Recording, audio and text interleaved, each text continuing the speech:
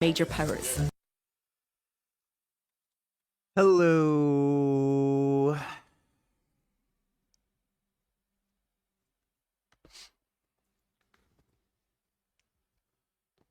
It doesn't make sense how fucking cold it is down here.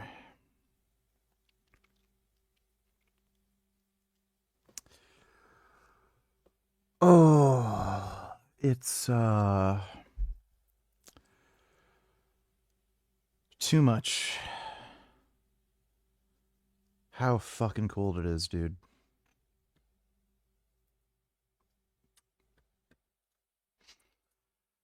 No more cold, please. Done with cold. Like, my hands are literally fucking freezing right now. Just fucking bullshit. I have a cat here, though. This cat is good. Do you guys see this cat? It's a good cat. My goodness.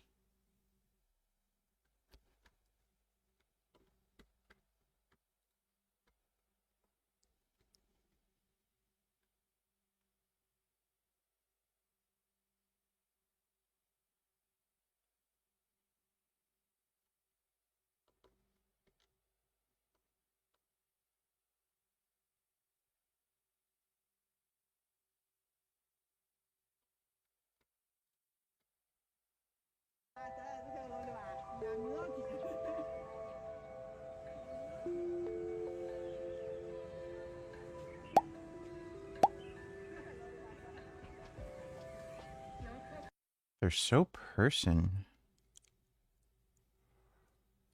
Do you guys see how person he is? My goodness, he is so person. Oh, shit. Ugh.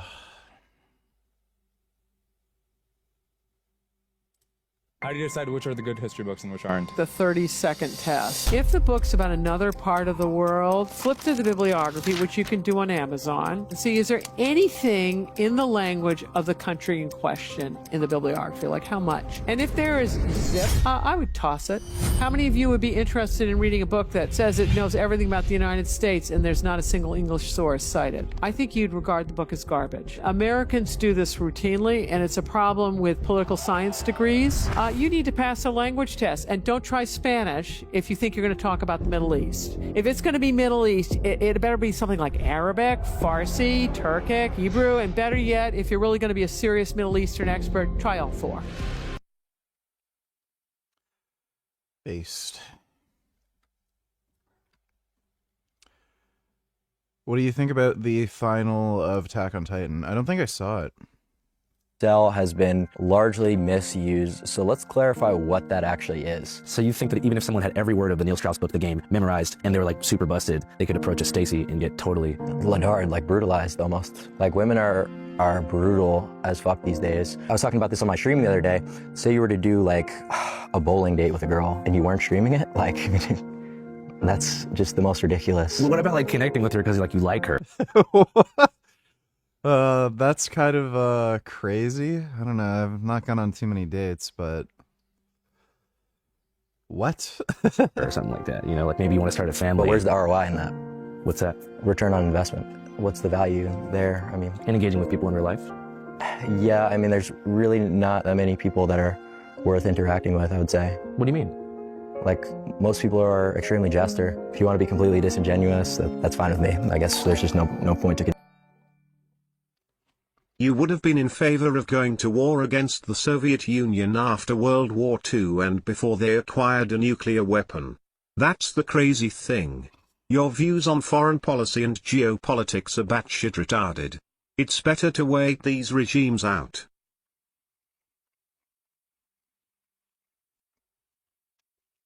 Being an American at the time, probably not. Yeah, I don't think so. Yeah, no chance. After 5 years of fighting Nazis, Germans, Italians, and then finally that's all over, and then like advocating for another war again against the fucking Soviet Union, which is massive. And they just created this huge industrial base, have tons of tanks. There's no chance. And again, the United States didn't have this massive cache of nuclear weapons at that point either, so there's no chance I would have that view.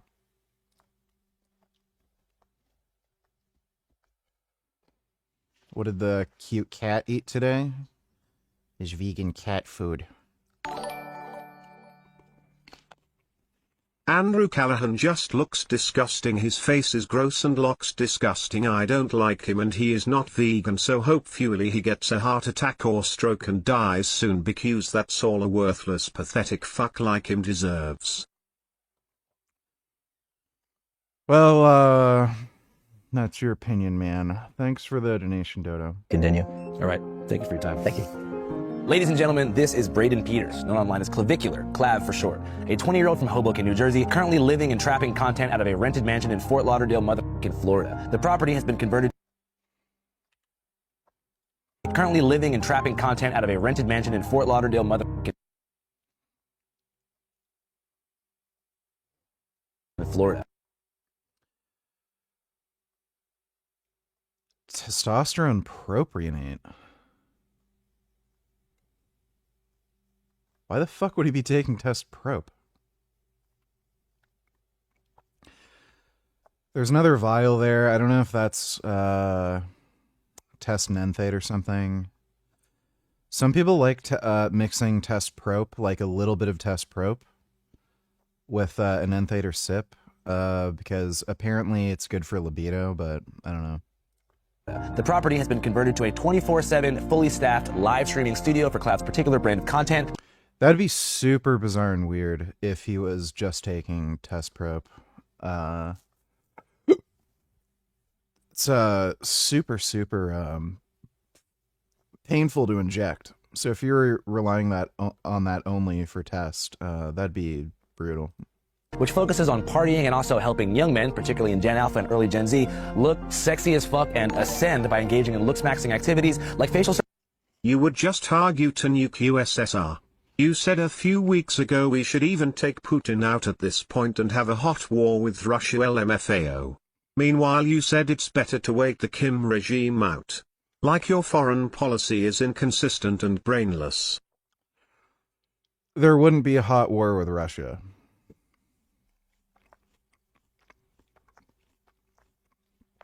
They could just take out Putin.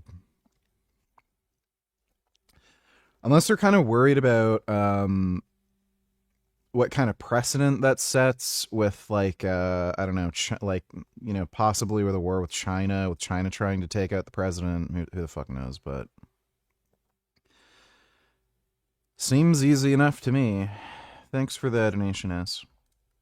Surgery, limb lengthening, Botox, peptide use, and steroid injection, all with the goal of raising their SMV, sexual market value, in a way that will lead to more ascension and life success. Across mainstream platforms, he has over 1 million followers and over 170,000 recurring viewers on the live streaming platform Kick. I don't want to spoil it too much, though. Let's get into the interview. All right, thanks so much for making the time, man. I appreciate it. Oh, sorry. How's it going? Didn't know How you we're doing, man? getting started. How are you? I'm good. So for those who don't know, can you tell us your name and kind of what you do? I'm Clavicular. I do live streaming. I hop on a variety of podcasts to talk about sort of my philosophy on why looks are arguably one of the most important things in terms of your success in life. Mm-hmm. And what do you mean by that? Well, what I basically mean is every single trait of yours is going to be perceived differently according to your looks level, right? So if you're super caged in and shy, but you're good looking, that will be perceived a lot different rather than if you were, an acne-ridden, balding jester and you stay inside all day. People will call you a recluse, they'll call you weird, whatever. Mm-hmm. So even though the actions are the complete same. So that's what I'm talking about here. And what's the exact equation for measuring, like, aesthetic value? So there's a lot of different ratios that go into it to calculate someone's overall facial harmony score. So for example, that could be the width of your eyes relative to the width of your cheekbones, would be your eye separation ratio, or your mid-face ratio, for example. And then you're going to take all these measurements and calculate them into a final percentage harmony score. And who has the highest score right now living? I believe it's Matt Bomer. What in particular about Matt's face? I don't think most people would say he's the best looking man on the planet. Dodo donated $2. Let me see.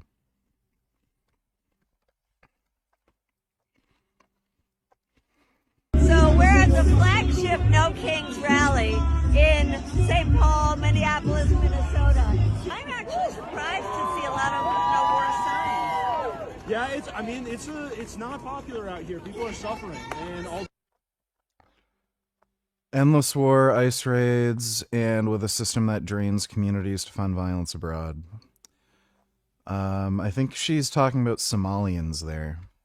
The money's going out over the war. The war's not popular. Yeah, exactly. Yeah, excellent. Well, thank you for being out here. Yeah. Like, knowing Code Pink is going to be there and supporting this horse shit, it's, like, that much more embarrassing that you see people like Brian Tyler Cohen.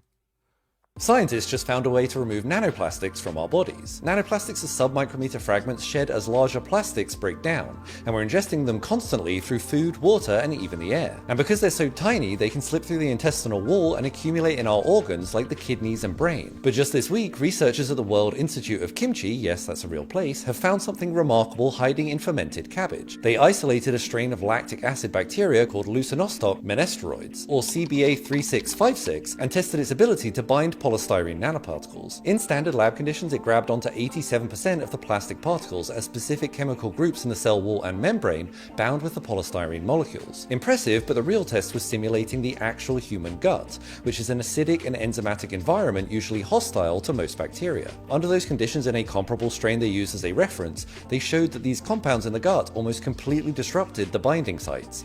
This meant that the plastic removal capability collapsed to just 3%. However, because CBA3656 has adapted to survive the acidic conditions needed for kimchi fermentation, it has developed an unusually resilient outer membrane, so when tested in the same gut model, it maintained 57% clearance. To see if the effect held up in real animals, they tested it in germ-free mice. Compared to a control group, mice given the kimchi probiotic showed more than double the amount of nanoplastics being excreted in their feces, showing the bacteria were binding to the particles in the gut and literally taking out the trash. If you like science that gives you a whole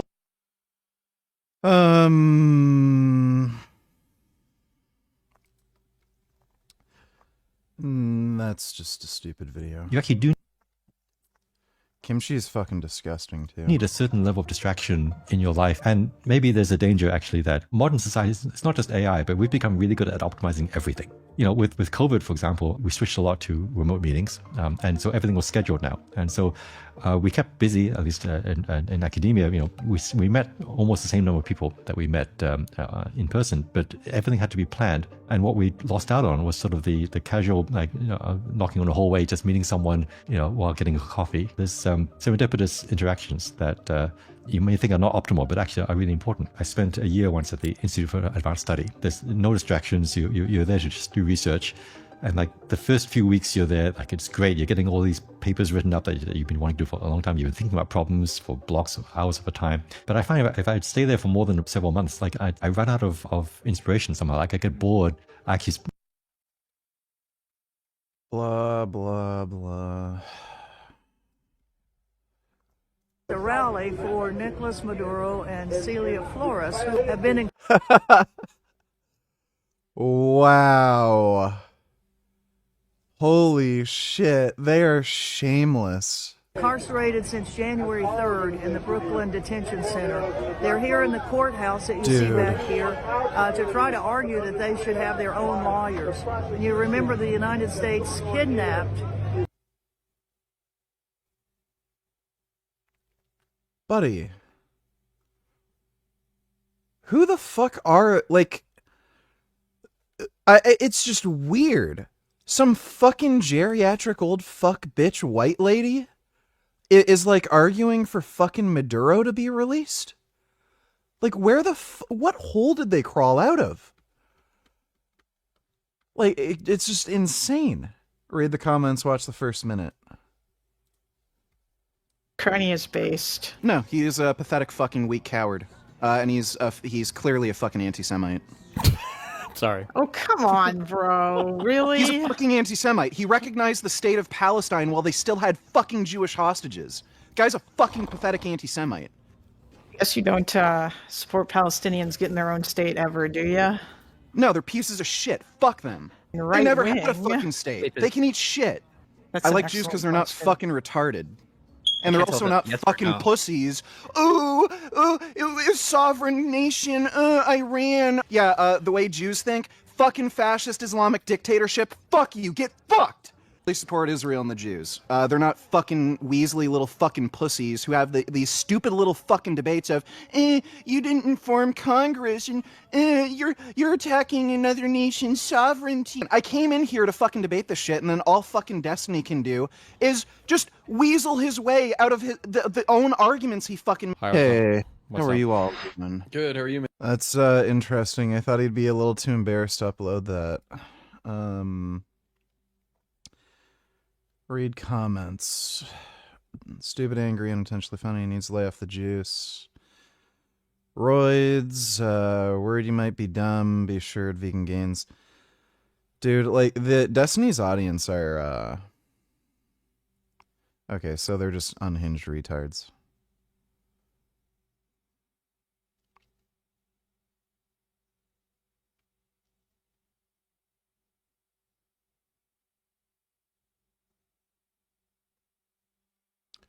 Xi has recently had a military coup attempt on his power. Vegan Gains has no clue what he's talking about. China? The fuck did that have anything to do with what I said? And that's speculative, by the way. None of what he said is, like, confirmed. Okay, so literally everyone's a fucking idiot. What a surprise. Well, thanks for the donation, Dodo. And SJWS say that looks don't matter. They definitely do. But thanks for the donation, Dodo.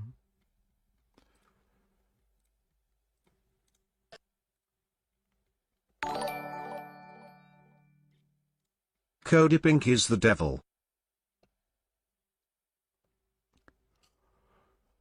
Yeah. Face gives him that high score. It's not one particular thing because it's a calculation of a lot of different measurements. Well, congrats on the big viewership and stuff like that. Thank you. It's kind of cool to see the mechanics of algorithmic takeover here. I appreciate that. I read less than a year ago you were a line cook. That's right. Well, it was just one of my many roles at a restaurant I worked at. What made you kind of want to jump into creating content? I had already been kind of posting my looks maxing, routine and the protocols I was doing for a good amount of time on TikTok. Yeah, the YouTube comments are just beyond fucking stupid. Destiny's comment section is particularly special, honestly.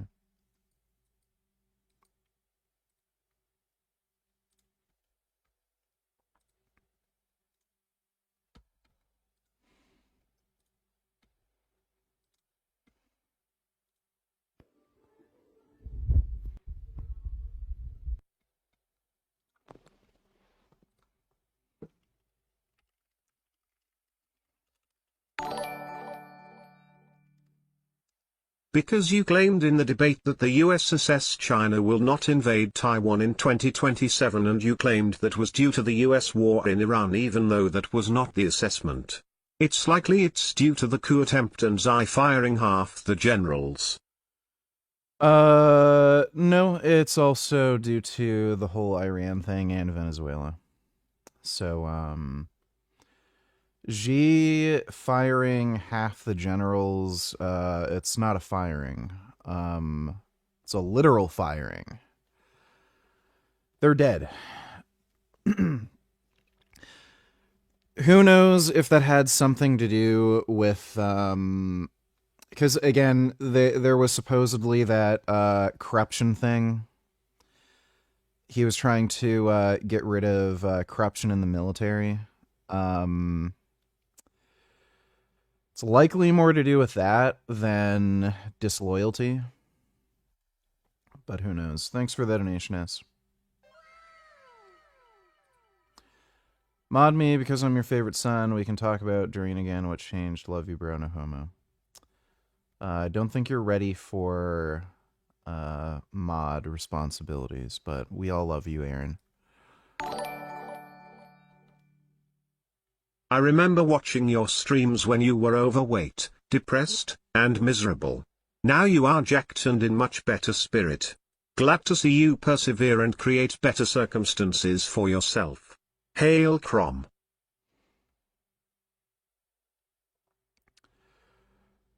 Yes. Thanks for the donation, Foxtrot. No, it's not also due to the war in Iran. If you fired half your generals, then you are simply unable to invade another country next year. That's it. Plain and simple. Nothing else is needed on top of that to further prevent you from invading lol. Knowing China, that's absolutely not the case. Thanks for the donation, S. I mean, those roles can be replaced. There's no way they'd have an issue after a year having trouble with that. Thanks for the donation, though, dude.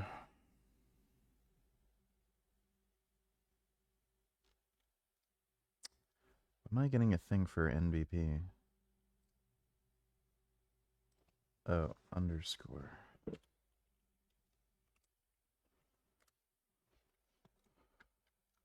Not really taking it too seriously, and I was posting on online forums. So I was sort of like a well-known name in a really small, tight-knit community. And then I kind of took it a little bit more serious because people were asking me, like, how do you do this? What was your experience like with this, peptide, whatever?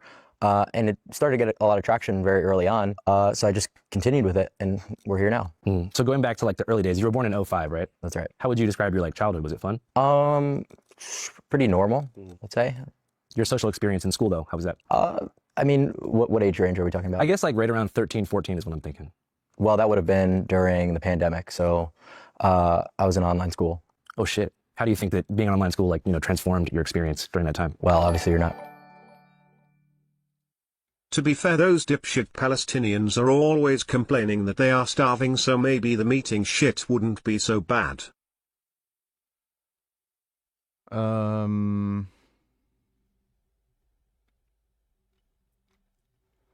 Yeah. Yeah. Thanks for the donation, Dodo. Interacting with anyone. Yeah. Just like Ladaring. But I mean, was that the time window that you sort of fell into the Looks Maxing community? Around that time, actually, yeah. What do you think? Right at the tail end of the pandemic, actually. What do you think like initially appealed to you about it? Well, it just seemed like when I first started lifting and then I got really into, pharmacology and steroid usage, I was like, this is like literally a video game cheat code is what. Either way, your claim was entirely speculative and you spent a whole 10 minutes arguing about that. What a stupid waste of time. Next time you debate Destiny, just come more prepared. If you want him to take you seriously, then debate empirics. Yeah, you're retarded. Thank you. Appreciate the donation, dumbass. What it almost feels like, and it seemed like so ridiculous to try to play the game fair when I had access to all these things. What was the first kind of thing that you tried out? Was Test. Test. How do you get that stuff? No comment. But it's like, it's technically illegal in the US, right? But other countries have like more lax regulations. No, it's prescription only. Okay. And how did that affect your like looks immediately? Like when you mix that with a bit of lifting? I started to blow up quite quickly in terms of the amount of muscle mass I had, but I descended because I was lifting in a huge caloric surplus. So I turned into kind of like a blob sack.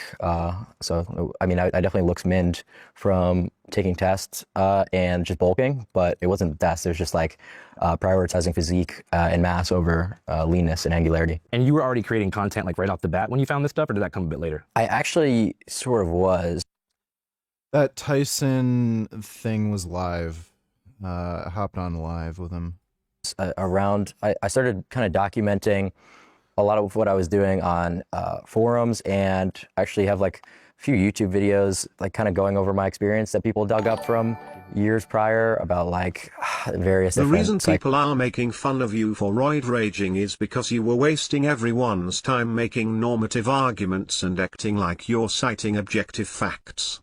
It's just annoying, and that's why Destiny checked out. Yeah, that's... Just debate empirics, moron. Yeah, sure. So, dumbass, he was the one who wanted to argue with me about whether or not the Iran war is justified. That's normative, so you're a fucking idiot. Thanks for the donation, stupid. Like, everything regarding geopolitics, what, like, when it comes to should we do this or when should we do that, that's all normative. Thanks for the donation, dummy. Cycles I had done.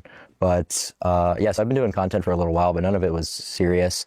I never intended to monetize it or have a career made out of it. Hey, what's up, guys? This is not an advertisement, by the way, but did you hear that about a year ago, we bought back our old show, All Gas, No Brakes, remember, from 2019? Going across the country that I think you'd like to see. So if you want to come to our 5 Carnival Cup. If you live in Portland, on the road, again, I think was the particular moment that made people really catch on to what you were doing? I would say that a lot of like the DIY stuff was what blew up because a lot of people were too scared to try it themselves, like doing injectable fat dissolvers and stuff. I would post it on YouTube and people thought it was crazy. They thought it was interesting. So that kind of gave me a lot of clout within. How could like, anyone support a group of people who do this?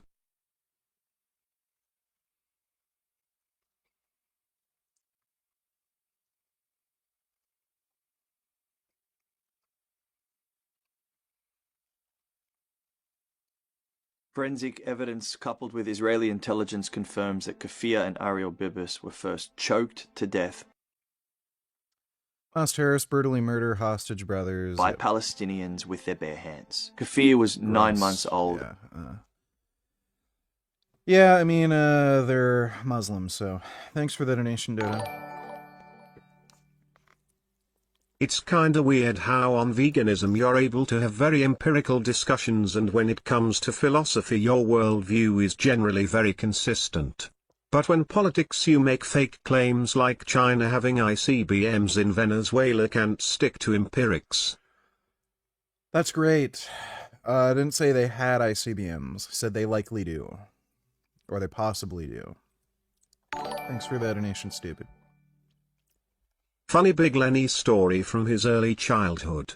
Skip to 1620 and watch for a bit. You did not give me a link. If you give me a link, I can take a look. Thanks for that donation, nigga. Community? What brand of ramen? It's the Chef Wu high protein ramen. But in terms of like mainstream success and things like TikTok or whatever, a lot of what led to my blow up was like a segment I did calling out copes, right? Because in early 2025, I'm sure a lot of you guys remember, there was just like a lot of ridiculous methods kind of being put out there for looks maxing that really didn't make fucking sense. I find it hilarious that you claim to get, what was it, like 220 grams of protein per day? Some insane retarded number. But you've been eating cup noodles for like the last 6 days in a row and all you eat is chips and cookies. Learn how to diet, fucktard. Thanks for the donation, 21st. Like, what's the stupidest method that you saw where you were like, no way? Oh, dude, there was this one where it was like jumping to get taller. What do you? It's like called like Masai jump. Fuck, I don't even remember, but it was really retarded. So I kind of just said to the one guy who's kind of pushing it. Skip to 1620. The beginning. You could be a cult leader. You know that? Yeah. Oh, Yes. hell yeah. I'm not even fucking And you know what makes me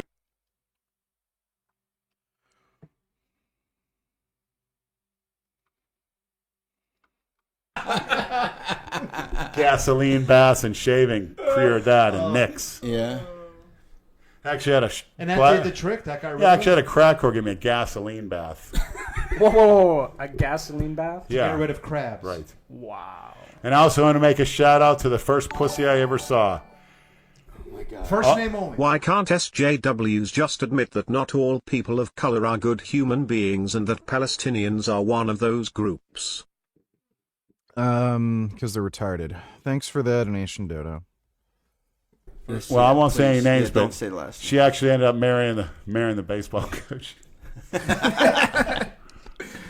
Her son and I went to the local Catholic school. He was Italian, and his mother was in her 20s at the time, very voluptuous, very attractive, with a nice tan skin. And me and her son were playing out in the yard in the mud, in the rain. It was like in the springtime. We all got mud, and his mother came out because my mother was going to come home from work and pick us up because they'd go to the house and play.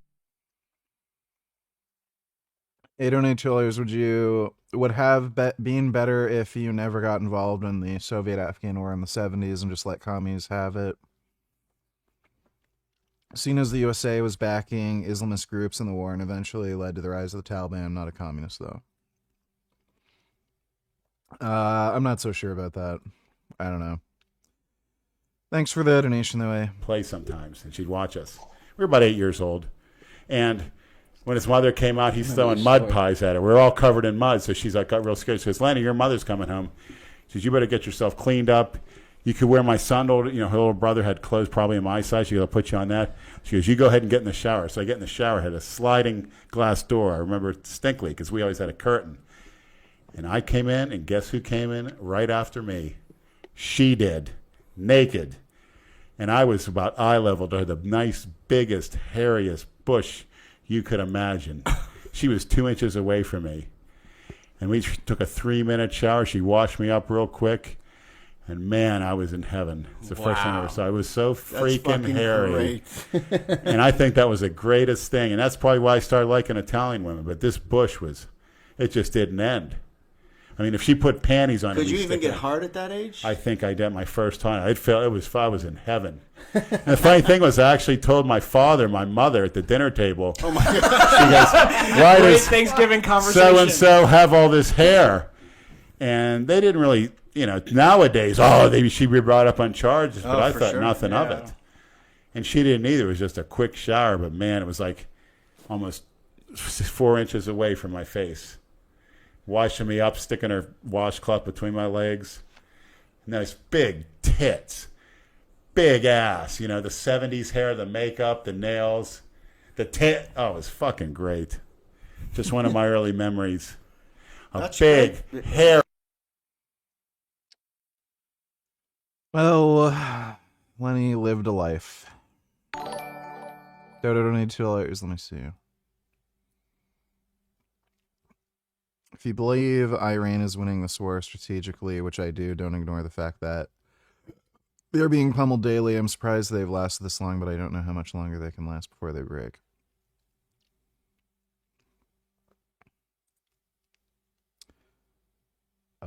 Gina Milan? Who the fuck is that? Copernicus' theory of the planets, it was less accurate than Ptolemy's theory. Copernicus very famously proposed the heliocentric model. Geocentrism had been developed for a millennium by that point, and they had made many tweaks and very increasingly complicated ad hoc fixes to make it more and more accurate. Copernicus proposed that the orbits of the planets were perfect circles. And Copernicus' theory was a lot simpler, but much less accurate. It was only Kepler that made it more accurate than Ptolemy's theory.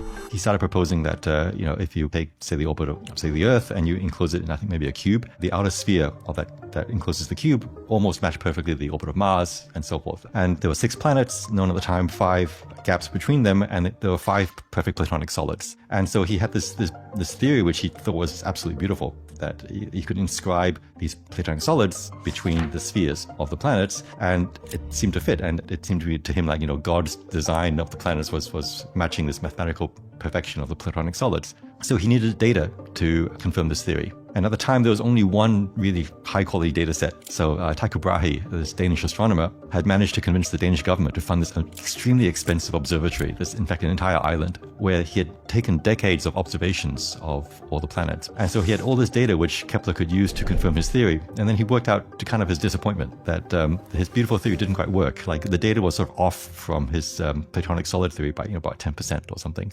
And he tried all kinds of fudges, moving the circles around and things, and it didn't quite work. But he worked on this problem for years and years, and eventually he figured out how to use the data to work out the actual orbits of the planets. And that was an incredibly clever, genius amount of data analysis. And then he eventually worked out that the orbits were actually ellipses, not circles, which was shocking for him. So he worked out the 2 laws of planetary motion. The ellipses, also equal areas, swoop out equal times. And then 10 years later, after collecting a lot of data, he finally worked out this 3rd law also, that the time it takes for a planet to complete its orbit was proportional to some power of the distance to the sun. And these are the 3 famous Kepler's laws of motion, and he had no explanation for them. It was just all driven by experiment. And it took Newton a century later to give. That's cool. I'm working on a paper right now about the video game Civ. Civ is the #1 teacher of history in the world, and it has shipped 70 million copies, and 65% of people on Earth who have technology play video games. And what does Civ tell you? Civ tells you that in antiquity, a turn is 50 years. And then in the Middle Ages, a turn is 25 years. And then once you get into Industrial Revolution, a turn is 10 years and then 5 years. And in modernity, a turn is just 1 year. Because in 1 year, as much happens now as happened in 50 years in antiquity. And that lie is also what our textbooks tell us. But it doesn't matter where we zoom in. Anytime I go to a talk where any historian is zooming in on any decade in any time and place, it always feels like it's moving as fast as our present is moving. That chick's a dumb bitch. But after 20 nerve-wracking minutes... Okay, here we go. All right. We suddenly got our answer. Hello, is that Aaron? Yeah, this is Aaron. Hey, sorry for being late. Yeah, That's it was okay. late to me, so yeah. Thanks for a man who claimed to be Aaron Pearson, he certainly didn't look like him. In fact, he had a decidedly North Korean air about him. Thanks for... I just confused with the meeting time. Sorry for that. Are you based in California? Yeah, that's correct. I'm in California at this moment. Is it early or late there? What time is it there? It's almost 5:30 p.m. Uh-huh. Our would-be employee has passed his first test. Next, he outlines his technical experience. I have worked on modernizing the legacy code bases. In what looks suspiciously like he's reading from a script. I see here your CV. Kim Jong-un is trying to work at IT firms in Australia. And United States, other Western countries. That's fun. That's funny. They're not very good. That's funny, though. Yes, that is where I currently am at this present time, in California. That was hilarious. I liked it. And yeah, we'll, how teenagers steal cocaine out of ports. Yeah, we'll take a look at that. Thanks for the donation, Dodo. Dodo Donatillers, how do you think the U.S.-Iran war is going to end? Hopefully, well. Yeah, I can't see how a regime change couldn't happen.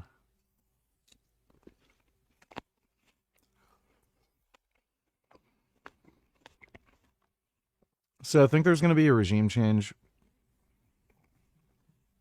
There might be a prolonged Houthi problem, but who knows?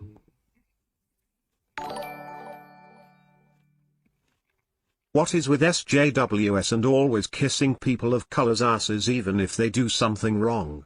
VG. I think they might be retarded. Thanks for the donation, Dodo. 21st donated $2. Friend told me dating in your 50s must be terrible. Little does he know about Durian Rider and how young girls love older man cock for some reason. I mean, if people massively overthink it, clearly. I think by the time you're 50, you've probably, like, learned the game and you realize, you know, fuck it. So, but yeah, people massively overthink it. So if a homeless weirdo like Durian Rider can get a very good-looking, attractive, like, teenage girl, I mean, who couldn't, right? So... Thanks for the donation, 21st. Dodo Donatillers, no, keep watching this part. I didn't say stop. Next, he outlines his... I think I might have an issue with copyright. That's kind of why I don't want to watch too much, Dodo. Technical experience. I have worked on modernizing the legacy code bases. In what looks suspiciously like he's reading from a script. I see here your CV says you're in New York University. Yeah, that's correct. Where are you living? What suburb? I'm sorry? Where in New York did you live? I'm in west coast of the New York. I'm in west part of the New York area. What becomes clear is that fake Aaron is giving it his best shot, even if convincing answers are sometimes out of reach. In person, can you make an in-person induction? We can do it. We can do it at our office in the US. or the office in Australia? I mean, in-person interview, in-person introduction? I mean, do you have plans to come to Australia? No, actually, there is a long journey. That's okay. Not near, actually. Aaron, we have found sometimes that we have some people from North Korea coming into our company. What are your views on North Korea? I'm not sure. I don't have any idea about that. Kim Jong. Oh boy, they can't even. Have you heard of him? They can't even for spying. No, I don't know. He's a leader of North Korea. Do you know Kim Jong-un? I have no idea. That's hilarious. They can't even do it for spying. Oh man, that's hilarious. You know, I'd really like to be able to have like some kind of superpower where I could like fly, turn invisible, and then like speak any language. Like it'd be fucking fascinating just seeing what North Korean people are like. You know? That'd be neat. What a fucked way to live. Like, it's just so crazy that North Korea is a fucking thing, dude.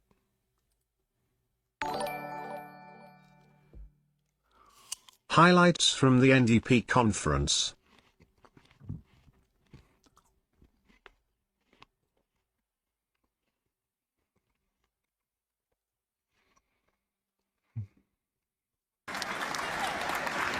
There's a point of privilege on microphone 1, then we'll go to microphone 3. Go ahead, delegate. Yes, hello. I was standing here with my gender equity card before you called on the previous speaker. That's my point of privilege that I would like to raise. I will explain the speaking order, which is fixed, that I cannot amend, which is the pro-con rotation. You can move yourself up a line that you're standing in. I am pro, and I was... We went... You went pro, con... We went pro-con, pro, and my plan was to go con. The speaker at con mic 3 also has a speaking card. Yesterday, Dude. This card was used in an inappropriate manner. And while I understand in Ontario we know this is equity, even if that, this was also used inappropriately in terms of gender. I want everyone to be mindful that these cards for individuals like myself who identify as a Black woman have no value outside of this space.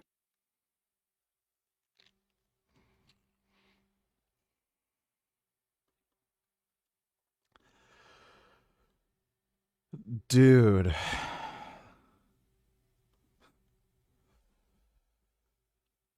They should all be locked in jail. The NDP are literal fucking communists. Like, holy fuck.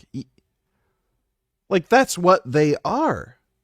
If they ever got elected, they'd try to ban money. They'd literally do what fucking Baldy McMustachey did. You know, what Vladimir Lenin. They would literally pull a Lenin and try to ban money. I don't know how the fuck it's legal for a fucking political party like that to exist.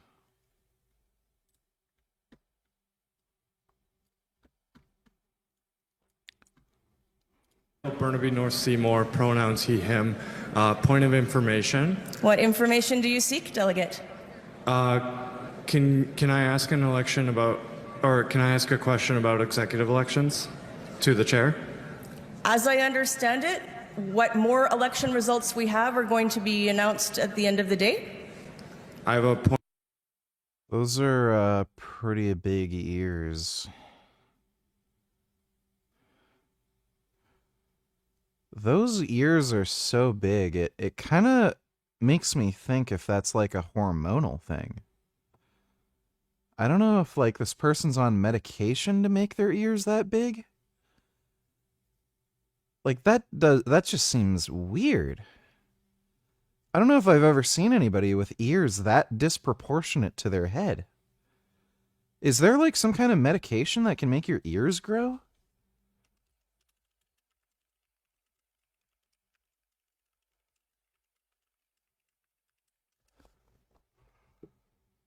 There is currently no approved medication that will grow, generate, or increase the size of a human ear. Oh my god, the AI is so stupid.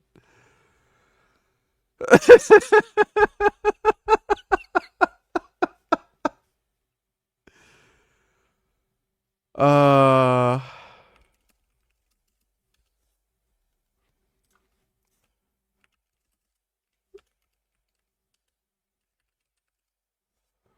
Fuck.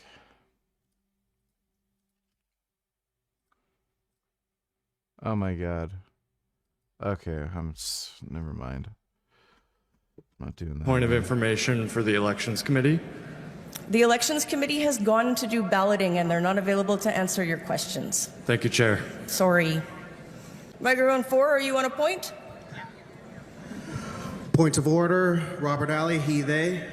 My understanding as an equity-seeking delegate is that these cards are to help the chair hear equity-seeking persons and that we don't only hear from white male delegates. Now, this is my first convention, but... Dude. It's crazy that there's this massive amount of people that exist. Holy shit. You could light this entire building on fire with everybody in it. You'd be doing humanity a favor. So I could be wrong, but the reason for my concern is that yesterday during the housing resolution, after a white man spoke, someone at this mic waved their equity card only to give their speaking spot to a white man. Now that white man being a leadership delegate notwithstanding, I had lined up for a long time to discuss the housing resolution, like many others, including my fellow delegate, Akua. I just want us as a body to understand the spirit of these cards, because we are a party governed by processes and not by any sort of shock doctrine. Like I said before, it's my first convention, but I can tell tensions are high with the leadership contest, and I just want us to make sure that we remember our values that brought us here. So, this gives me a whole new fucking perspective on Canadian politics. This is the third or maybe fourth, I guess. Do the Bloc, they have to. Do the Bloc get more votes than them?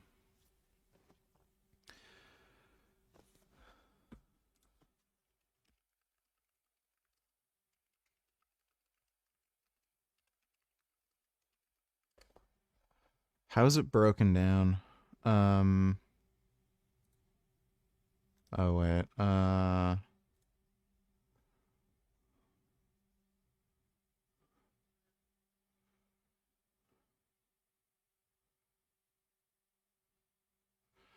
Yeah, they don't even have.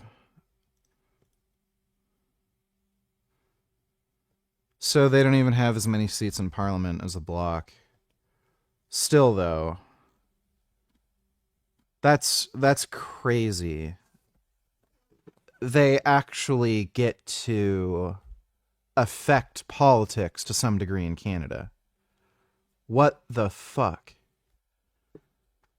No wonder this country is so fucking retarded.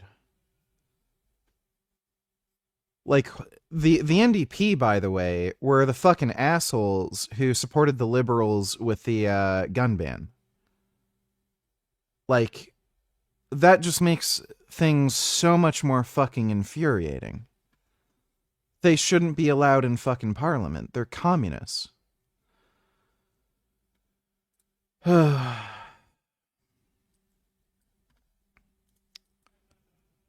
It's a point of... Go ahead. It's got point of privilege. The microphones seem really low today. It's hard to hear everyone at the mic. Between the background noise and the volume in here with the microphones, it's really hard to hear.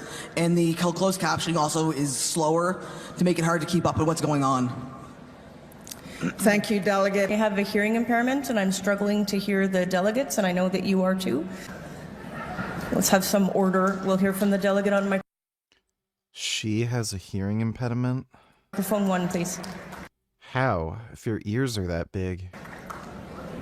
I did want to bring attention to the fact that a fellow delegate is holding the gender parity cards. Let's take the microphone to that delegate. We'll hear from them right now.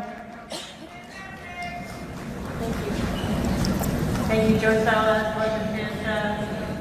She, her. My pronouns are she, her, elle, and en français. It's going to be really hard to follow Rob Ashton. Amazing speaker.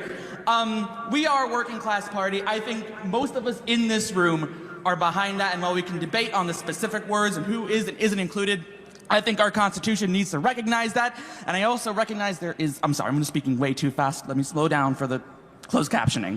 I'm so sorry, I get excited. It's a point of privilege. The closed captions for this convention are running between 6 and 10 seconds behind. So it's just a request for the chairpersons to be aware. And when you move to a vote, I'm still reading the debate. So if you just take a little pause, that would be appreciated. Okay. Yes, bonjour, hi. My name is Parker Tian. I'm representing Vancouver Quadra. Just to reply my Franco comrades' prior point of privilege earlier, as you can This guy may very well be a Chinese spy. see, I do have one of the translating device. However, I like to raise this to the chair's concern that the sign-out process for this device is not necessarily the best because it requires you to fill the form and give a piece of your ID, and most people don't even know where to get it, which is behind the registration table. And also, like, they don't have enough pens when we're there, so there was a very long line up. Also, for the device itself, because it's using infrared technology, you have to kind of like position so it can receive the signal.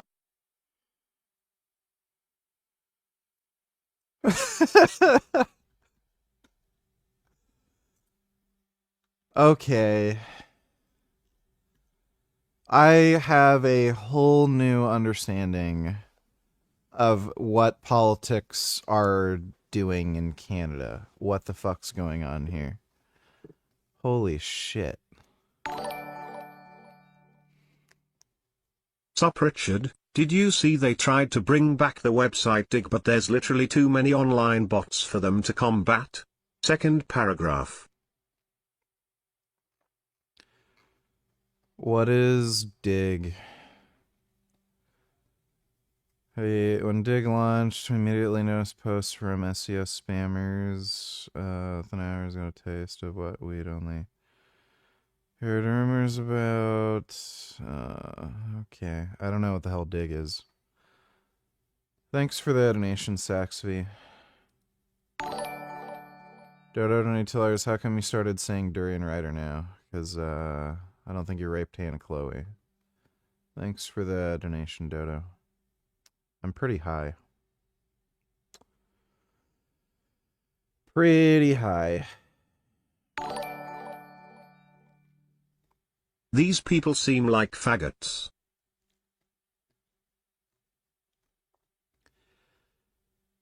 Yeah.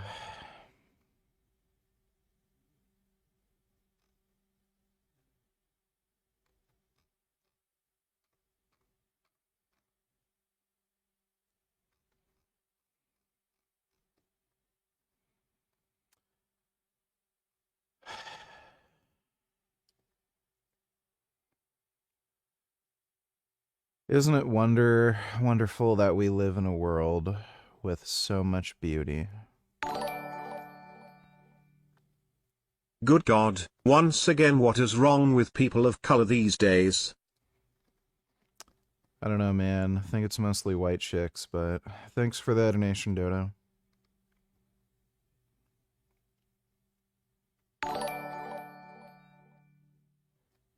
I guess younger girls like much older guys, but probably not the gross dad bod types.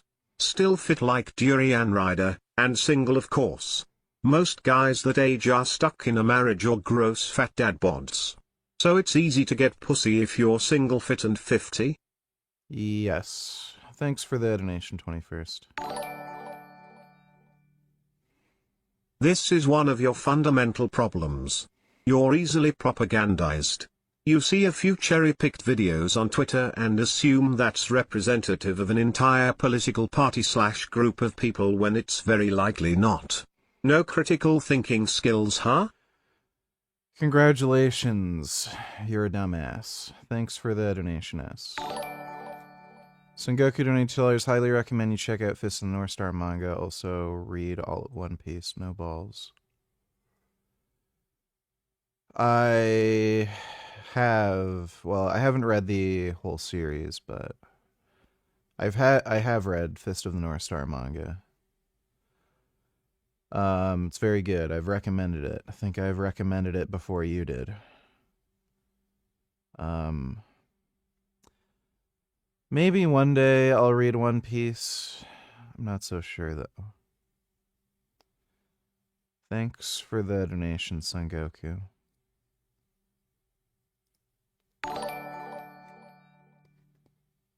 Do I seem like a faggot when I'm teabagging your face with just a jock strap on, Richard?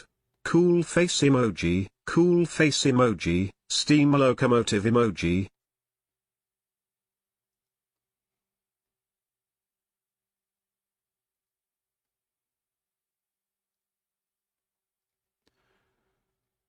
No. Thanks for the donation, fake James. Dude, like, this is clearly cope. This is ridiculous, and you know it. And that kind of gave me a lot of clout, like exposing jesters, I'd say. So a jester is not just someone who's funny. It's somebody who, what? Well, it could be used in like a lot of contexts, but I mean, like, it is kind of gesturing a little bit because the methods are like so ridiculous. You're like fucking, bouncing around, like trying to get taller. Like, is it consecutive jumping, like bunny hops for hours? I honestly couldn't tell you the exact protocol for what people were doing back then, but I just know it had something to do with trying to apply Wolf's Law to like vertical height, and like that doesn't make any sense at all. The first thing that caught my eye was the bone smashing. Okay. Because I was like worried about it. Because I saw some people responding saying like, oh, in time, one day you're going to have like jaw issues. Do you think that's bullshit? Yeah, because I don't even bone smash my jaw. Oh, okay, my bad. How does it work? Cheekbones. And it's just like, it's so silly that people want to talk about bone smash. I think it's just because it's like you hear it and it's so crazy, but that's not even really like one of the main things that I would, advocate for or promote, or that really give people the most results. It's one of the methods that I talk about, but it's just what gets brought up the most frequently in interviews. If you ask me seriously, I mean, what's the best way to look max? I would tell you about leanness. I wouldn't tell you about bone smashing. Gotcha. So staying low weight. Yeah, staying extremely low body fat. And what are some of the easiest ways to do that besides just creating a caloric deficit? Well, being in a GLP-1 will help you maintain that deficit a lot easier, right? Because it's going to deal with a lot of your hunger signaling.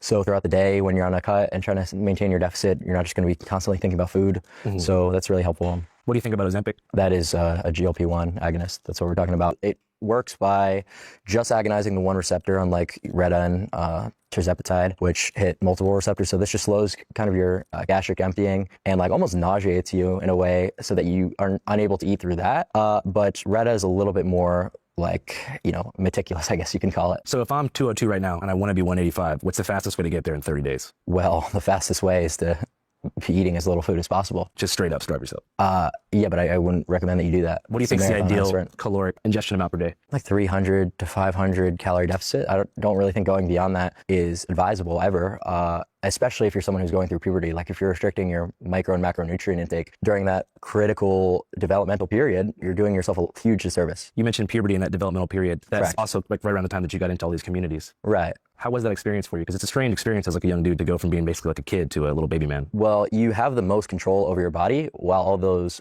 growth pathways are still open, right? So your growth plates remain unfused. So you can really do a lot with something like an aromatase inhibitor to prevent this process, not prevent, slow it down as much as possible, because estrogen is actually what causes you to stop growing. That's why boys are taller than girls, right? So we're blocking our testosterone from converting into estradiol, and that allows us to have that longer growth period. And you can combine that with other mechanisms like taking HGH, and you'll get a lot taller than you otherwise would.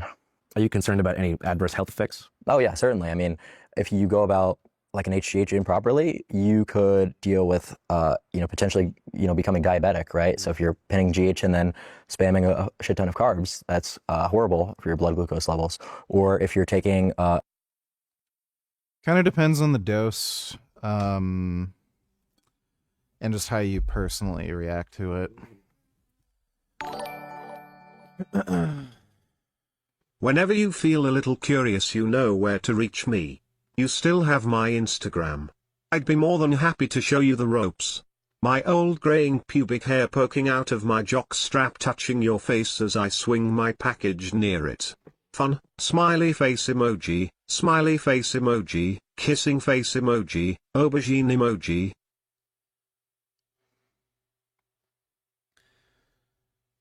You're missing the best part of my stream where 21st Savage pretends to be James Wade and he talks about how he wants to have some sort of homosexual intercourse with me. You'd get really turned on, because we know what you're into. Alright, thanks for the donation, fake James Wade. A huge amount of aromatase inhibitors that could lead to ED, that could potentially be neurotoxic, give you mood swings. So yeah, you really need to be extremely well researched when doing this stuff. That's why I'm like very careful about when I talk about these kind of things, because I want to be as comprehensive as possible. Yeah. To not leave any nuance on the table and try to clarify as much as possible. Right, because you don't want to mince words, then someone gets hurt or something. Because like if that. someone asks you, how do I get taller? And you just tell them, oh, take HGH and an aromatase inhibitor. Mm-hmm. They go out and do that, and then they don't know about, the thing about carbohydrates, and they don't know that they could have these issues with flatlining their E with their mood and their libido. They could really cause themselves a good amount of harm. You have to explain every single thing. You have to make sure the person truly knows what they're doing before they decide to indulge on any of these pharmaceuticals. So I would say, in a funny way, like a lot more people will actually end up detrimenting themselves, because people these days are lazy. They don't want to research. They don't want to actually do things properly, take the steps that are actually necessary to have success. Yeah. So it's really just about that. I think people are scared to make friends This guy was doing crystal meth. now too. Screen time's at an all-time high. People aren't really going out. Community's kind of in collapse. Less people have real friends. I don't know. I wanna pet Pat.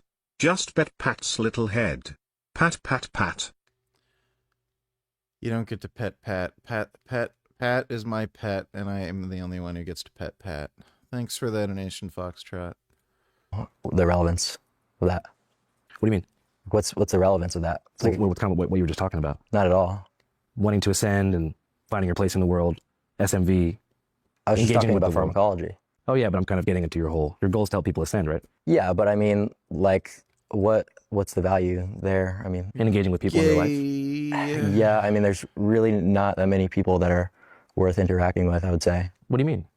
Like, most people are extremely jester. Like, they're funny, or like they're just like... Just have completely misprioritized lives. I would say the average person that you meet who's like an enjoyer of sports, who drinks beer, for example, let's go have a beer at the pub and watch Sunday football. Like, that's the worst thing that you could do. Like, you should be on PubMed reading various different studies on how you could look smacks. You don't think there's any value in like social interactions with people? I wouldn't say people in general. I'd say that there's certain people that you can certainly learn from, but the average person that you encounter is literally like lidaring watching like a baseball game. So you think most of humanity is sort of like enslaved to these consumer habits that prevent them from ascending? Yeah, I would say that's... Yeah, I'd say that's accurate. Hey, Pat. Hello. Did you want to come on stream? I would love having you on stream just to talk to you, because I love you. I love Pat, and I want to pet Pat. Pat's great. Oh, speaking of Pat VG. So I had my birthday party at Sydney Opera Bar. It was an Americana-themed birthday party, which I thought would be really fun.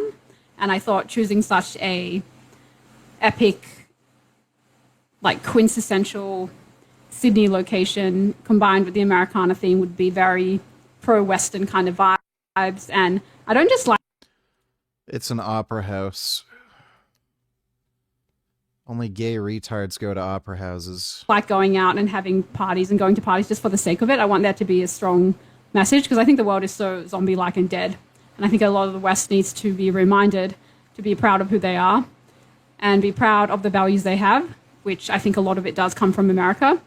And after my Australia Day sort of gathering, and, you know, I thought that was really,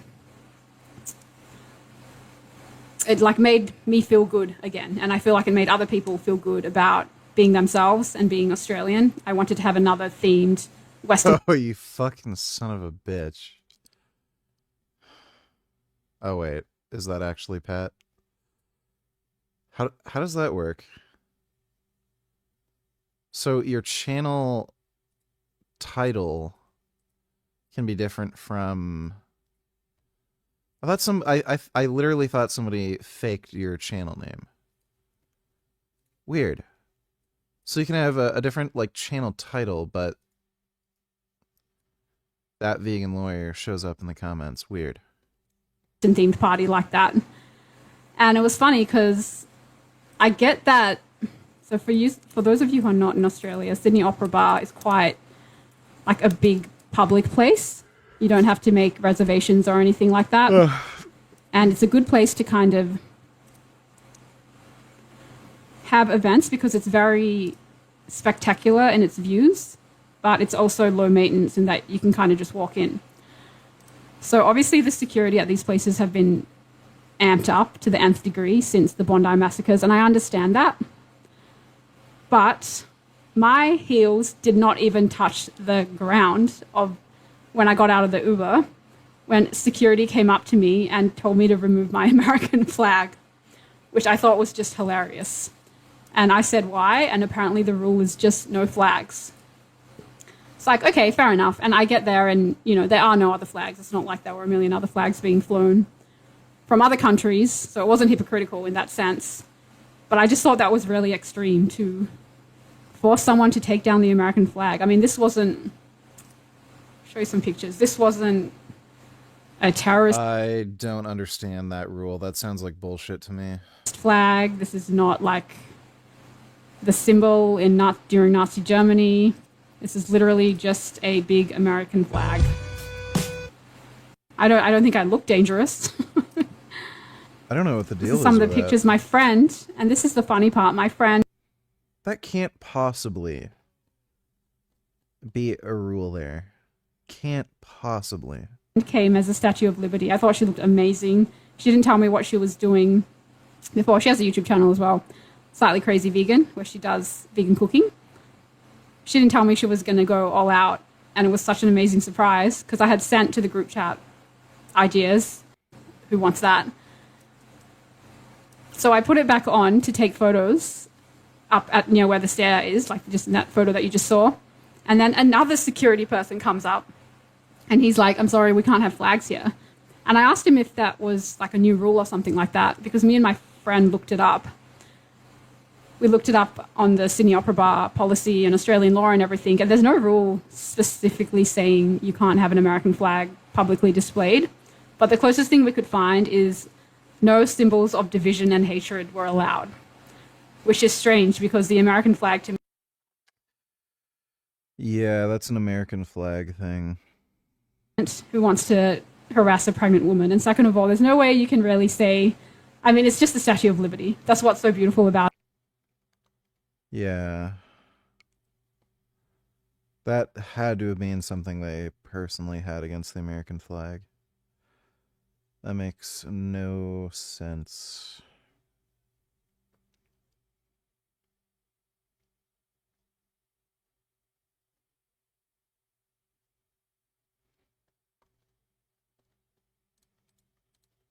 Thanks for the donation, Dodo. That's correct. And you think that certain stuff like sports, drugs, alcohol, all that stuff is like ways to keep people contained and like kind of prevent them from becoming their true elevated selves? I would say that it's certainly misused, right? So like people will just drink alcohol for no reason at all. It seems like, let's go have a drink when... Where did all this hatred of America from both foreign countries and SJWS come from, VG? Europeans have always thought they're better than Americans. That's always been a thing. Americans are dumb. But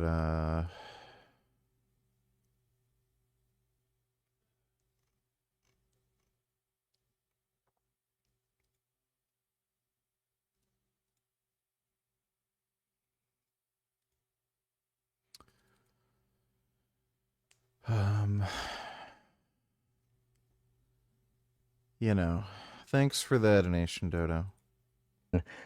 If you were actually smart, you would realize the purpose of alcohol is to lower your inhibitions to talk to girls. So that's the only time in which it makes sense to leverage such a toxic drug like ethanol. Is the purpose of looks maxing to raise your aesthetic value to also impress and talk to girls as well? Yeah, but I don't like when people put too much focus on like getting girls as the reason that they looks max, because chasing tail is really not going to get you anywhere. Like you could become the most successful slayer and have the best game ever, sleep with a different girl every night, but your life will really not change, and in a lot of regards, like it'll get worse. Like, and that sort of is what something I experience is like it's a mega waste of time. Just talking to girls, going out on dates and stuff like that? Yeah. I mean, I do content, so it's like, it's one thing where, but like, I was talking about this on my stream the other day.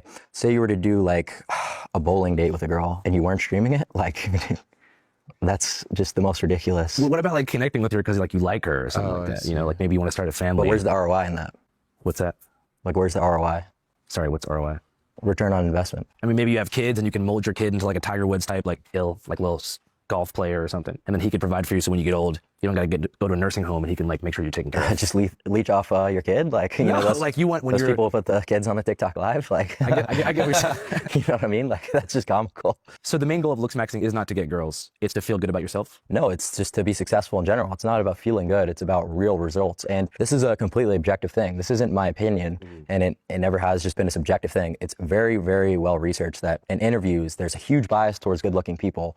In dating, obviously, a huge bias towards good-looking people. So objectively, you could hate me as a content creator, but realize like the value in what I'm talking about. So the goal, when you say success, you mean like mostly financial and economic? Well, really anything. It's hard for me to think of something where looks wouldn't benefit you. I mean, in your industry, you know, you're a content creator, you're streaming all the time. You think that if you were not physically good looking, you wouldn't have as much success? No, I wouldn't at all. Even if you were like a genius, like Beethoven level creative, but you were busted, you don't think you'd pop off? Well, that's the thing. So now you have to be so well off in another category to compensate for your lack of looks that you have to be a Beethoven level player in order to compete with a guy who's, you know, just like, you know, mogging and going to the club, you know. So that's why it really gives people a huge advantage in life to have looks on their side. Yeah, I think it's definitely true. But you don't think there's...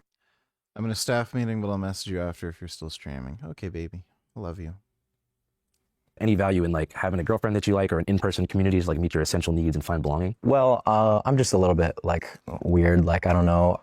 It's hard for me to enjoy some of the same activities that normal people do, but it doesn't really matter because that's just like my personal anecdote. They're not mutually exclusive. Right. Growing up, what did you enjoy doing the most before all this stuff? I mean, I would just mostly like Ladar on my PC. Like I was reading. What kind of stuff were you reading? I was reading different forum posts, different studies, just whatever research you can think of. About looks maxing and developing your aesthetic? Looks maxing, bodybuilding, all that kind of stuff. Were you unhappy with how you looked at the time? Yeah, of course. What were some of the things that you immediately wanted to improve right off the bat? My muscle mass was probably one of the bigger ones. I didn't really have much of a presence. I was quite skinny, so I was like a little bit lanky because I grew pretty early, so I was lanklet, yeah. Do you think that affected your social life? Yeah, I'd say so. In what way?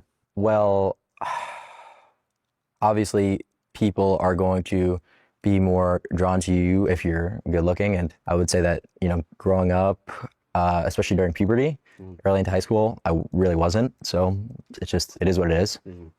So you feel like you had a harder time making friends?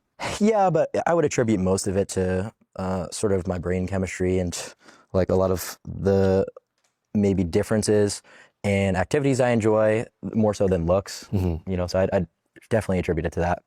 Did you experience any kind of like social anxiety during that time? Yeah, I still do. Yeah, I get pretty anxious. Just meeting new people? It really just depends. Foxtrot donated $2.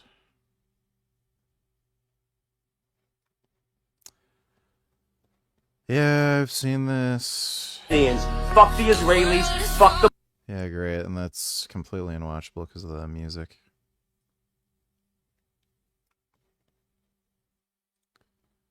My. You good? Yeah, hold on. Just give me a second, Grandma. I'm on something. Grandma, give me a minute.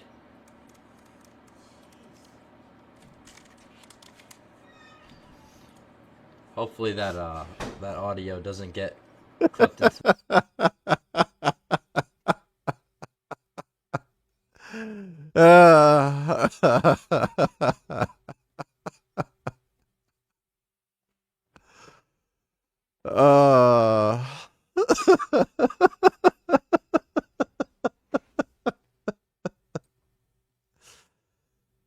Shit.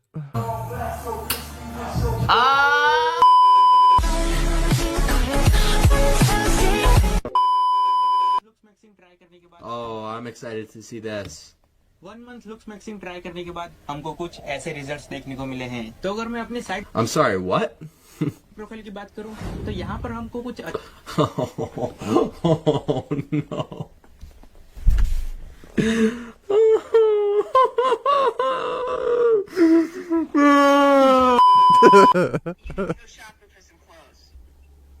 Why? Why? Because your outfits have been ugly. Brutal shit. But like what? Shirts? I'm wearing a nice collared shirt. What do you mean? This is Southern Tide. Okay. What the fuck? So he changed his name from Savage to Bloatus? And you accept yourself. So he used to post schizo stuff before going carnivore. That's fucking convenient. So you just have to have a schizophrenic nightmare episode and then you'll be a carnivore, bro. True. Would you let me slay you? Oh my god. I think she said no. Look how lean I was there. Holy shit, I got the hollow cheeks coming in.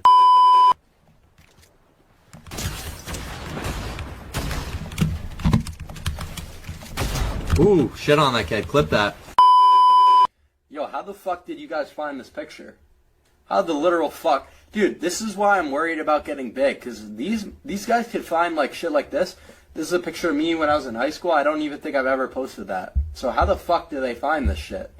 I think my fucking mom took this picture, bro. Like, what?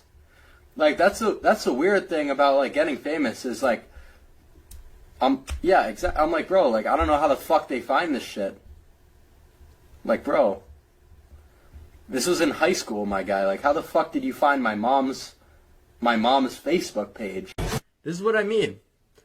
They live together, not to expose Zeta, but, yeah, so this is a staged video, obviously. But doesn't he look so much better when he's just, like, out and about, even though it's fake and it's staged, candid? He's smiling. He looks like a really, really good looking mogger. Literally did that. You got the mics with the headsets. See the red 40 in there? Yeah, I can't ignore it. I gotta take that. Yeah, absolutely. You can't have pros. Honest looks rating. And then you have to explain why. You get $20 for free. That's all right. Easy. I'm gonna say 3, 2, 1, go. On go, you both pick a number. And be honest. 3, 2, 1, go. 8. 8 out of 10 right here, fellas. Mogger. Wait, what did you get? Why and who's got like a higher decimal on it? You know, because no one's like. Oh. Yeah, who would you say looks better of the two? Like. And you say why? Yeah. Who gets $2? Let's go on the Q&A. Let's continue. Yeah, Q&A max. Last day of June. That's right. No, that's when I'm hard. You get good results. Like honestly, there's a high possibility. Yeah. The grandma one was fucking funny. Thanks for that donation, Foxtrot. Dodo, $93. Oh my god. You were told communism is bad by people who've said segregation was good. Oh my god, dude. No. Thanks for that donation, Dodo. I feel that you can relate a lot to this guy, Richard. Is this accurate? Also, go take a little break. You are you are you are you are you are you, ara, you, ara, you, ara, you, ara, you, ara, you, ara, you, ara, you, ara, you, ara, you, ara, you, ara, you, ara, you, ara, you, ara, K. That was relaxing. Thanks for the donation, Abdul. You didn't give me a link. You said you can relate a lot to this guy. You mean Clav, or were you supposed to send me a link? Thanks for the donation, though, Abdul. Made another masterpiece for you.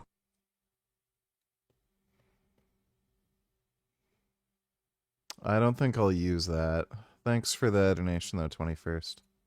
Depends on the scenario. I would say that meeting new people who have like a higher status is usually something that I get a little bit anxious about, because you don't want to, like, you know, blow it or whatever. Make a bad impression. Yeah, but like if I'm just going to a club, for example, like my impression doesn't really matter that much, because a lot of the time it's just like random people in college. Did you find that engaging with people online as opposed to in real life helped kind of... Dodo donated $3. Let me see. Anyone that condemns the axis of resistance against the United States and Israel are fascist scum. I don't care. I don't make the rules. You are a collaborator if you condemn Hamas, Hezbollah, who are fighting against a genocidal regime that is hell-bent on murdering as many Arabs as possible. I don't care if you're part of the diaspora. You are condemning the resistance. You are a collaborator. This guy would get chopped pieces with a machete by the people that he says are fighting the axis of evil. Thanks for that donation, Dodo. Did Durian Rider finally respond to you? If not, then email him right now on stream, because if you say you'll do it, well, you'll just forget and you won't do it. So do it right away. Can't email him right now, but I'll do it later. And yeah, he didn't get back to me.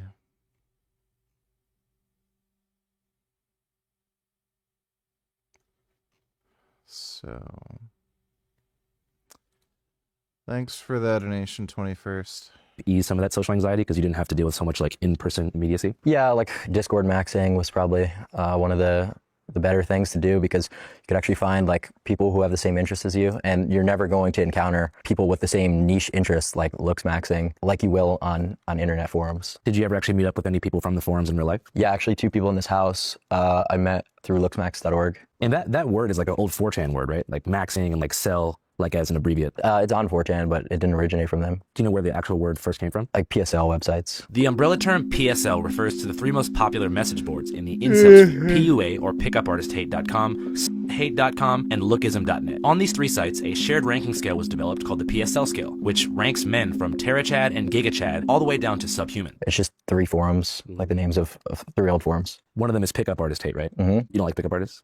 It's not really that I don't like pickup artists. It's just I don't like the fact that they don't give you the key piece of nuance that if you learn all this game and do cold approaching, but you're not good looking, it's not going to work. So there are certain like psychological tactics that you can utilize to be better at approaching women, conversational tactics, whatever the case may be, but they're going to have different success rates based on different looks levels. So you think that even if someone had every word of the Neil Strauss book, The Game, memorized, and they were like super busted, they could approach a Stacy and get totally... Ladard, like brutalized almost. Like women are brutal as fuck these days with rejecting people, I think is one thing that I don't really like. Sometimes a dude will, in a bar, literally just like go up and call a girl pretty, like no creepiness to it, no like overly like touchy or whatever, and like she'll start like screaming like just to embarrass the dude and like brutalize him. What do you think causes that impulse? Well, I mean, I think it's just that they feel disrespected, that someone that lower in percentile. Maybe he senses that you're a fucking loser and you're realized your channel is dead.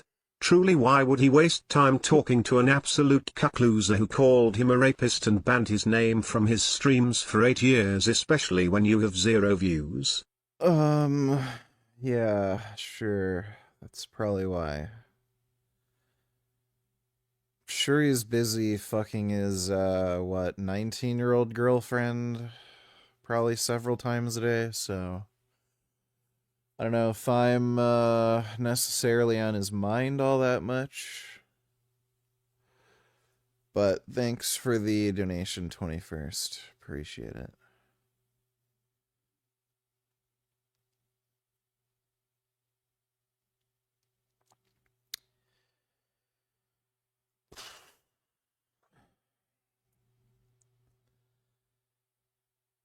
I am feeling it, Mr. Krabs.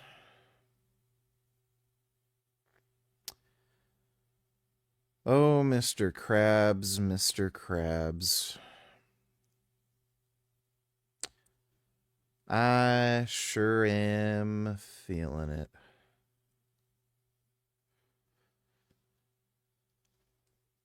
I wish there was like a video game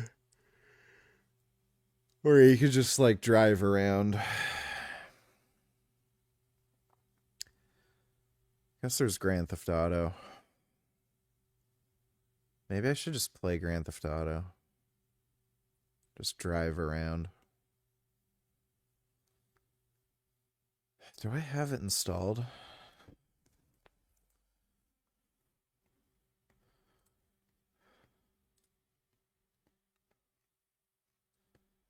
I do have that other game. I gotta get my fucking racing wheel fixed. I have to remember to RMA that fucking thing.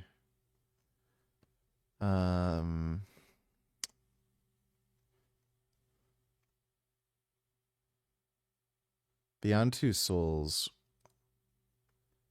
That is one of the most baffling games I've ever... That's like Shenmue level, what the fuck is this retardation? That was truly a incredible, nonsensical experience. Yeah, run install. I don't know, I still have that installed. Cuphead...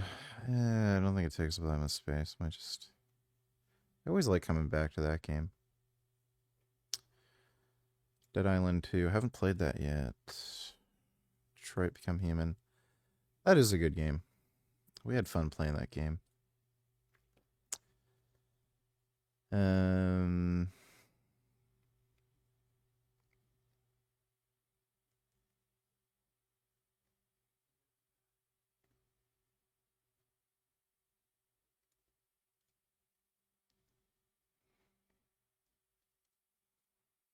Yeah, have it installed. That's good.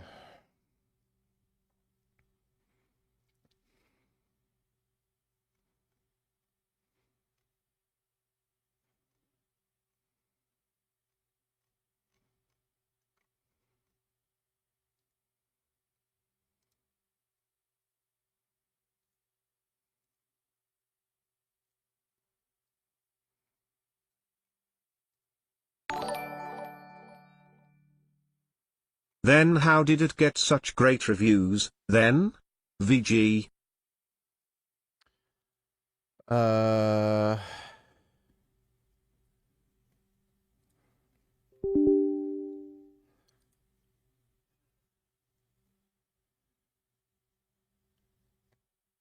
What got good reviews? I'm high. You're gonna have to, like, explain everything to me. I have, like, no memory right now. Thanks for the donation, Dodo.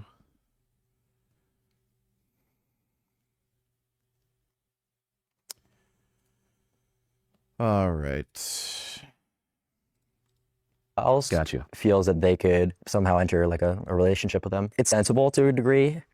You know, how could you actually think that this approach would work out? But I don't really think that there's a reason for them to like just go out of the way to like be brutal. On an underlying level, what do you think is causing that just like hostility? Do you think it's like the way culture has shifted? It's not really like hostile a lot of the times. I think they just kind of also think it's like funny because they'll post it on like social media after. Of like dudes hitting on them and to like embarrass them, basically. Yeah. What did you think about the whole Nautica Malone situation? What is that? That was the Goonerl goon aside. You know, the guy at the Bikini Beans in Tempe, Arizona, who went through and he had like supposedly no pants on, and they posted a video of him and he took his own life the next day. You familiar with that story? I'm not. No.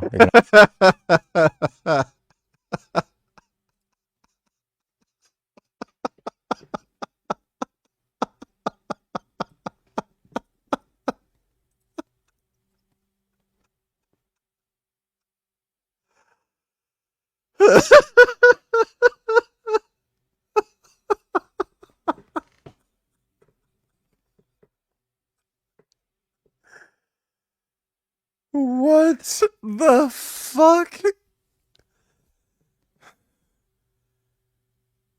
Oh.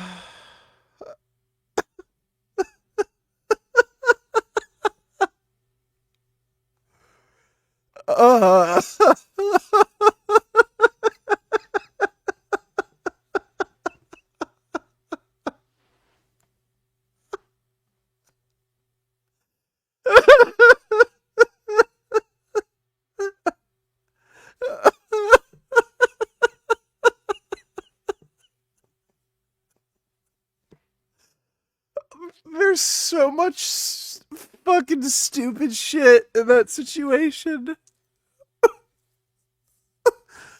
The guy who went out in fucking public without fucking pants on. He had to have figured there was a chance somebody could film him. And then when somebody films him and uploads it to the internet, he kills himself. What the fuck? You're gonna have to fill me in. We just made a documentary about a vigil they did for him. Here's a preview of that upcoming documentary. Bud, have you been here before? Yeah. Sir, you need to leave. Unacceptable. Unacceptable. Police say a man took his own life after getting caught committing a sex crime in the drive-thru of a coffee shop. Say his name! That is some crazy shit. Going Andrew, I don't need $2. Let me see. Harry Potter! Are you really Harry Potter, my G? Shh. Type shit, type shit. Type shit, type shit. None of that, broski. We're all here on the Maybach Express for one reason and one reason only, and that's to go to Dripwatts, the School of Drip.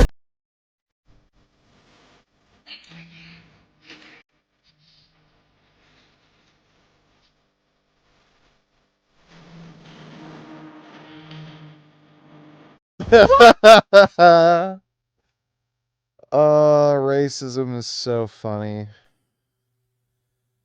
Oh, I love racism. Gotta send that to Pat. Oh, that's fucking good.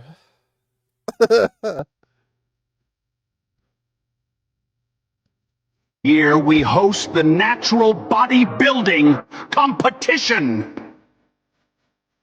It's not fair. He's a cheat. He can't be natural. Champions, it's time to cut.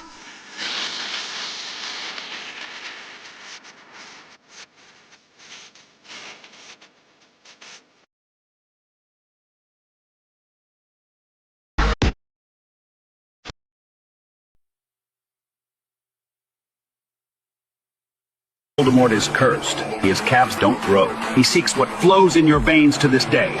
Love. Genetics! A Hungarian legend. Poor Ron nearly fainted just seeing him. Strong bottom. Give us an exercise for legs. Squat? Demonstrate! Only one person is known to have grown his legs without ever training them. Let the competition begin!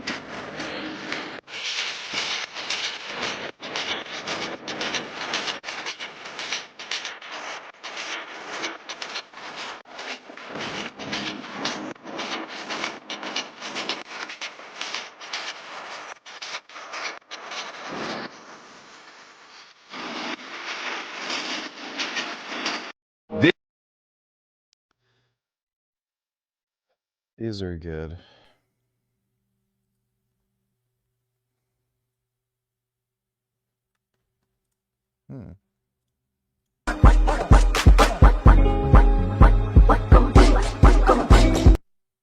Wow. Little kitties dancing. That's nice. That's real nice. Thanks for the donation going, Andrew. Nautica's death is bigger than 9/11. This was a recurring incident that all the girls were aware of. You killed that man. Nautica was a gooner. He's left behind by his wife and 2 kids. Do you think they consider him a goon lord? I think they view him as a loving father that did a radical thing. I want to be just like my father. He was a gooner himself. You know he did it in that parking spot. No shit. That's messed up. I analyzed that video over 1,000 times. That man had pants on. Have you ever exposed yourself in a drive-thru? No, but I probably will in my future. You killed that man! You killed that man! Acting like it's a joke is damaging for everyone involved. The spirit of the gooner was really all around us. I can't go! I can't go! I can't go! What the fuck, man? If you'd like to see the uncensored, extended, and exclusive cut of the Gooniversary, head to our Patreon at www.patreon.com/channel5. It costs $5 a month to sign up, but your subscriptions help keep the lights on, and there's a ton of stuff on there that you simply cannot see elsewhere. I'll put the link in the pinned comment in the description box of this video. All right, back to Clav. Okay, well, like he was fully naked with his No. He has a shirt on. But his phallus, let's just say, is showing to the workers. According to the workers, there was phallus. According to Nautica Malone supporters, he had very short shorts on. I honestly believe that. Uh-oh. Uh-oh.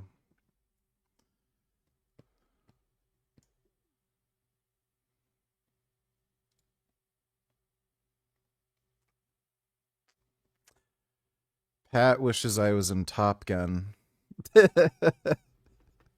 That the workers in that case, like, I mean, I don't really think that anyone should take their own lives, but there's a clear difference there between showing your genitalia and being clothed, even if it's promiscuous, even if it's degenerate. And I could call that out too, but like, that's just straight up a sexual harassment to just like go somewhere with your genitalia out. So I'm not gonna obviously side with that one. So you think it's a little bit fried that people are showing up to do a vigil for his passing? I would say so. I think that they're certainly right that there is a lot of scenarios like in the gym when we'd see girls like record their sets and like a guy would like look for a second and then they would like try to ruin their lives. Do you need something? Do you need something? Okay, I thought so.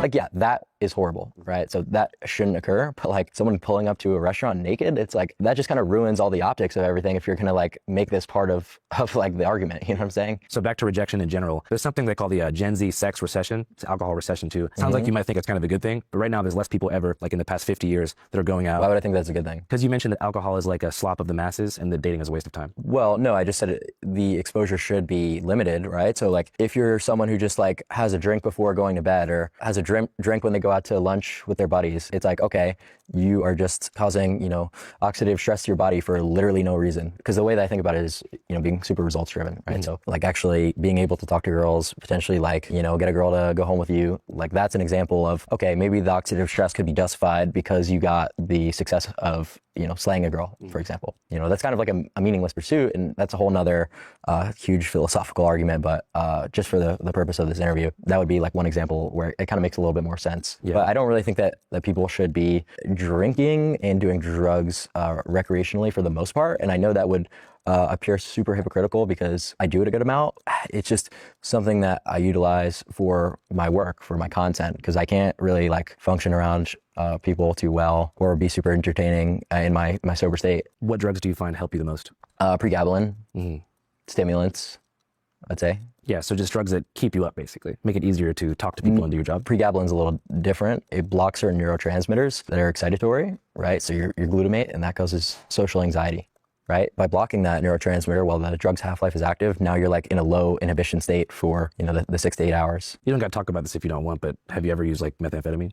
Yeah, no, I've used methamphetamine. Do you know what Adderall is? Pretty close chemically to meth. Right, yeah, so it's dexamphetamine. I was just taking dextromethamphetamine. You think meth kind of gets a bad rap? No, I don't. I don't at all, because it's different isomers that are cooked up by like literal biker gang retards, not actual pharmacies that are like, you know, giving you like a Desoxyn script. So it's totally different. Like people just smoking like street meth is like, that's horrible. And I don't really think that anyone should use stimulants ever. But there's a difference between like the meth that people think about from like Breaking Bad and actual like prescription Desoxin. So if you did have the Heisenberg 99.8% pure, you think that it would come with less adverse effects than what you say is retard biker myth? Yeah, I mean, but it's just about dosing at the end of the day, because there's a lot of dopamine toxicity that you could get because of how easy it is to abuse the drug. It's super addictive, and there's no doctor controlling the amount that's prescribed to you because you're buying it from drug dealers, obviously. Yeah. So people aren't able to control their dose protocol. They're doing hundreds of milligrams sometimes and causing a fuck ton of neurotoxicity. That's why I think meth is something that should never really be done. I just share my experiences because I stream so much that if I tried to hide anything, it would just come out anyway. I began blowing up on social media, and I wanted to ascend in a very short time frame, so I was meth maxing to lean out as much as possible in a short duration of time. What was your preferred meth dosage when you're meth maxing? Usually around like 10 milligrams. Would that be like a line?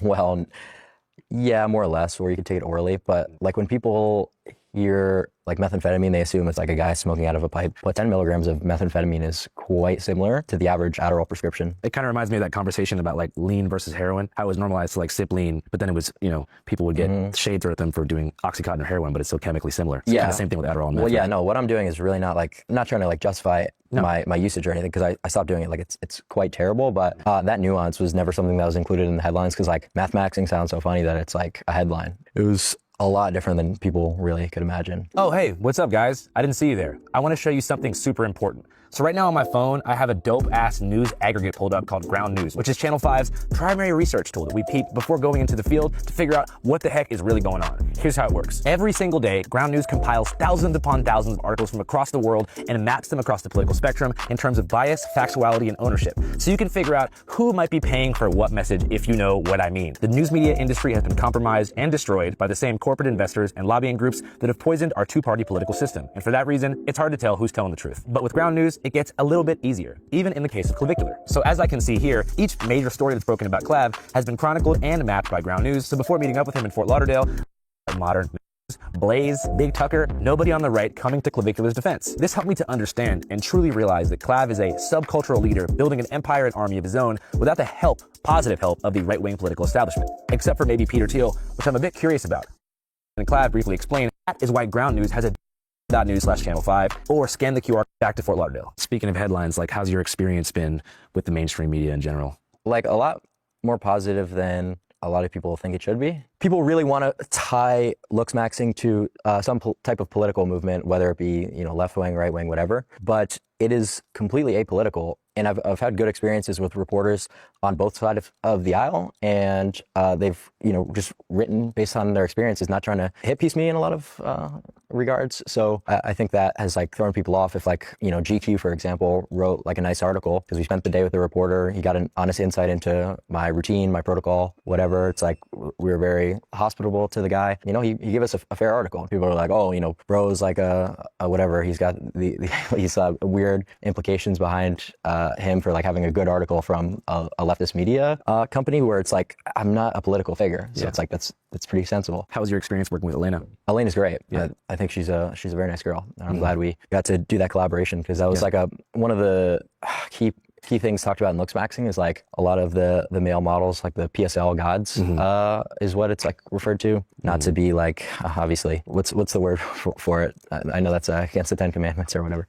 Sinful. Yeah, not to be sinful or whatever. That's just how it's referred to on internet forums. Obviously, idealization of people is not good. But yeah, that's like kind of a meme in the community. So actually, like walking on the runway was kind of mog, and it's like, okay, now you started on the forums, now you're like one of the people that the forum was talking about. So it's a cool like full circle moment for you? Yeah, a little bit, I guess you could say that. Was that like the moment you think you're most proud of? There's been a lot. It's kind of just like a steady up and up so far, that there's like a lot of, but that was certainly like one specific event that was that's a big one. What's like one event that comes to mind as well that you were like, holy shit, I can't believe that was me in that video and all this is happening? I just think it's consistency more so than just like becoming like trendy or viral based on one thing. Just the fact that I'm consistently streaming every single day, getting more and more clips out there, doing more and more media appearance, just generally captivating more people with my message, because it resonates super well with a society of men who are really not that well off in a lot of regards. In what sense? Like, what do you think are the main things that men are suffering from in 2026? Economic struggle, lack of success in the dating market, hypergamy, stuff like that. But your idea is to sort of withdraw from the dating market to an extent and pursue self-improvement in a way to ascend in a way that doesn't put you in last place. I think you're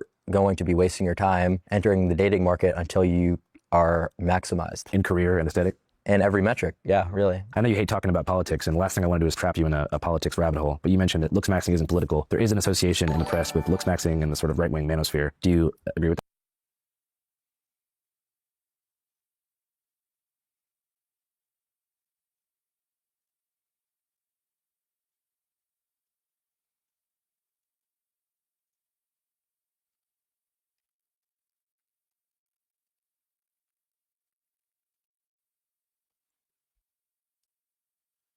Going Andrew, donate $2. Let me see. Whoa, whoa, whoa! Back it up! Back it up! He ate that!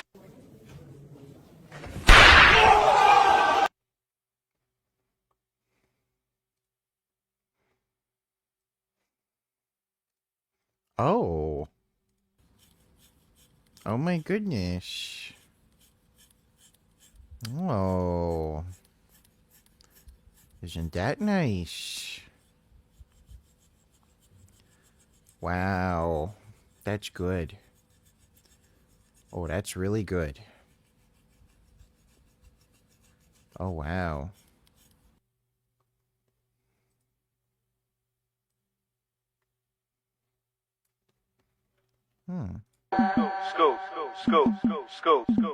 Scuba. That's a little kitty. Thanks for the donation going, Andrew. With that? It's more so just the fact that I've collaborated with like people who say like edgy things. So that's my brand. It's like I really don't care. Like I'm really not trying to be like PR or whatever. It would just be too much work, really. So yeah. That's why I guess they've tried to do that. But in terms of my actual political ideology and whether or not looks maxing has any political implications, it doesn't. So, and looks maxing is bigger than myself, right? So even if I were to hypothetically be right or left wing, it wouldn't change the fact that looks maxing is apolitical. What does the S and PSL stand for? Sluthate.com. That's a pretty intense like word, right? Yeah, I would say so. You don't think that like veers towards sort of like a anti-woman vibe? Well, that's not really a looks maxing forum. But it's in the greater orbit. Yeah.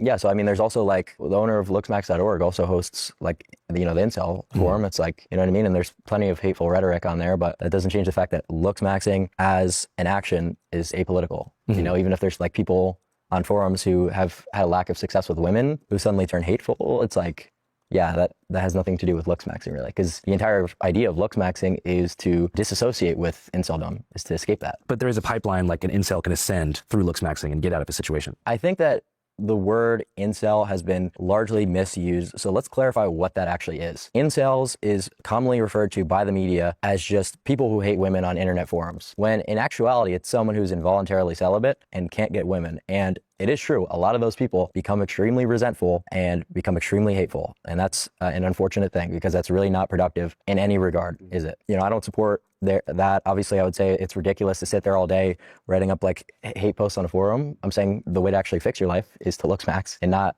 you know, be hateful against, you know, women because you can't have any success with them. You see yourself as potentially helping people like that. Yeah, like that's the best way to escape that sort of thing is actually by looks maxing. Have you heard any success stories from your supporters who started off incels and are now killing shit after your protocol? Yeah, of course. I mean, that's the main way that people can escape that mentality. And does that make you feel gratified that you were able to help younger dudes? Yeah, of course. I mean, the more people who could have success from looks maxing, it kind of just proves me right. So I don't want to think about it necessarily from like an egotistical perspective. It feels good because I'm still not that far out of it, right? So I was that guy not too long ago. So I still can put myself in their shoes and empathize with having a bad job, like working in a restaurant, being unattractive, not being able to get girls. It's not like I'm, 40 years old with a long and successful media career. I just started doing this. And yeah, maybe I'm successful now and my life is a little bit different than it was, but it's not, completely out of my hindsight. As far as the mechanics of like the stuff you do here, like how much do you stream? Like how many hours per day this month are you streaming? Well, we're streaming 24/7 for the whole marathon. Holy shit. Is that exhausting for you? Yeah, it's been quite. Man, soup is really good. I think people don't really appreciate soup. I just realized, like, soup is awesome. Could you not stand on my monitor, please? Thank you. This cat is so troublesome. What a troublesome little son of a bitch. Get off. Get off. So sentient. He's so large. It's amazing that there's this soft, cuddly guy who does cat stuff, who hangs out with me all day. It's pretty amazing. But yeah, soup is really tasty.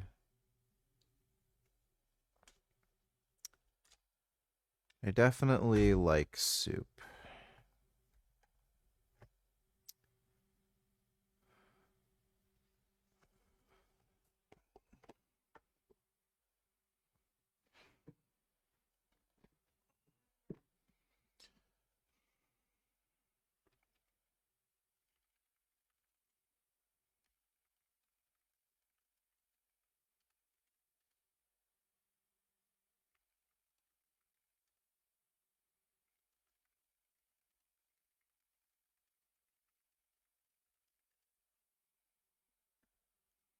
Quite brutal so far. In what sense?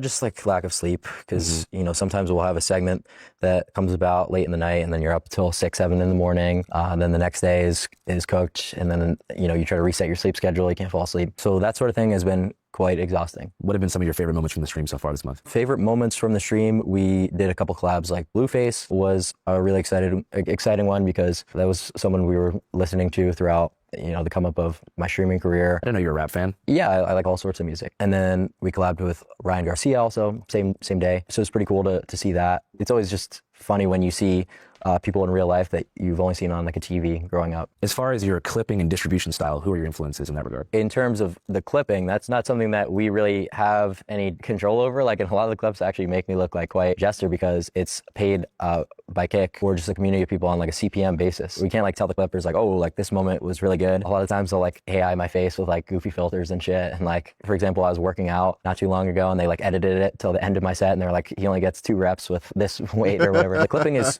great and it really does help push you out there. Like I was #1 in clipping views. A lot of reporters fall for like clipping memes. Like our reporter called me yesterday asking about like the Chad ranking thing or whatever. I don't know if you've seen that on Twitter. No, what is that? Yeah, exactly. It's just it's just some stupid Twitter meme, but they think it's like actually part of the movement sometimes. Did you expect that the frame mogging ASU frat leader clip would go as viral as it did? No, not really. But I never really predict what's going to go viral. Do you orchestrate some of these moments or do they occur naturally? They occur naturally. Just you in the field? Yeah. I mean, we just stream so many hours that crazy shit is just bound to happen with the environments that we're going into. One thing that I've seen to be a major point of debate and contention is the whole body count. What do you think is the ideal body count? Well, for who? Let's start with for dudes, for guys like us. I don't really think that there's an ideal. I think that the argument that a lot of red pillars and people in the manosphere give is like getting this amount of bodies so that you're able to understand female nature and this, that, and the other thing, when that's really not true and it's not necessary. I think what it's really about is just the willingness to like put your foot down in bad relationships and leave. Because a lot of dudes are so desperate. They finally get that girlfriend and they're so unwilling to lose it that they just have their girlfriend walking all over them, not respecting them. And that's more so the problem. And that's something that, you know, men who are getting a lot of women are more likely to avoid. But you can avoid it without having 50 sexual partners, certainly. What do you think is the ideal body count for a woman? Does it matter? I would say that having any previous sexual encounters is not good. So the ideal situation is like a virgin? Correct, yeah. Why? Because of something called pair bonding. That's what a relationship is all about, right? A long-term relationship with a partner,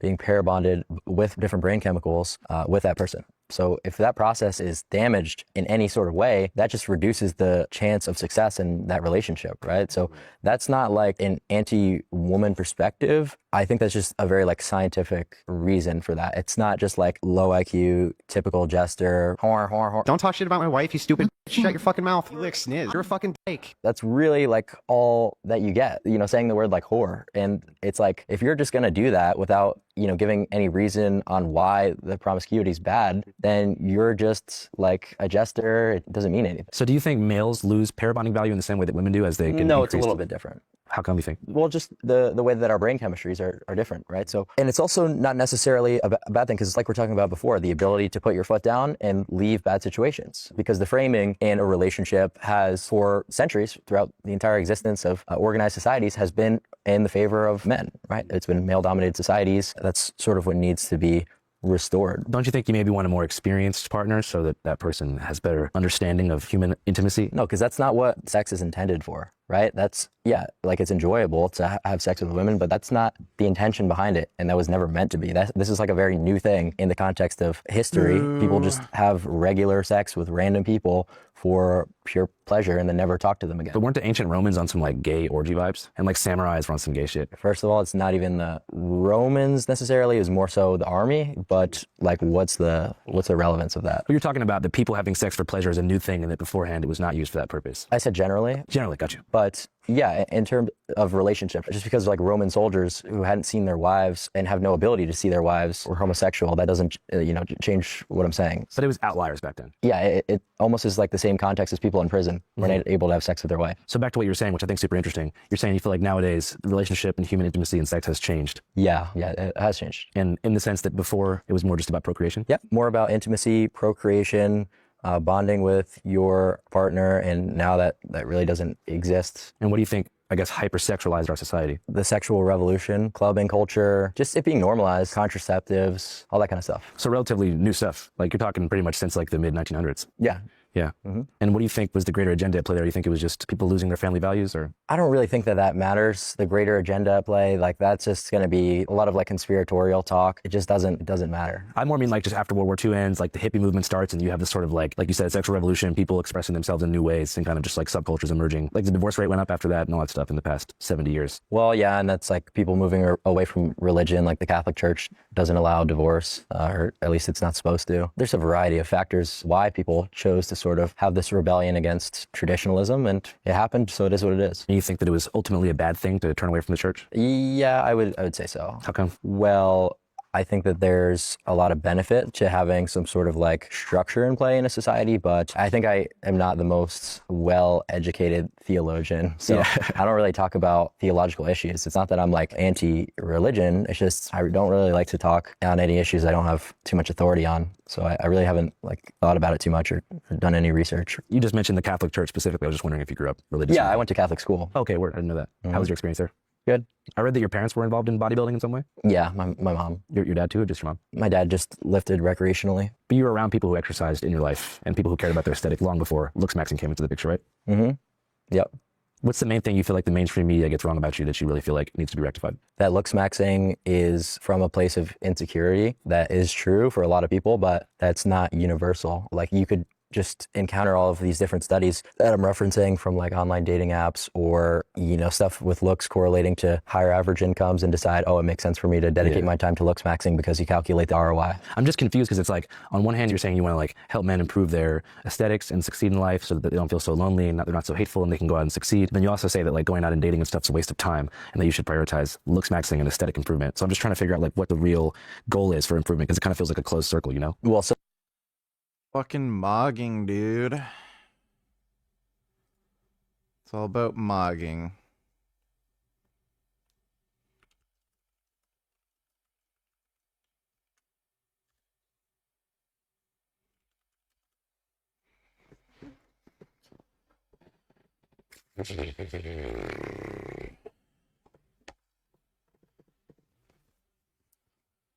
I want to get up and get nicotine gum and something to drink, but I'm like, really comfy in this chair. Man, I could just melt. Oh boy, I could just melt.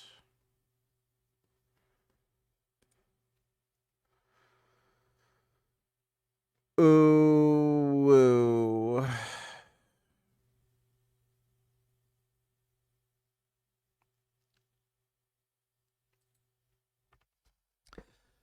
Did VG react to Clav's girlfriend fighting that chick while he held her back? No.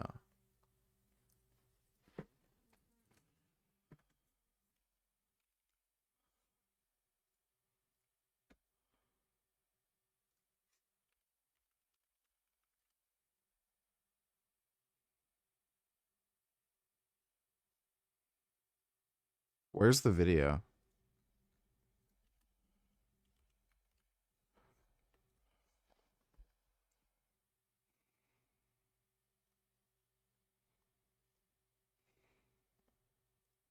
This is gonna be the first good IRL with Violet. I'll give him the mic.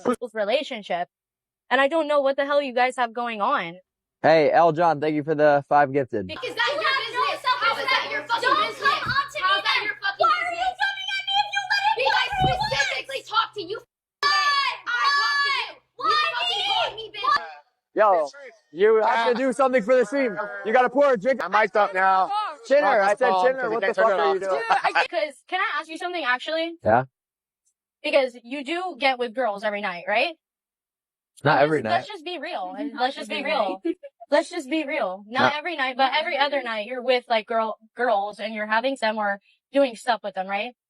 And I'm just being like a normal person with you. I'm not trying to girl you. I'm not super. People are saying you're bad for content. I'm gonna drag you. Do not touch me. You need some shit like that. Yeah. It's too loud. It's too loud. And this has to do with the whole thing of like me not responding to her. And I'm gonna tie this all into that. So, do you get with girls every night? No. Every other night? No. Yes, you do. And the thing is, Oh, pretty chill. Oh, this is some dumb shit. Jenny, throw ass. Throw some ass, Jenny. what'd you say? They're saying throw some ass. On you? You want me to? I'll do it right now. Yeah, Trust. do it. No, no. Dude. I thought you were gonna say no. Stop. Bro, imagine if, like, dudes act this fucking immature. Like, holy shit. You know what? Are you gonna stop at the gas station? No. You can get the fuck out. Call the police, bitch. Get the fuck out. What? Your fucking business. Don't come on to me. How's that your fucking business? Why are you coming at me if you let it go? Because I specifically talked to you fucking today. I talked to you. Why me? You caught me, bitch. Why me? You caught me. I did not call you. You contacted me. You said, do you want to go to Disney? I said, what the fuck are you talking about, bitch? I don't know your gun. I don't give a fuck. Call the police, bitch. Call the police, bitch. I'm telling you. Call the police, bitch. Call the police, bitch. Get the fuck out. Call the police, bitch. Get the fuck out, bitch. I don't give a fuck. Get the fuck out. No. Get the fuck out. No. Get her out. No. Get her out. No. Alright, Jenny. Get her the fuck out. Jenny. Fuck off. Get the fuck out. Get the fuck out. You're a weird fucking bitch. Jenny. Period. Get out. You're a weird fucking bitch. No. You're a weird bitch.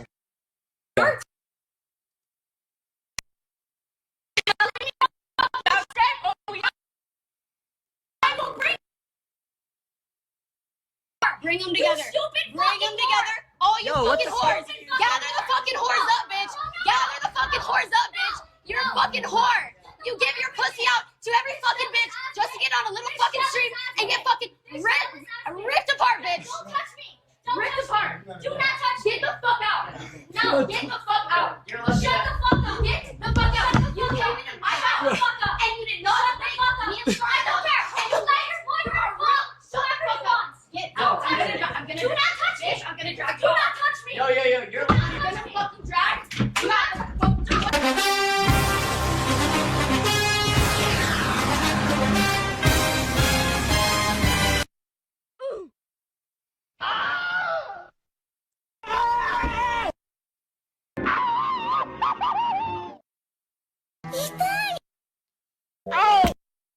Okay. Are you serious?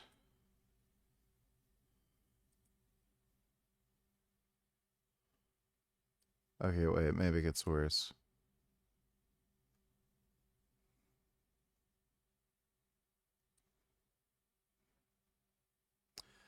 Okay, it looked like he was trying to split up the fight. Not... Okay, this is ridiculous. He wasn't holding her back to get beat up.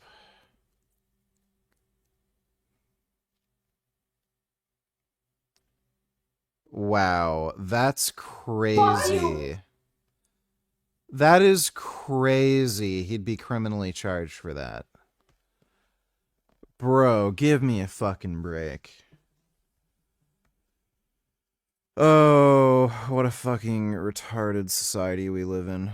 So you're maxing, and then you're putting into play any of the things we're talking about, like low end have maxing with pre-gab, for example, and going out and doing stuff like that. That just has a lower ROI if you haven't looks maxed. But you're gonna have a lack of success. Once you reach like maximum MOG levels, maximum aesthetic, like when you become a true 10, at that point, then you get to do whatever you really feel is the path for you. And I couldn't tell you that, but whatever path that you decide, you're going to have a much easier time and you're going to be a lot better off. So yeah, that is a hard thing for me to try to conceptualize and give a recommendation on, because I think I'm a lot different than the normal person in terms of like what I enjoy, activities I like to do. So yeah, that's why it might be like a little bit confusing, because I'm like leaving that part of the equation out of it. Yeah. That's because I don't know. You're you, I'm me, and we get to this spot of being maxed out in as many metrics as possible, and then we take it from there. Has anybody reached full ascension? Ascending is kind of like an ongoing process. Like, is there any 10s out there, like people who have? No. Really? No. Will there ever be a sort of messiah?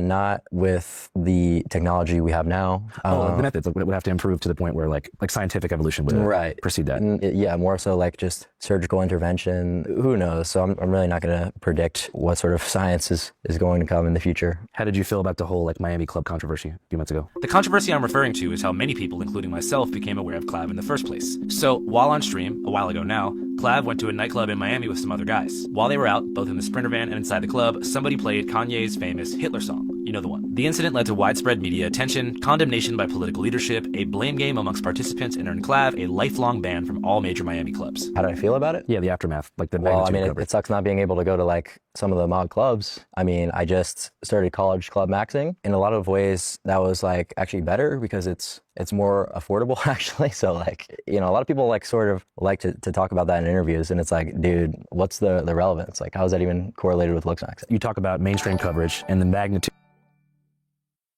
Remember earlier when I spammed she who shall not be named's name? Oh my god, that was fucking amazing. I love spamming her name and you being helpless unable to stop it. Don't you ever fucking pause donations again or I'll smash you on your fucking head. Okay. Thanks for the donation, 21st. Be so cool to like just be able to piss your pants, not have to like go to the bathroom. Dude, that'd be sick. Imagine never having to go to the bathroom. You can just piss and shit and then just goes away. Oh man, that'd be sick. Oh. Yeah, that'd be so cool.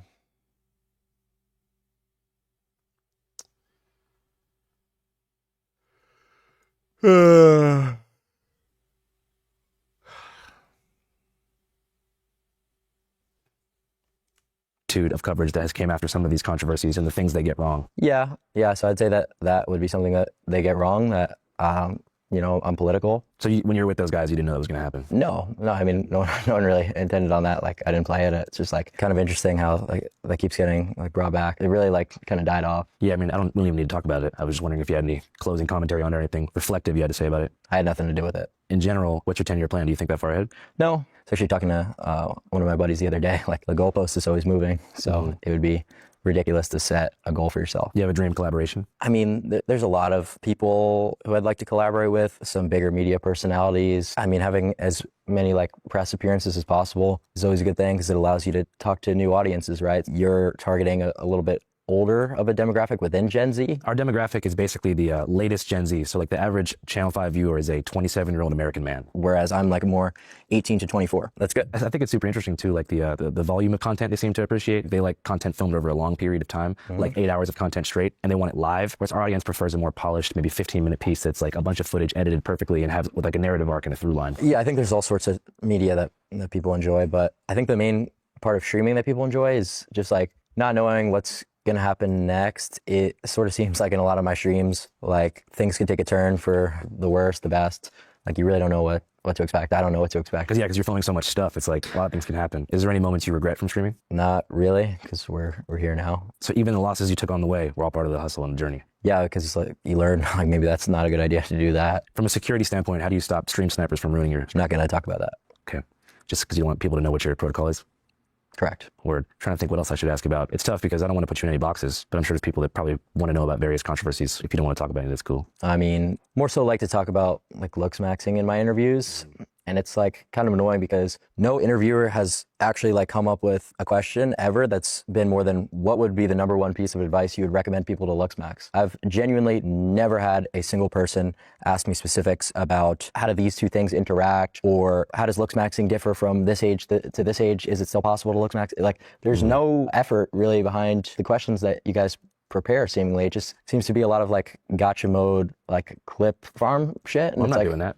Yeah, you are a little bit to a degree. I don't think so. I think when you see the full prepresentation, it's not really going to be edited or clipped into my face. Well, just because it's not the worst interview I've had. I mean, like you had like a couple of ones that you were trying to sneak in with like, oh, what is slut hate? And it's like, yeah, I mean, it's the second letter in the. But I mean, like you know what you're intentionally trying to do. Yeah, I'm trying to figure out because it's a pretty strongly worded forum and subculture. Yeah, and that would be fine if that question was in there because it's decently relevant to the culture, but. There was not even a single genuine attempt at like a specific looks max question. Well, I'm not in the looks maxing community. I'm trying to learn about it. Not everyone talking to you is going to be a niche person who knows about all the methods. Yeah, I know you're not in the looks maxing community, but you didn't even ask a looks maxing question like at all. You don't need to be in the looks maxing community to ask a looks maxing question. I think we've been talking about looks maxing this whole time. We've been talking about like the philosophy behind it, and it's. You want me to ask you a scientific question about looks maxing? I just think it's kind of funny how like that's really never been done with the amount of like media appearances. Maybe people don't know you want to be asked that.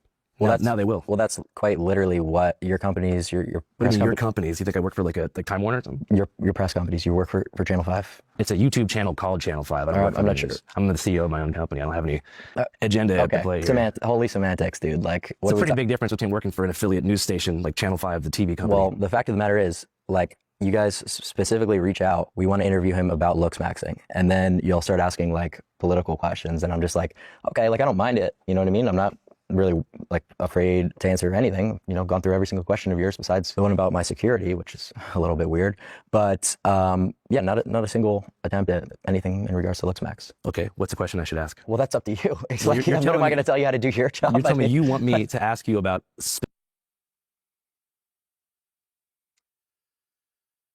He's got a point. Andrew just doesn't like Clav, and he's just trying to come up with horse shit to make him look bad. Specific scientific questions about different looks maxing methods. Well, I mean, and you're not happy with the question about the peptide or the bone smashing or anything like that. I mean, like, can you not identify like anything that you have a curiosity about? Like maybe, you wake up with dark circles in your eyes one morning and like, even something like that. I mean, just like, even if you don't give a shit, I mean, like it would be like, at least, you put a little bit of effort into. I think I've done a pretty good interview. From what? Like context, because if it's from the context of what you guys reached out was your intention, then I would say that you've done a pretty shitty job. All right. Well, I think people probably want to learn about you, and that was what I was trying to give you the opportunity to do. Well, no, I know. I think that's totally fair, and I applaud you for that. But not one, question about looks maxing. There's been so many questions about looks maxing. I probably asked you about looks maxing like 40 times. I just don't know the specific science. I'm not in the community. Okay. Well, I mean, like, if you were to ask about like something in regards to hair loss, like, there's really nothing. Yeah, sure, hair loss. You see what I mean? Telling me you're trying to get me what to ask. So when you wake up every single morning and you take a look in the mirror, you're 100% satisfied with every single thing. Is that what you're telling me? Yeah, more or less. Okay, dude. All right. Well, I guess that's just, if you want to be completely disingenuous, that's fine with me. I guess there's just no point to continue. Yeah, I mean, I don't know why people have such a problem with Clav. It's just fucking weird.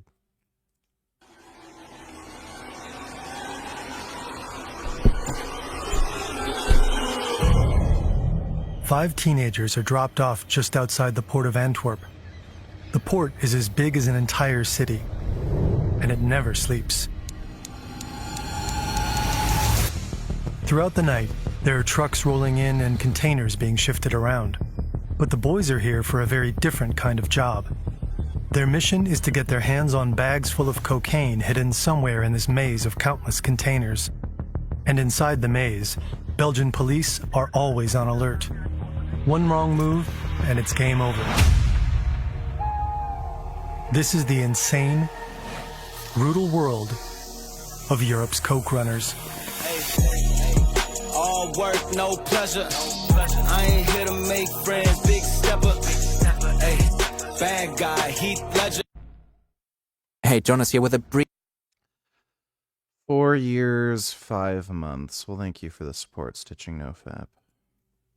A video about how the continent is hooked on coke, how the market for it keeps growing, how the substance works, and what it does to the people who use it. But what we didn't specifically talk about is how it gets here. How a product that's made thousands of kilometers away in the jungles of Latin America ends up in a nightclub bathroom in Berlin. Almost all of the world's cocaine is produced here in Colombia, Bolivia, or Peru. Often, it's brought from the jungle to other Latin American countries first. Powerful cartels control this part of trafficking. Mexican organizations like the Sinaloa Cartel and Cartel de Jalisco Nueva Generación, known as the CJNG, or Colombia's most powerful cartel, Clan del Golfo. In Brazil, the Primeiro Comando de Capital, or PCC, is a major player. Balkan traffickers are active here as well. And in Ecuador, the Albanian mafia has become extremely powerful. They all organize the cocaine's journey to Europe, but they don't operate on their own. Various criminal groups cooperate across production, logistics, and distribution. By the time the cocaine ends up in a container at a Brazilian port, it's already passed through 4 or 5 different hands. Cocaine routes are constantly shifting, but the most popular ones are by sea, usually hidden on container ships, or sometimes under them, or in the sophisticated narco subs we covered in this video. Mexican cartels smuggle cocaine from here to Mexico. From there, they ship it east, often to Spain. The Colombian Clan del Golfo either sends it directly from Colombia or to other transit countries in South America via speedboat. From there, it heads to Europe. The Albanian mafia sends the cocaine from here and here to Ecuador. From there, it travels on a container ship through the Panama Canal toward Europe. Sometimes, the drugs also take a detour through Africa. The Montenegrin Kavac and Shkaljari crime groups both maintain a strong presence in Brazil, often collaborating with the PCC. From here, they send cocaine on container ships to West Africa, often to Senegal or Gambia. There, they collaborate with the Italian Ndrangheta mafia. To hide their trail, the drugs are redistributed. Then they move on to Europe, usually via the Iberian Peninsula.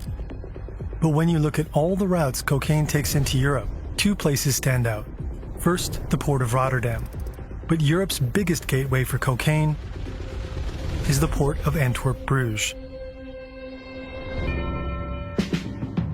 This is Johnny from Antwerp. He's 15 years old. Behind the wheel is a guy he doesn't really know. Actually, except for his friend sitting next to him, he doesn't know anyone in this van. But that doesn't matter, because Johnny stands to make a lot of money tonight. A few days ago, he and his buddy were approached by an older guy. He asked if they wanted to become Utalers, coke runners. The job sounds simple. Break into the port, get drugs out of a container, bring them out of the port, and earn a ton of money for it. Thousands of euros. It sounds awesome, even fun.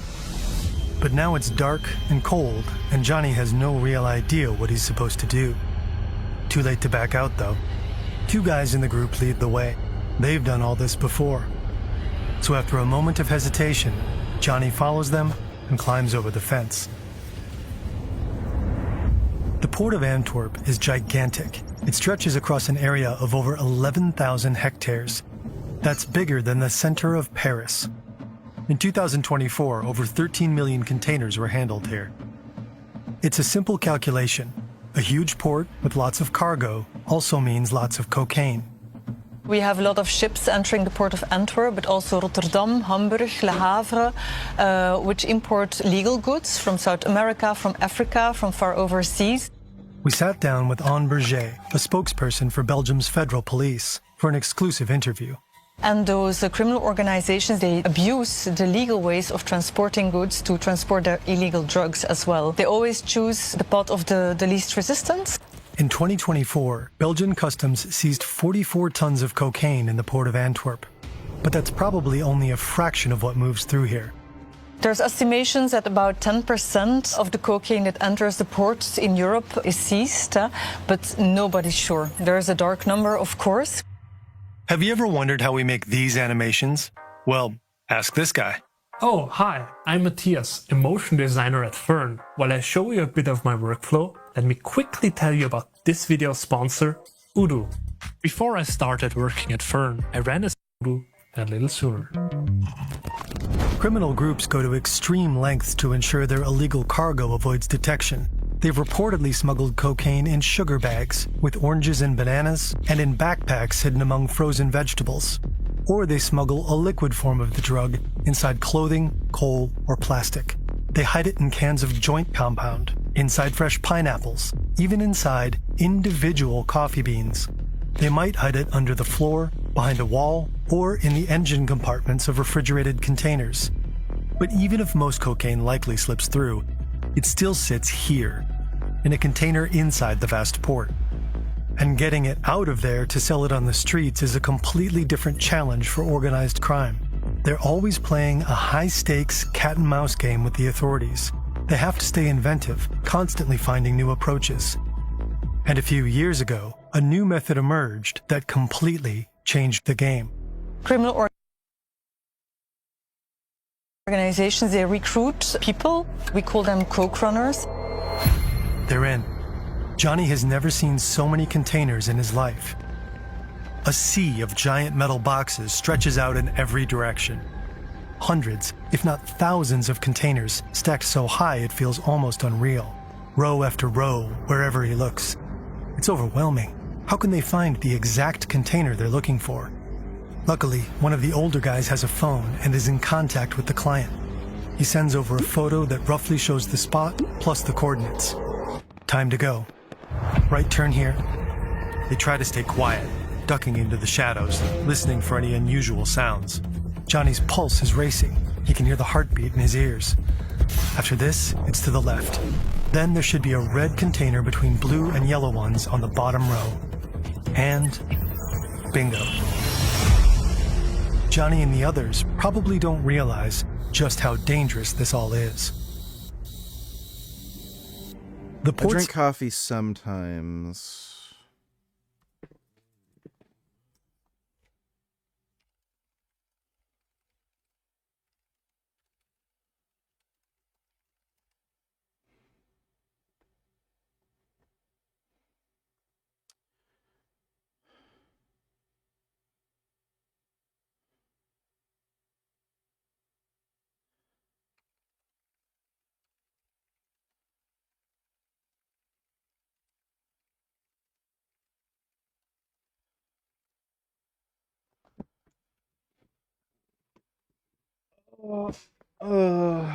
I'm just gonna go take a wee-wee.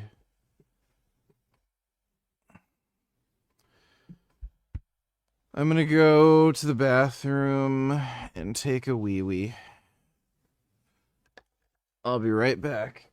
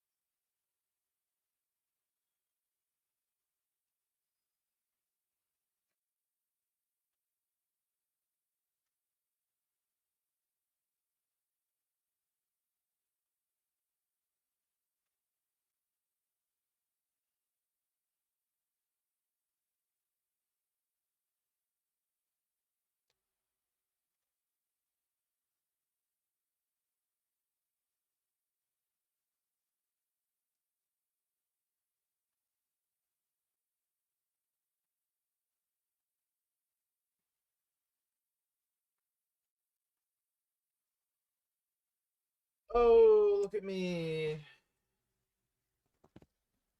Oh, I have returned.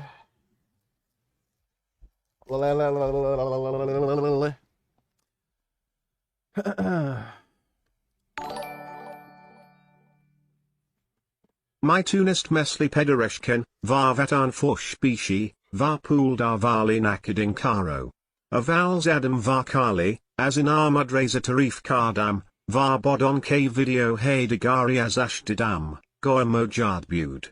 Nevesh tam parmidrum, man as hamai ihamo tanafarum. Yeah. Yeah.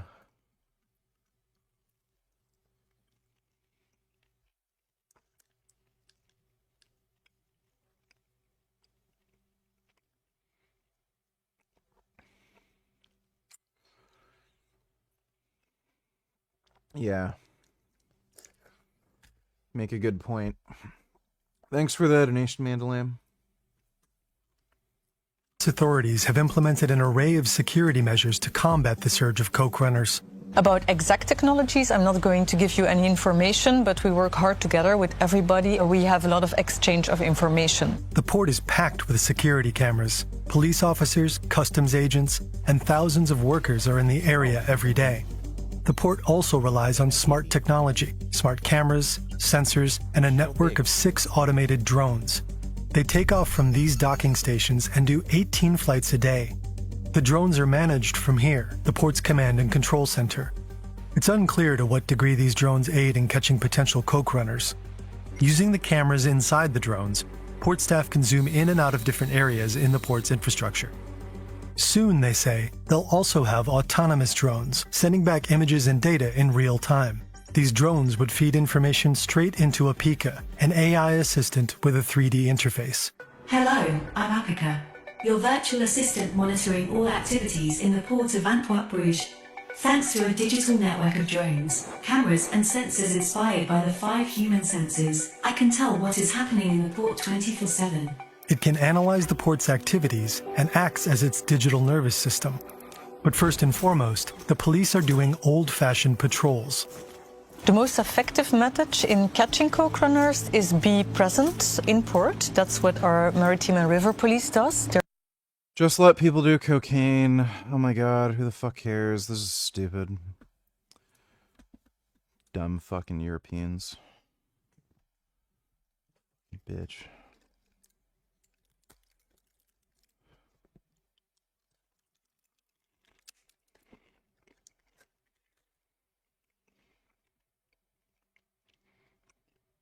Wow.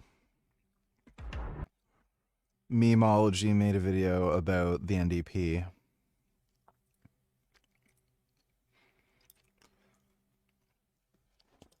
That's another thing, too.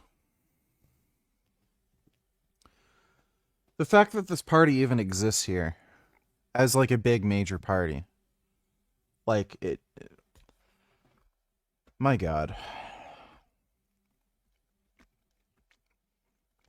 Dude, Canadian politics is so fucked.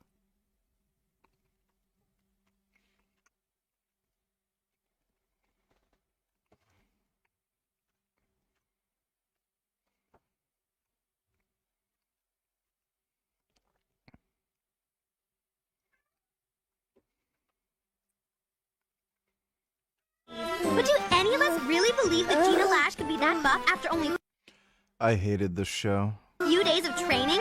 She should be tested for steroids!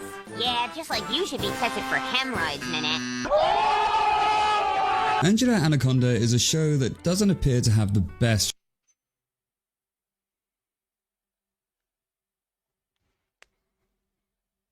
Gummy, what are you doing? What a weirdo. Reputation amongst people. Whenever this cartoon is brought up in an online discussion, comments often seem to lean into some disdain for it. God, I forgot how much I dislike that cartoon. I hate it so much I'm always blocking it from my memory. One day, like 10 years ago, my sister and I were going crazy trying to remember the name of that ugly cartoon. We just kept googling, ugly annoying cartoon girl in the early 2000s. Let's see, ugly annoying cartoon girl early 2000s. Oh, yep, it's there. Wait, you're telling me this f***ing awful short that plagued my childhood memory is real? I hated that thing with a passion. Caillou levels of cringe and awfulness. Okay, that's just too far. I fucking hate Caillou. His dad was a little bitch too. Fucking pussy. And you know what? I'm gonna step in to defend this show. Because I remember watching it as a kid, and dare I say, I actually liked it. Retard. This show's dumb. How immature. Watch the Fox Kids premiere of Angela Anaconda this morning at 11. Sure, I'm not gonna say it was up there with the likes of Ed, Ed and Eddie or Courage the Cowardly Dog, but it wasn't egregious. In fact, I think it had a certain charm to it. Also, allegedly, this cartoon led to a kid's parents getting divorced. That's gotta at least give it 1-star rating, right? I mean, can a cartoon you like claim it led to a family breakup? Yeah, suck it, Gravity Falls. My ex-wife still misses me, but her aim is getting better. Her aim is getting better. Used to it? Or if it was just childhood nostalgia that hasn't aged too well, been to. Now, contrary to what seems to be the popular opinion, I don't actually hate this art style. It's fucking horrendous. Just awful. Realise that even she's gone too far. You know, and her crush on the tasty twirly man. So bad.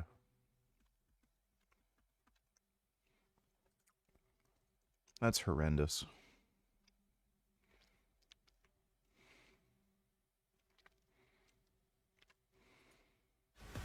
But you can see at the top now, Fari Bars from La France. Legendary and infamous. Fuck gay nonsense. Should I agree to take statin? Absolutely not under any circumstances, no. It is a dangerous contraindicated metabolic poison with no indications. It is not contraindicated. And no benefits whatever. None. Clearly has benefits. People live longer. Stay the fuck away from... Bart K is kind of insane. Thanks for the donation though, H. Tekken cheater. He's been cheating now for 5 years, ever since season 1. Openly, streams it all the time, uses every single cheat in the book. He's using macros, one button, perfect electrics, Weiwu, Korean back. So rather than speculate on his personal life, let's talk about the stuff we know for a fact. He's from France, he cheats in Tekken, and he's a bit of a weird dude. Fergus is strong because he plays all the time a shit character, you know? That's why he's good. He can't beat me with Heihachi or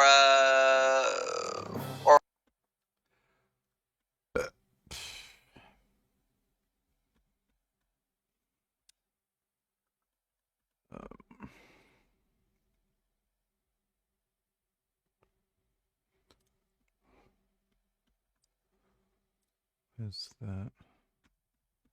Wait, did I not deactivate it? Yes.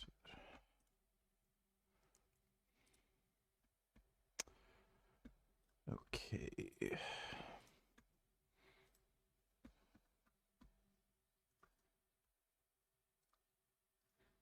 Yeah, it's Pat time.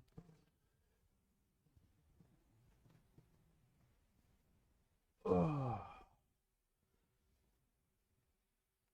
Oh. Oh. Oh. Man. I am so cold.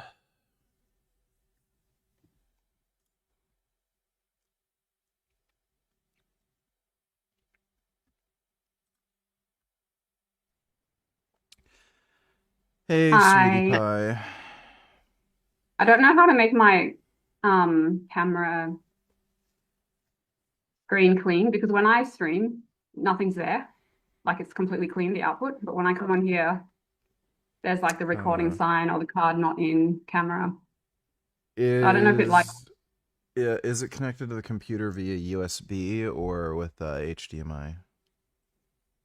So the laptop is connected to the cam link via HDMI. Okay. The output on the laptop is HDMI, but then it connects to a USB port because the cam link is a USB bus or whatever you call it. Okay. Or I can just use my webcam computer. It's just not as clear. Yeah, it's fine. I don't know if it has to do with the setting in the camera, because I know with my camera, there's settings with what's output through the HDMI, and I use a capture card. Yeah, so I use the cam link. I don't know. It's just this doesn't happen when I stream. It's just completely clear, so I don't know why it's doing it. Do you want me to have a look and then come back or not? No, it's or you don't fine. really care? Okay, I'll see if I can do something afterwards. Yeah, it's fine. Oh, so how was your day, sweetie? Yeah, it was good. I went out for coffee with my sister. Then we went for a run. Then we did a workout, and then I came back and did some work. And then I had a staff meeting, and now I'm here. That's good. Talking to you. Yeah, how about yourself? I beat the Cuphead DLC. Just smashed through a bunch of the bosses.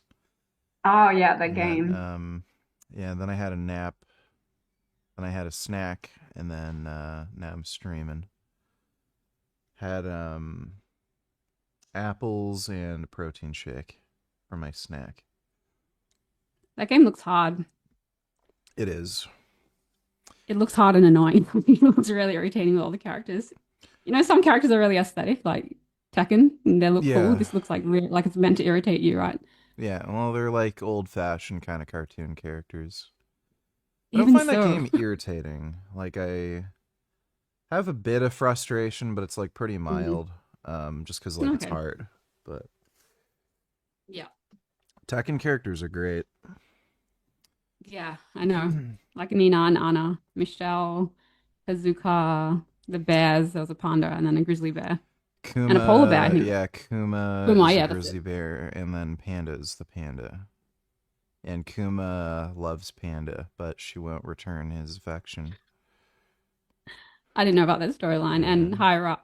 What's his name? Hierarchy. I forget. It starts with There's H. Kazuya, who's the kind of main character, sort of. Yeah, there's one starting with H that was like Kazuya. Kazuka. H. Hwarang? No, it sounds like Hierarchy, but it's not Hierarchy. It's something else, but I can't remember. Heihachi. Yes, that's it. Yeah. Isn't that the character? Yeah. Yeah. And he was reminded like, I me think he of was my animated. grandfather when I was a kid. My grandfather was like this kind of angry, intense dude. The bald head, and he had the things on the side. Did he act like your grandfather? Or just look like him? Look and act. My grandfather got pretty angry sometimes. Wow. Used to have like nightmares of Heihachi from Tekken being my grandfather and headbutting me. That sounds traumatic. Yeah. Yeah, my grandfather would attack me as Heihachi Mishima in Tekken, and he'd like headbutt me over and over and over again. And he had this like really, really hard head, and it hurt when he headbutt me. Which is an attack in the Tekken game. He headbutts. Hope So when he I'm wasn't a that nice old, guy. I'm as jacked as fucking Heihachi. Have you seen him in Tekken 8? No, I've only played up to like Tekken 3. So I haven't seen the recent Tekkens. I got into Tekken from Tekken 3 and Tag Tournament at the arcade. Let me see. I think if I share the screen, then you just see the whole screen, right? You see this? Yeah, I can see it. Sometimes it's a bit lagged, like delayed the Right. picture, the motion, but it's fine. I can see it enough. Let me see if I can find photos of him. Yeah, he's absolutely fucking yacked in Tekken 8. All the characters got ridiculously jacked in Tekken 8. Oh yeah, that's kind of how I imagine how I remember him. I think like he's got to be something ridiculous. I think he's like 80 years old in Tekken 8. That'd be so awesome if you could just stay that huge and strong. by the time You you're should see that like some of age. the guys in Sydney here. I think I told you I went paragliding one time, and the people that took us were like 7-year-old dudes, and they were like jacked af. It was insane. They were probably your Yeah. height as well. Yeah, they were older, but Yeah, you're I think they seeing must have been in more the army or like something. really muscular old people, and Yeah, I think partly it's because of steroids. Like that's kind of a new Pro thing that yeah, more probably. old people are taking. Yeah, that and they obviously were into like fitness. Yeah, In addition to being into steroids, yeah. steroids are great. They're just awesome. I think Kazuya, he's really old too. I think he's close to 60 in Tekken 8. Just kind of ridiculous. I'd like to look like that at any age, but 60, hell yeah. You kind of already look like, you always send me these pictures. I want to look like this. It's like you kind of already do. Like, what's Yeah, the difference? like pretty close. I'm Hmm. honing in, but I think I do have to get a bit more jacked. His traps are just insane. After seeing the Yeah, you should, trailer for Tekken 8, seeing Kazuya's traps, that's when I really started training traps. I'm like, God damn, I need traps like that. those influential. Yeah. Those traps Yeah. look You should do fucking some sick, videos on though. steroids, like shareable videos. Yeah, I will. Because it's kind of hard to like when I'm like, oh, Vegan Gains talks about it, but I don't know what to refer them to because it's on the lives and then the lives are not available. Yeah. Then it's like, hey, subscribe, but then they're like looking for the thing where else we need. That was what was good about Worst of the Fitness industry. It was kind of like very shareable and like Yeah. something you sat down with popcorn to watch. Yeah, I'm going to. Seems important. Yeah. But those traps look sick though, right? Yes. Are you into like They look- super jacked muscular physiques, or are you kind of like indifferent? I'm into you. Yeah. So yeah, but like I think I told you before, like I'm not so like focused on looks, but if I like the guy, then it's just like Sure. whatever about the guy is Sure. what I like. But I'm not gonna like you any more or less on like before you got on steroids, I thought you were just as attractive Right. as now. So I get you. yeah. I'm definitely more happy with the way I look Okay, well that's not now what that I'm on matters. steroids. That was a funny thing that I was kind of worried about too, because like people say, oh, once you get on gear, it's not gonna make you feel any better about yourself because like you have insecurity inside, and that's your problem. No, you look better. You look better. Like I mean, you're probably gonna feel better unless you're really mentally fucked, like an anorexic, where they can't even tell if they lost weight. Mm. Well, as long as you're like it's about what you're happy with, not about what other people think. Yeah. Personally, like your attractiveness is very high and it stayed the same, like for me. Right. If you got off steroids and went back to looking how you looked before. I was watching one of your videos. I couldn't even really tell. Like I'm not trained in this area, so I just know hot or not hot. If it's in the hot category, I'm like pretty happy with that. I like having just like pecs that pop out of my shirt. Just like awesome just seeing myself. Fucking love it. Yeah, I know what you mean. Ask Pat if the skies were red over there. I heard they were. Not today. Hmm. Was it fire or something? I remember that when we like had a those fires thing? in No. I don't know what he means, but when we had those fires in 2020, the whole sky was red. It was really scary. It was like we're on Mars or like some dystopian apocalyptic Weird. scene. Yeah. That's the only time I've seen the skies really red. There were some crazy Unless it- forest fires here a couple of years Oh, yeah? ago that Frank Defano thinks is just the U.S. government gassing people, but I was there and I didn't see any fire, but there's a fuck ton of smoke, and the smoke is just horrendous. Yeah. Well, Frank's Very got some hard to breathe. ideas, I think.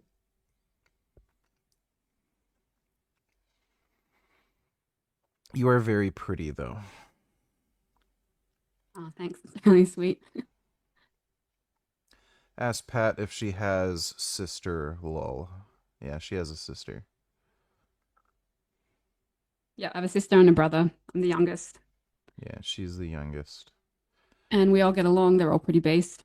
That's pretty cool. So, I have a half when you- brother that I don't talk to, and I have a half sister that I don't talk to. You are a lot like my brother. I think when you meet him, you'll Yeah. really get along. I was watching a stream before and you were laughing at that guy who killed himself because he went somewhere without his pants. Yeah. He was gonna like Not jerk something I would off in his find. car when like Right, girls wash right. his That- car. What the fuck, man? so that's not something I would find funny by myself.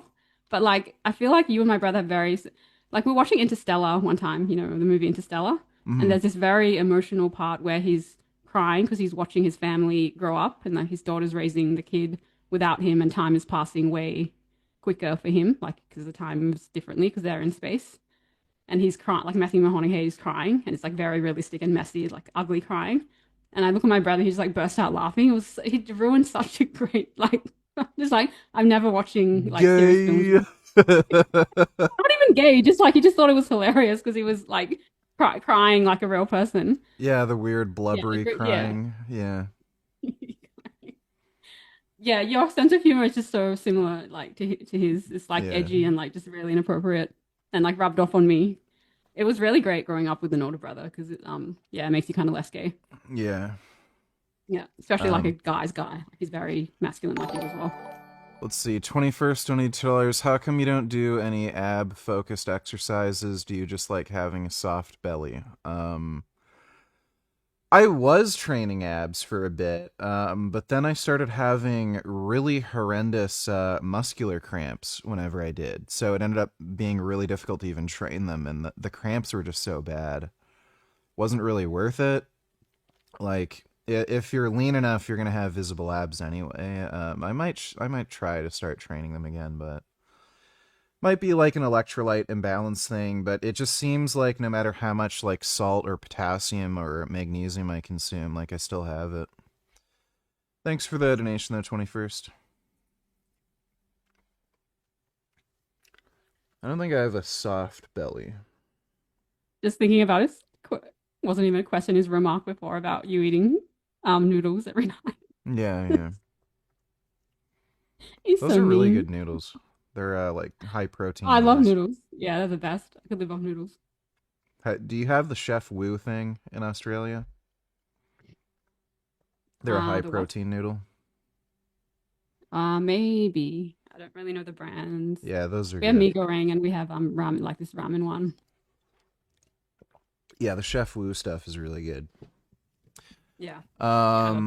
Pat, do you like America more than Australia? The reason I talk about America a lot is I like the American values, and I feel like they've been obviously culturally influential on Yeah. other countries. So I do think they have the best values overall.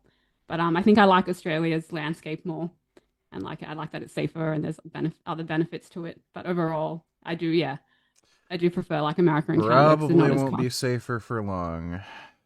But Yeah, I know. yeah. So like that doesn't even have that going for it anymore. It's Yeah. a really nice beaches here. It's like I'll give up the beaches for like proper freedoms. Yeah. Yeah. So overall, yes, I do like America and Israel more than the other countries because I feel like they're not as cocked and not cowards and have good morals overall. Yeah. Yeah. Pat, you kind and pretty, oh my god, says Vegan Running. Thank She's you. nice. Really sweet. She's very nice and pretty. Vegan running. I'm a runner too. Well, recreationally. You said you do like other stuff for your training, like weight training or what? You probably won't like it. I follow this guy. His name's Peter Cobby, and for the past 10 years, he trains models like for the runway. So I do the exercises they do, and it makes my legs like kind of slender and like gives me that slender look that I want. But it's kind of Peter- like you do weight training. Peter Cobby's his name. I follow him on Instagram, and I don't follow many people on Instagram, so it'd be easier to find that way if you just go to my page and then Is go it to Workout with Pete? Is that his YouTube channel? Yeah, there looks like there are models. yeah. So he Does he have, works with like curly hair? professional models. White and- dude? He's like really tall and like muscular, but very, very lean. He's got a British accent, I think. So today we have the upper body and Okay, I think this is him. So I do like high reps at like low weights and low intensity. And it's like all aimed around at keeping like your body fat very low and like just that look where people think you just have good genes and you don't work out, but you're really trying really hard. Right. Yeah. That's just the kind of look I want. Like he aims at like helping women achieve like the models of the 90s, like Naomi Campbell. Right. Maybe not Kate Moss. She's probably a bit too skinny. I've never seen his YouTube. I think his Instagram has a bit better content and it's like shorter and easier to watch. So I don't know about these or if it's like. What's his Insta? Oh yeah, if you go to like the shorts, those are kind of the ones I watch and take from. There's not too many. Peter, His Insta's a lot. copy, Instagram. And I found when I was doing more weights, I was getting more muscular, but it wasn't the look that I liked. Whereas when I do his workouts, I did it for about a couple of months. I was getting like, yeah, I get the look that I like, which is like soft and athletic at the same time. You can just play one of them, you get a sense of Is what this he's a doing. different page or? This is the one I follow. This looks like the one I follow. Yeah, that's. And then I watched a couple of his things and yeah. This is just fucking stupid. What? Yeah, this is fucking stupid too. That's just stupid. This is just aerobics. Yeah, so it's like a bit of aerobics, Pilates, but that's what you do if you want to like stay slim and not put on heaps of muscle and weight. Like you do cardio and some weights, but it's like minimum. This is pretty gay.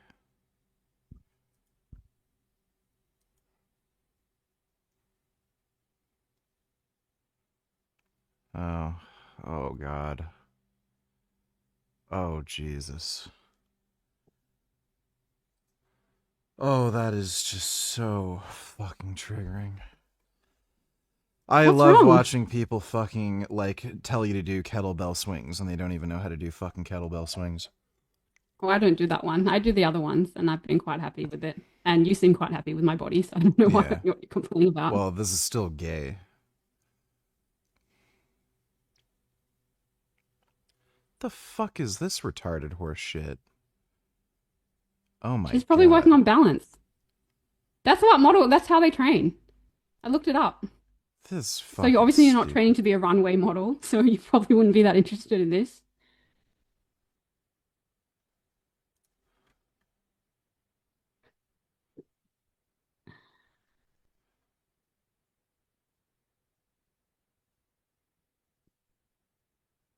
Oh.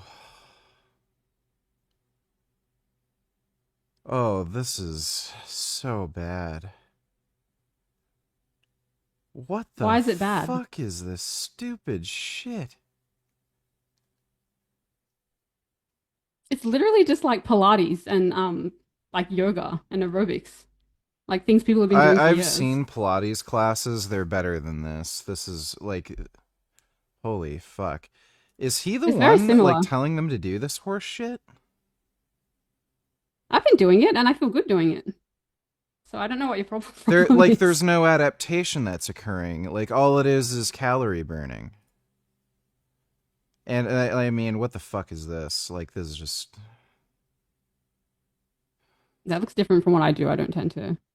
Yeah, it's just boxing, whatever. That's okay-ish, I guess. That's a bit better. That's rough. Oh boy. That's really rough. Let's see.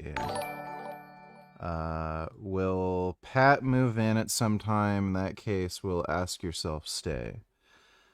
Well, if the relationship goes as planned, then yeah, eventually. I don't know what exactly we'll do once we're ready to move in, if we'll find a place together, or if she'll move in here, I move in at her place. I have no idea yet. But thanks for the donation 3. And Ask Yourself isn't going to live with me indefinitely. 21st Only Tellers, I want to know if Pat dislikes Richard's dehumanization of Muslims, given that Pat probably have family members who are Muslim. I think Richie can go a little too far, essentially saying they're subhuman pieces of trash. Can I answer? Yeah. I don't like it because I don't think he goes far enough. Yeah. My mom's an ex-Muslim, and yeah, it's a terrible ideology. So that would be my only critique. Yeah. It's a fucked up ideology that is just terrible for women and terrible for civilized society. You should watch Sam Harris's critiques on them because I feel like he's educated but also like doesn't compromise, and you'll understand why people come down so harshly on it. 21st. You know, the Prime Minister of Canada is quoted as saying, Muslim values are Canadian values. Trudeau said that. No, Carney, the current liberals. I don't know. Get these liberal commies out of the fucking... spineless pieces of shit. Can't stand them. Well, as we said, it's the communist infiltration because 10 years ago, it wasn't like this. I just shared a video on Instagram of Bill Clinton, like talking about how bad mass migration was, and their values are basically like our normie values now. So it's not even liberal, the communist infiltration. Well, and it's making you saw some of the shit Isaac shared with the NDP party here, right? Oh, yeah, on Signal, yeah. Same thing's happening to the fucking Liberal Party. They're not as crazy, but same thing's happening, you know? Yeah, and it started in the academic institutions when they introduced and like celebrated Marxism. And that's like in some places that's the only thing they teach in politics. Like they don't teach classical liberalism or conservatism or any other alternative to Marxism. So people walk out of there thinking it's like the truth rather than like an interpretation of politics. It's crazy. Like Marx is fucking stupid. He came up with some of these ideas in Russia, like way before they ever industrialized. Like you're talking about like practically tribal fucking society. So like it's just completely and utterly irrelevant. A lot of his political ideas, not only to the modern day, but to just Western civilization at the time. Like pre-industrial fucking Russia, where they still had like the fucking supreme ruler. Basically, it's like, what the fuck does that have to do with the United States? Yeah.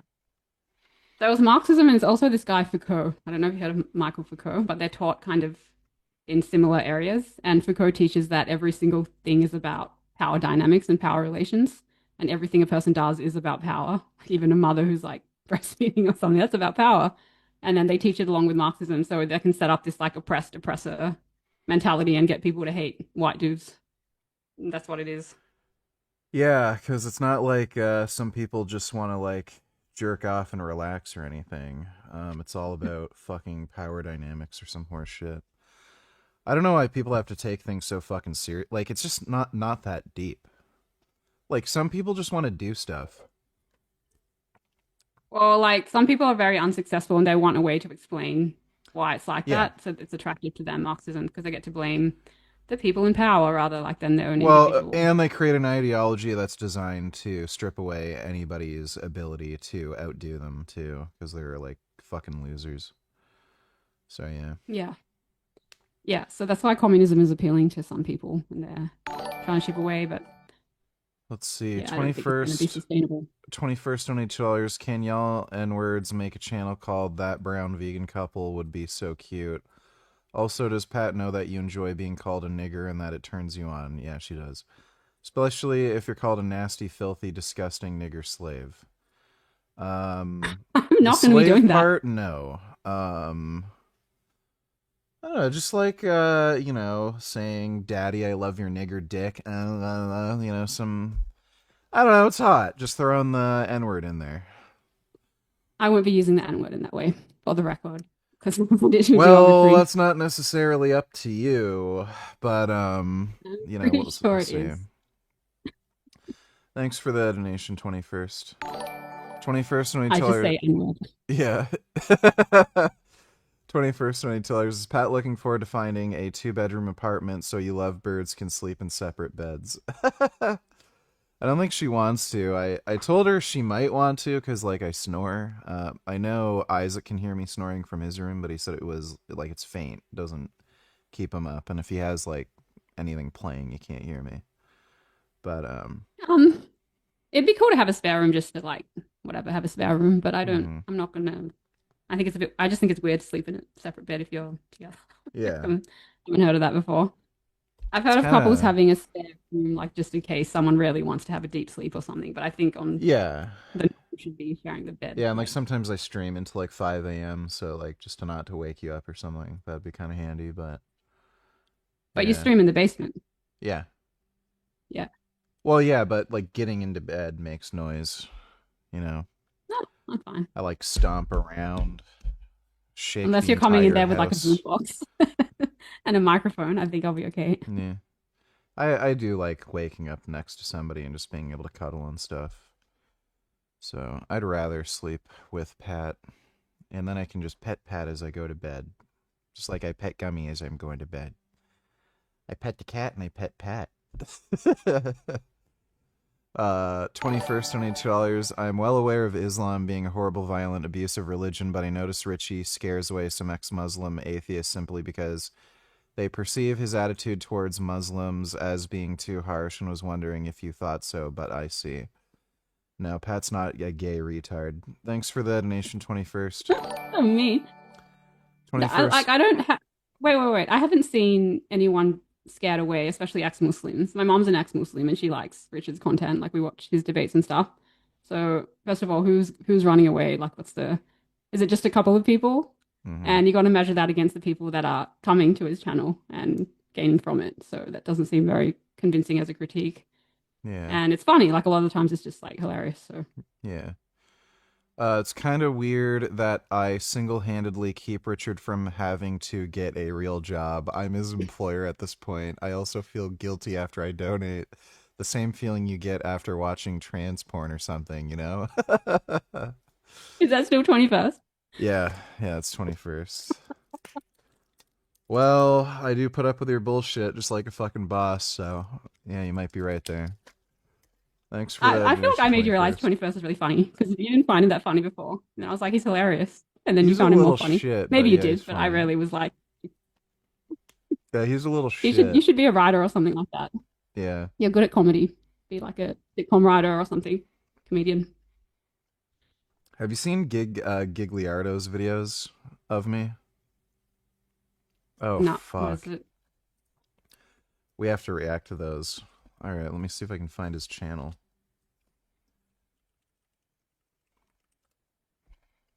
Yeah, here we go. Jesus Christ, that's the first time I heard him laugh.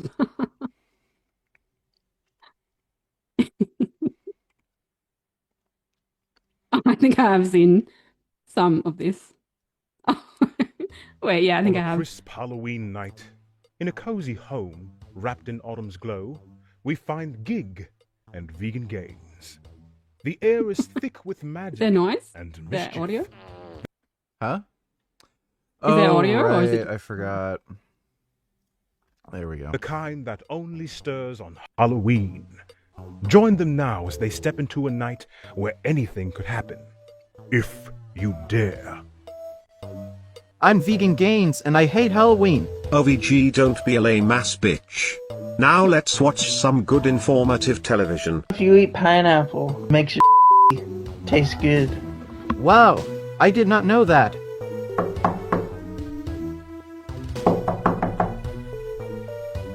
Who the hell is it? Trick or treat. I hate trick or treaters.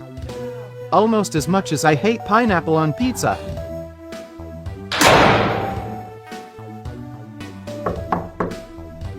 Huh? What now? Those darn kids. Hello?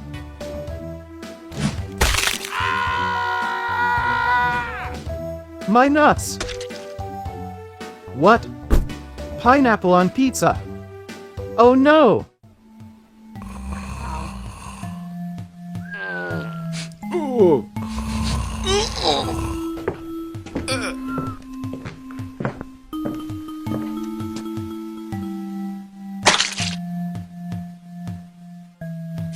What the fuck?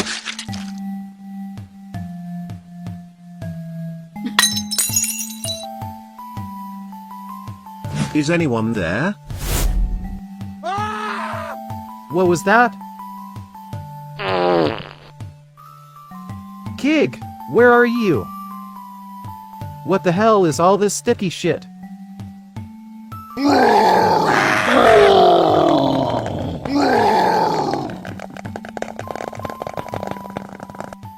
That was close. Gig, I found you. Hello VG, I seem to be trapped in some sticky goo. Oh no. VG, you have to fight this monster. But I've never been in a real fight in my entire life.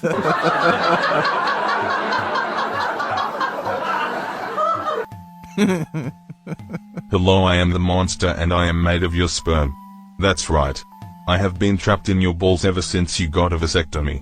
I escaped when that pizza hit you in the nuts. Now I am here for my revenge. So you were made of my sperm? What kind of sicko could ever think of something like this? Enough talk.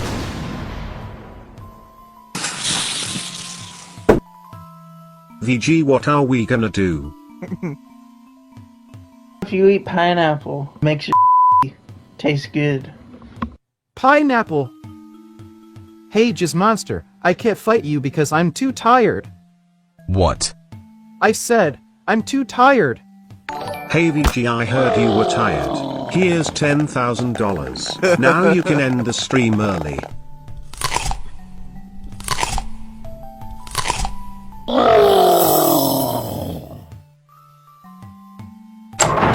Hey kids, wanna eat something sweet?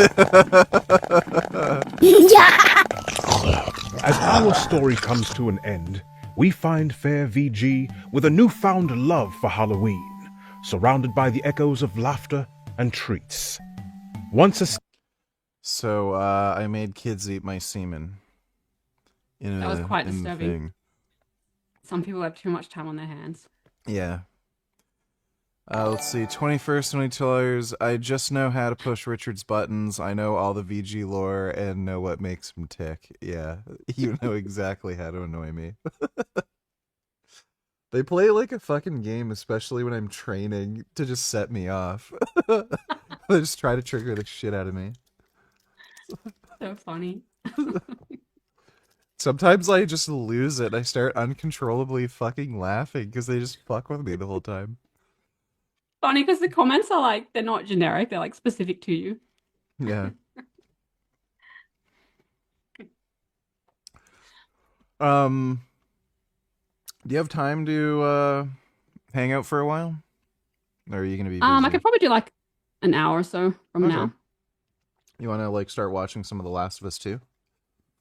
Yeah, why not? Alright, let's do that.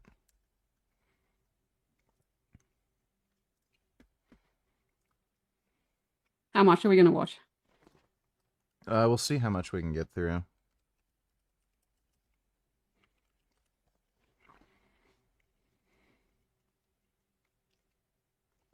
All cutscenes, full movie. I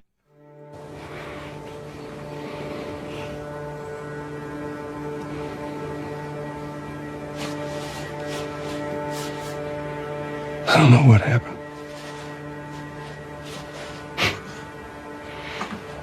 I was supposed to take her to the Fireflies and walk away.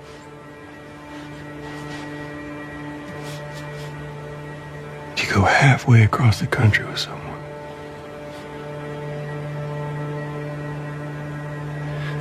She needed Wait, I think it's doing the dumb shit with the low quality. her immunity to mean something.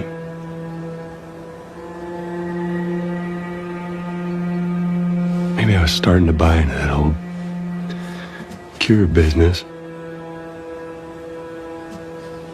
Maybe I just wanted to do right by her. And then we made it. We found the Firefly. Because of her, they were actually going to make a cure.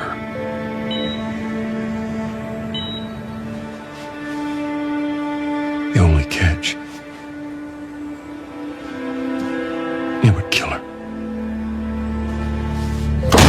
Sweet Jesus. Doctor? What are you doing?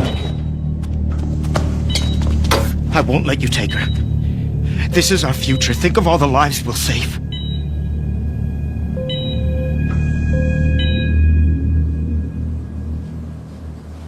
Jesus Christ, Joel. So that's Joel's brother, Tommy.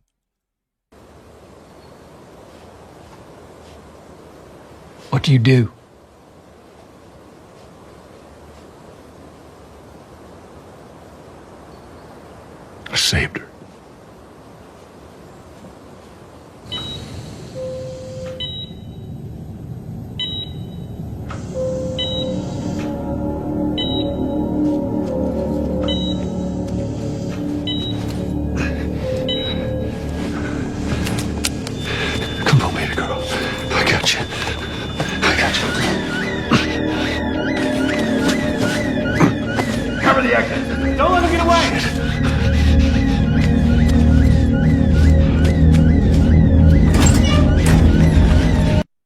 see. A donated $3. Show this to Pat. Thanks for I haven't played The Last of Us. We're just watching this. Yeah. We're watching the ending so we can discuss like the morality aspect. Oh yeah, is this the Destiny Smash keyboard debate? Dono. If you don't have sex, we're doing a debate ever again. I'm fucking done. Don't ever anymore. I'm so fucking pissed with the December 9th.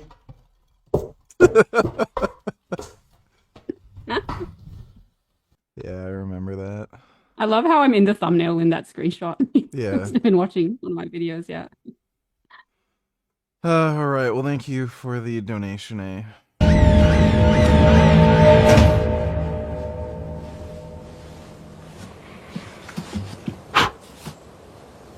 God damn.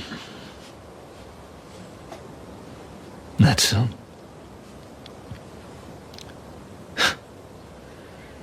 That's a lot. What does Ellie know? I told her they just ran some tests. I told her her immunity meant nothing.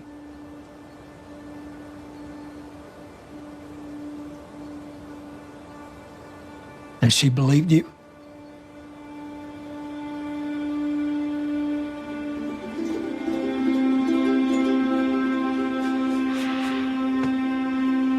I didn't say otherwise.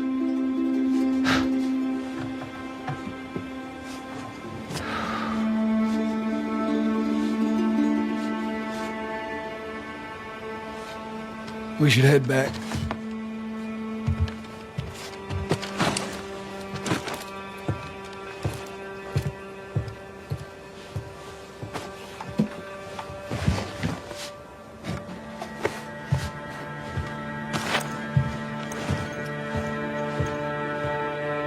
You're kind of neutral on the whole Joel killing everybody to save Ellie thing, right?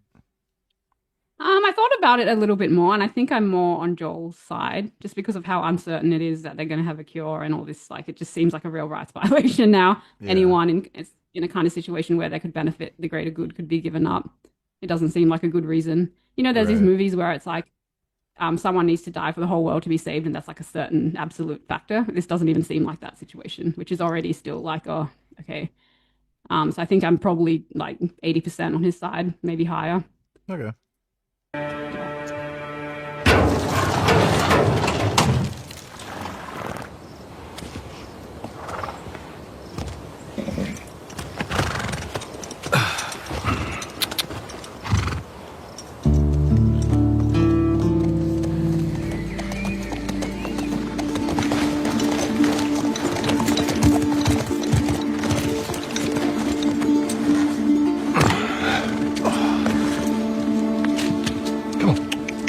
It's okay. I got him.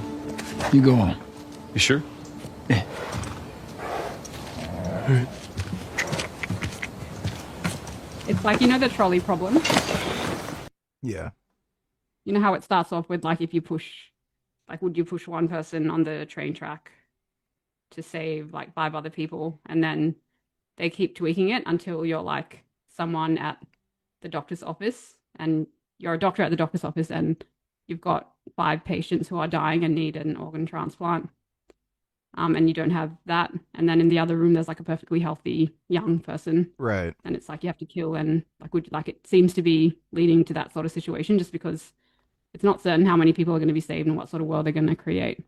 So I think like that reductio could be easily applied here. Right. Yeah, it's a good analogy. About what we were talking about earlier.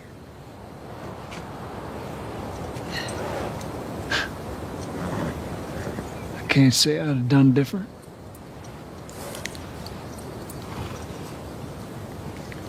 I'll take it to the grave if I have to.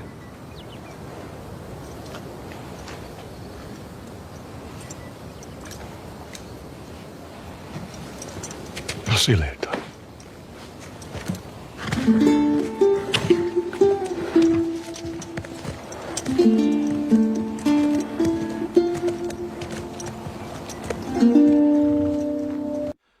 See, 21st, only $2. Do you still take creatine every day and still 15 milligrams? It's 20 milligrams a day. And yeah, I take it every day. Thanks for the donation, 21st.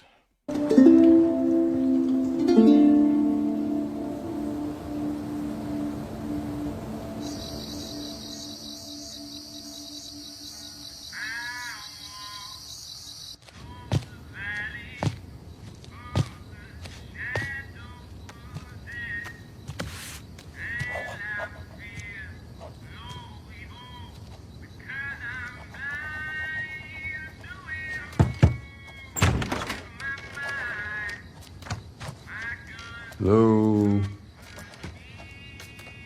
Ellie?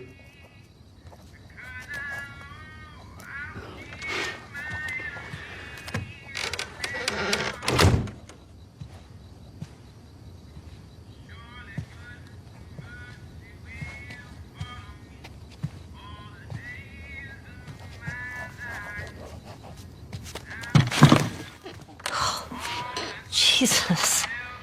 Almost gave me a heart attack. I tried knocking, but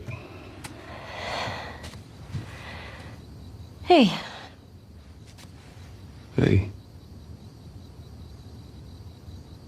what's up, Joel? just checking in. Folks are,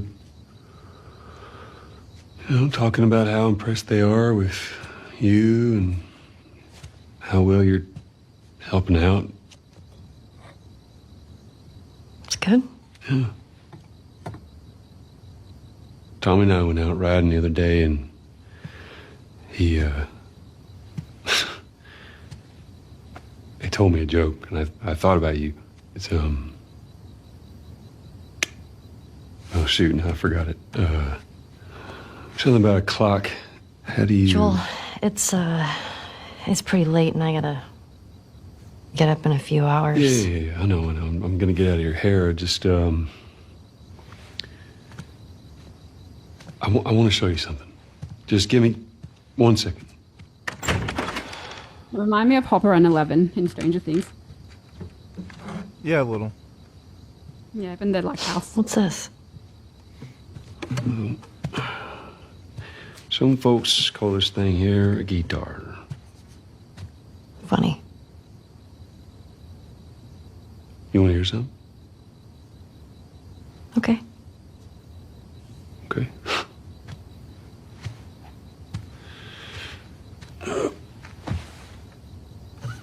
Promise me that you won't laugh. I won't laugh.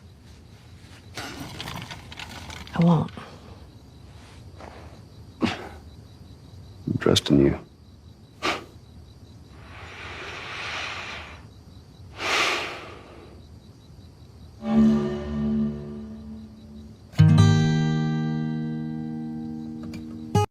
Uh, 21st and Utilers, read this thread. It's just beautiful seeing them destroy themselves. Meanwhile, Destiny cowers in the corner, unwilling to provide an alternative worldview. AOC, wait, let me see. Today, the FBI NYPD disrupt a plot by a member of pro-Israel terrorist organization to assassinate Nardine Kazwani. This is the reprehensible act of political violence, no place where it, blah, blah, blah. You should vote to send Israel more money for weapons. I never have. Feel free to continue lying publicly, though. Those checks don't cash themselves, and you aren't talented enough to be relevant with the truth.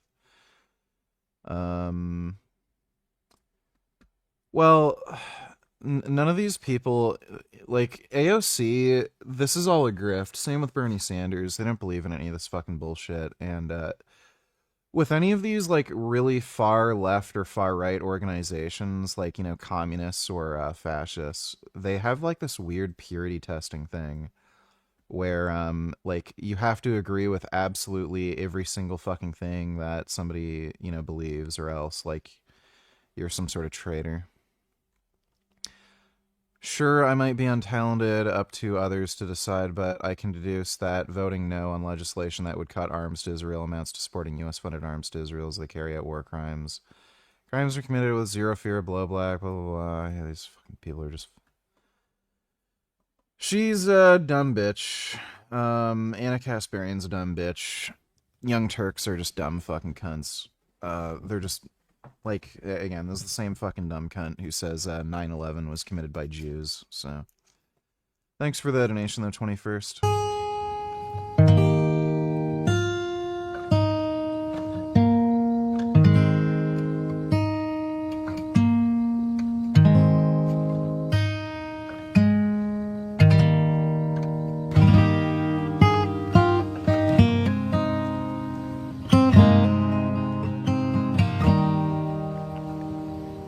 If I ever were to lose you, I surely lose myself.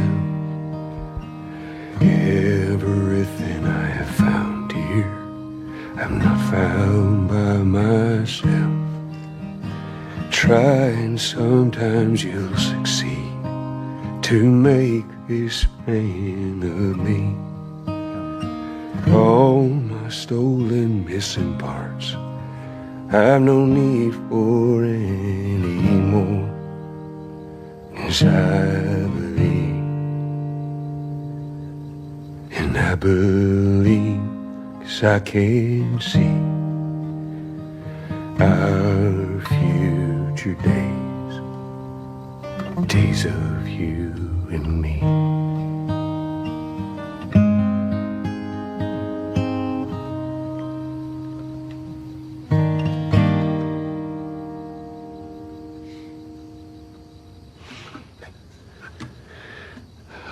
There you go.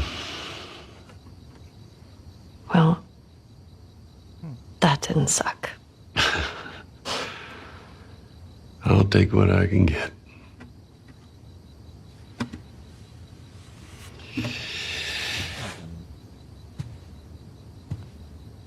She's yours. No. No. I don't know the first thing about I this. promised that I'd teach you how to play.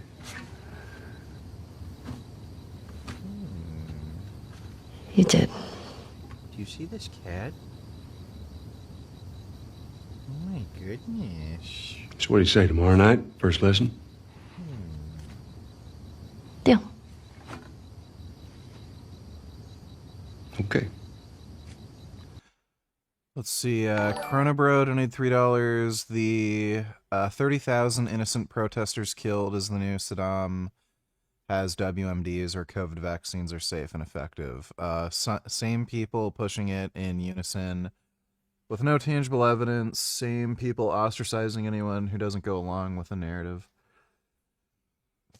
The fucking thing with the Saddam has nuclear weapons thing, he kind of said he did.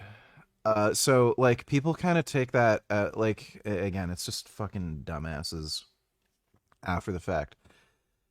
He basically was hinting at having, like, nuclear weapons.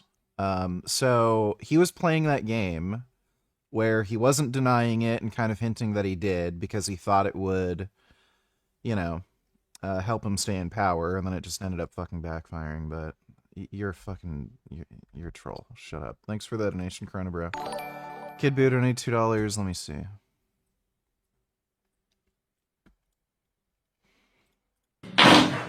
Another one bites the dust. Okay, thank you for that, Kid Boo. Appreciate the donation. Okay. Do you remember the joke?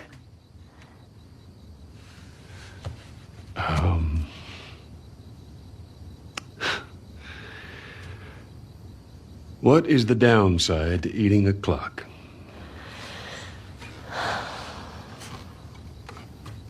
It's time consuming. That's so dumb. Yeah.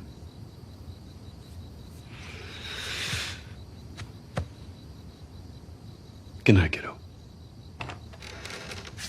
Even calls a kiddo. Like Hopper. Yeah. Yeah, I think she was like maybe 13 here. Mm-hmm.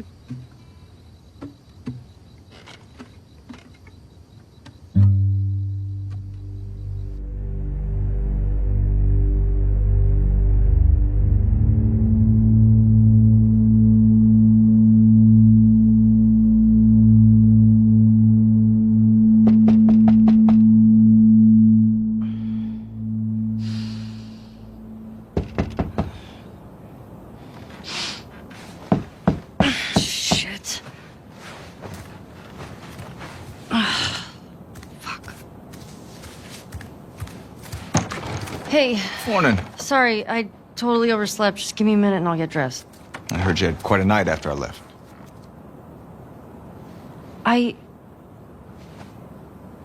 She kissed me. It was just Dina being Dina. She didn't mean anything by it. I was talking about your fight with Seth. Wait. You kissed Dina? Oh. I thought this... We're broken up 1 week and you make a move on my girl? No. She was probably just trying to make you jealous. I would never... Oh, fuck, this is awkward. I'm messing with you, man. I don't care. Get dressed. You're the worst. It's kind of fucked up you did that. Hey, is Joel up? We got reports of infected out north. We sent him and Tommy out early to scout. That sucks. Yep. Can't imagine they got much sleep. Definitely not as much as you. Shut up. I was just about to get up. I was. You got everything? Yes.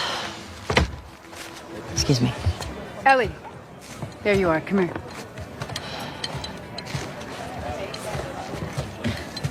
Seth's got something he wants to say to you. I don't want to hear what that bigot has to say. Do it for me, please. Fine. Seth. Seth, come here.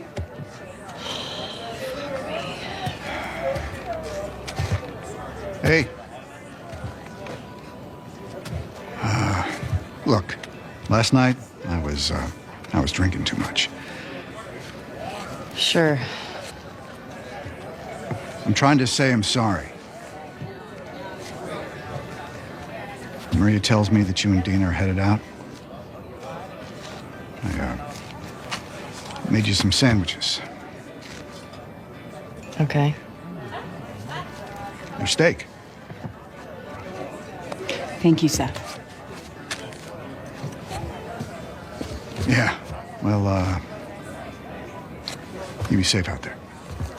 Yep. I appreciate that. What you got there? Bigot sandwiches. Smells good. They're yours. You sure? It's fine. Let me walk you out. Okay. What's up? Look, I don't know what's going on with you and Joel. Maria. Guy really cares about you. And I'm sure he didn't mean to. We're fine. Yeah? Yeah. Okay. Okay. Sorry to pry. Be safe. Thanks. Yo, Dina, assignments. Just give me a minute. We get your girlfriend to the stables, please. Dina's Jewish.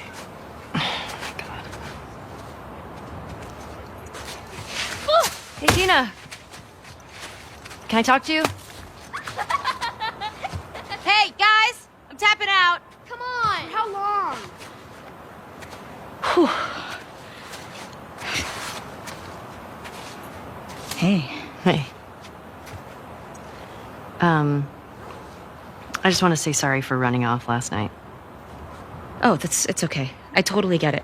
I felt bad. Why? Because I started the whole thing, and I shouldn't have kissed you in front of all of those people. And No, you were drunk. It's fine. Well, still, I don't want you to think... No, I'm not reading into it or anything. Just... You know what I love about you? How you let me finish my sentences. All right. Well, we should probably get going. Yeah. Ow! What the fuck? I'm not even playing! Because you're a chicken? You're a chicken! I hate this kid so much. You want to fuck him up? Yeah, I do. You asked for it! You better run, you little shits! Who? That's a good girl. Look who's here. Thanks. Come on. All right.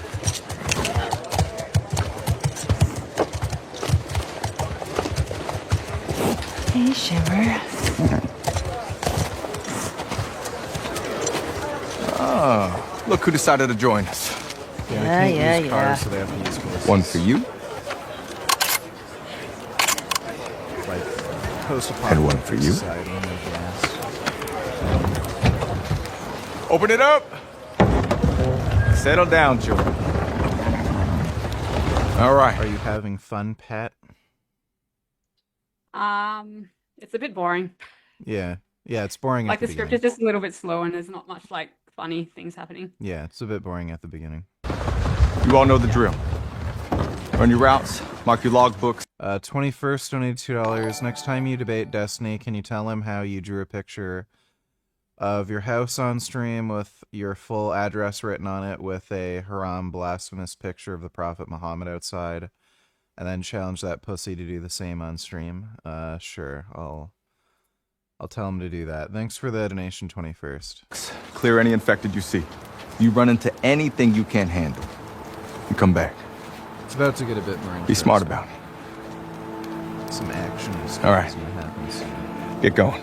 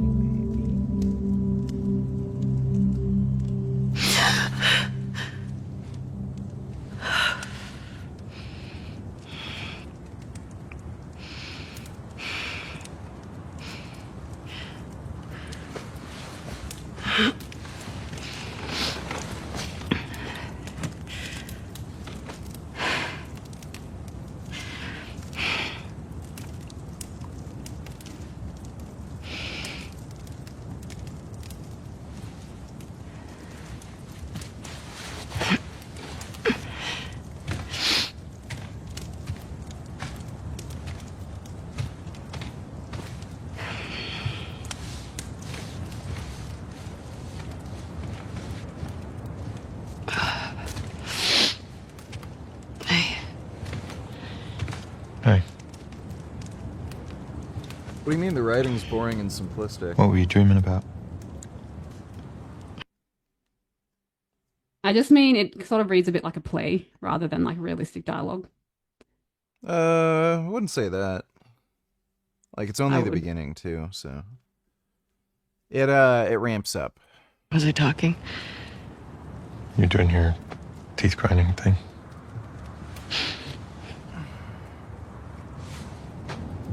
Where have you been?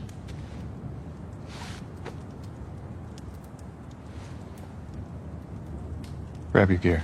I want to show you something. What? Trust me.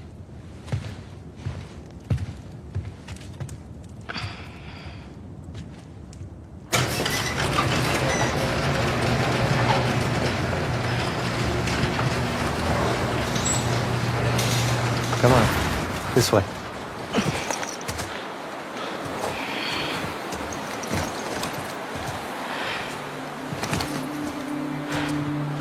Is it? We made it. Holy shit. It's a fucking city. Yeah.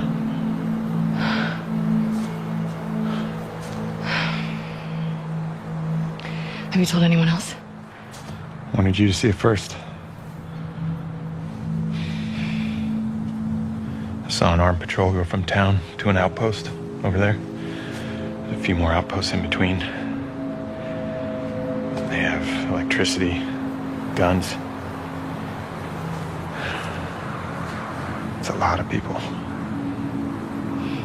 We can figure it out. Okay. Assuming he's in there, how do we get to him? We can corner one of the patrols and get confirmation, and then, I don't know, maybe find a way to lure him out. Yeah, okay. I'm sure they'll be happy to offer that information up. Well, then we make them. You hear yourself? Okay, what do you want to do?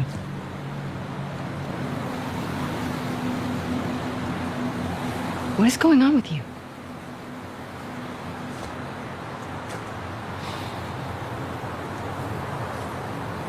Mel's pregnant. Oh. Find it hard to watch things that don't have some kind of humor.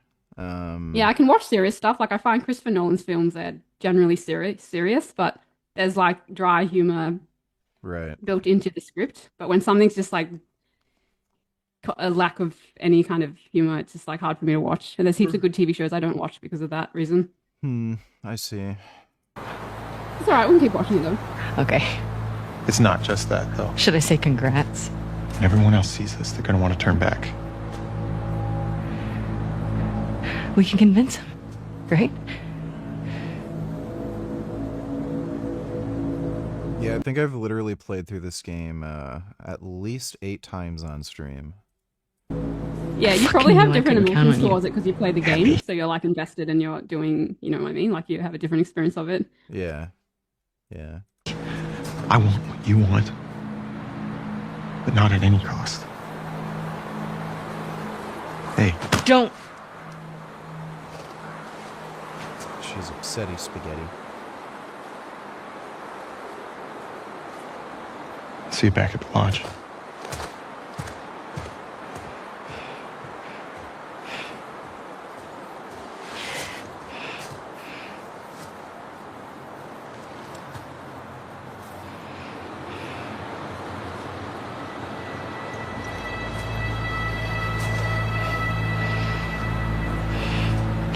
Fuck it.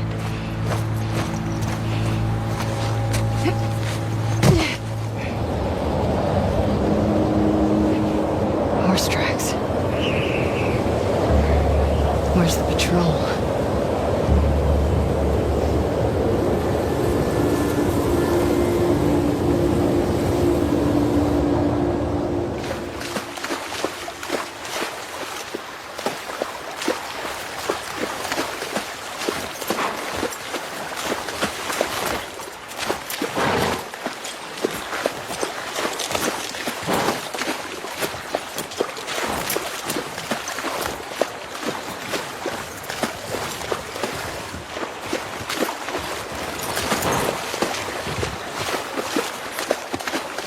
Come on.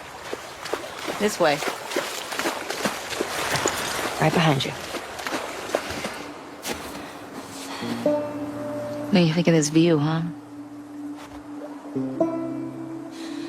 It's pretty nice. Yeah, this route has its perks.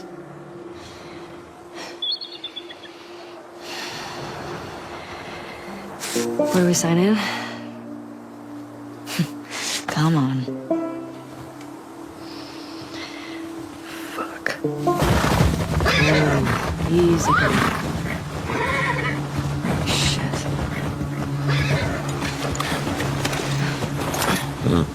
What the fuck? Oh, that smell. Looks like infected did this. How many do you think it would take to bring down a moose? More than one. Where the hell are they? Let's go find them.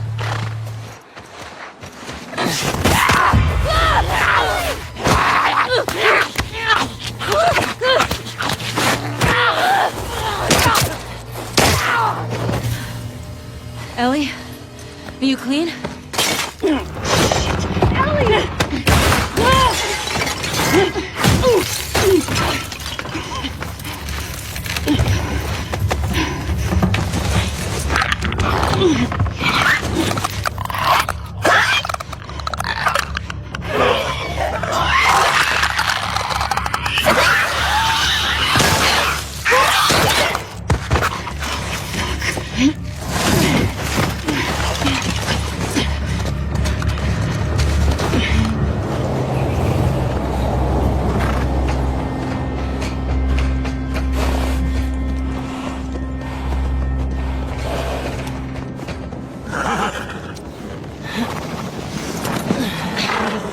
door.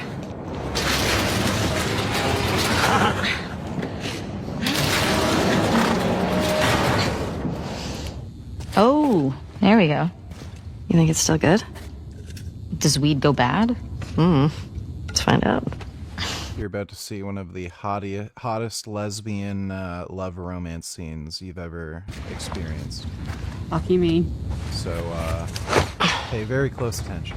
You having a hard time? No, I got it. Fuck. Give me that. Oh, yeah, like you're gonna get it. Okay. Yeah. Oh, fuck it. What the fuck is wrong with you? I got it open, didn't I?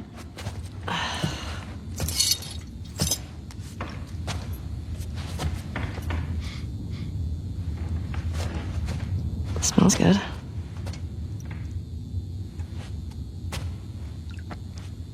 I mean, gonna be stuck here a while, right? Yeah, the new Harry Potter looks terrible. Totally trapped. Yeah. I gotta go soon because I gotta start marking papers and stuff. Okay. Well, we're about 30 minutes in. You want to just pause it there? Okay, yeah, like in maybe 20 minutes. Okay.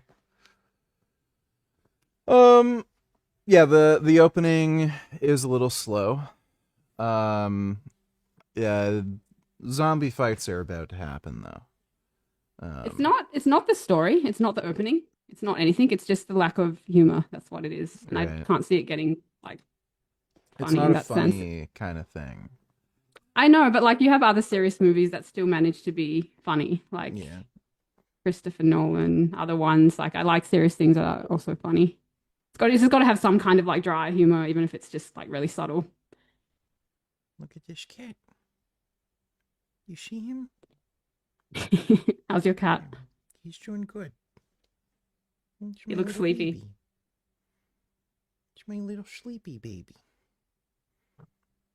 He might be sleepy, but he's always hungry.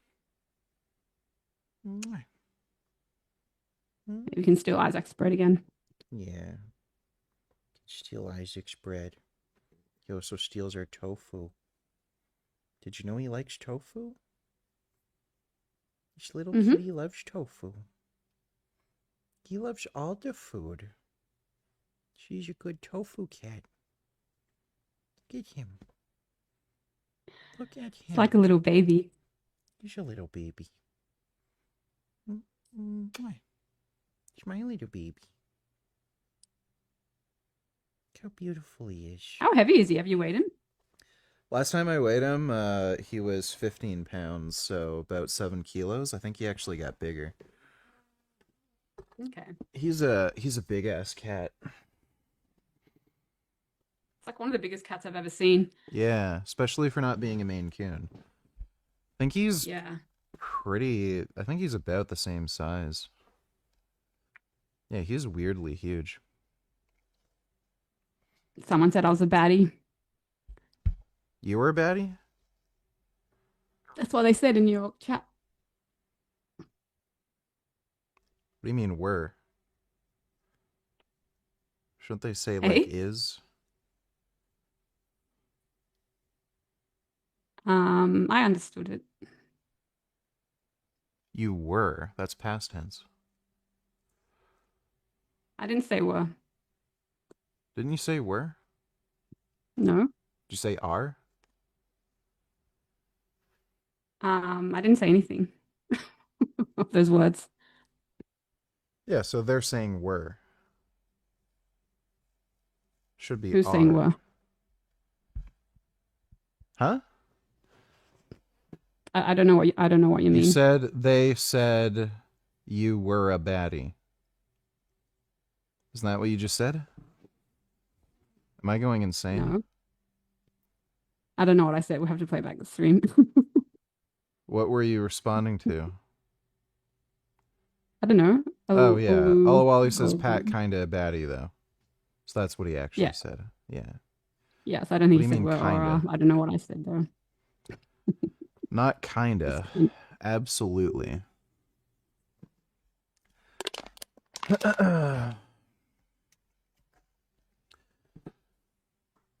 Pet. Pat is my pet, and I'm gonna pet my pet, Pat. Oh, saying that. No, I like No, I can say saying if it. you want.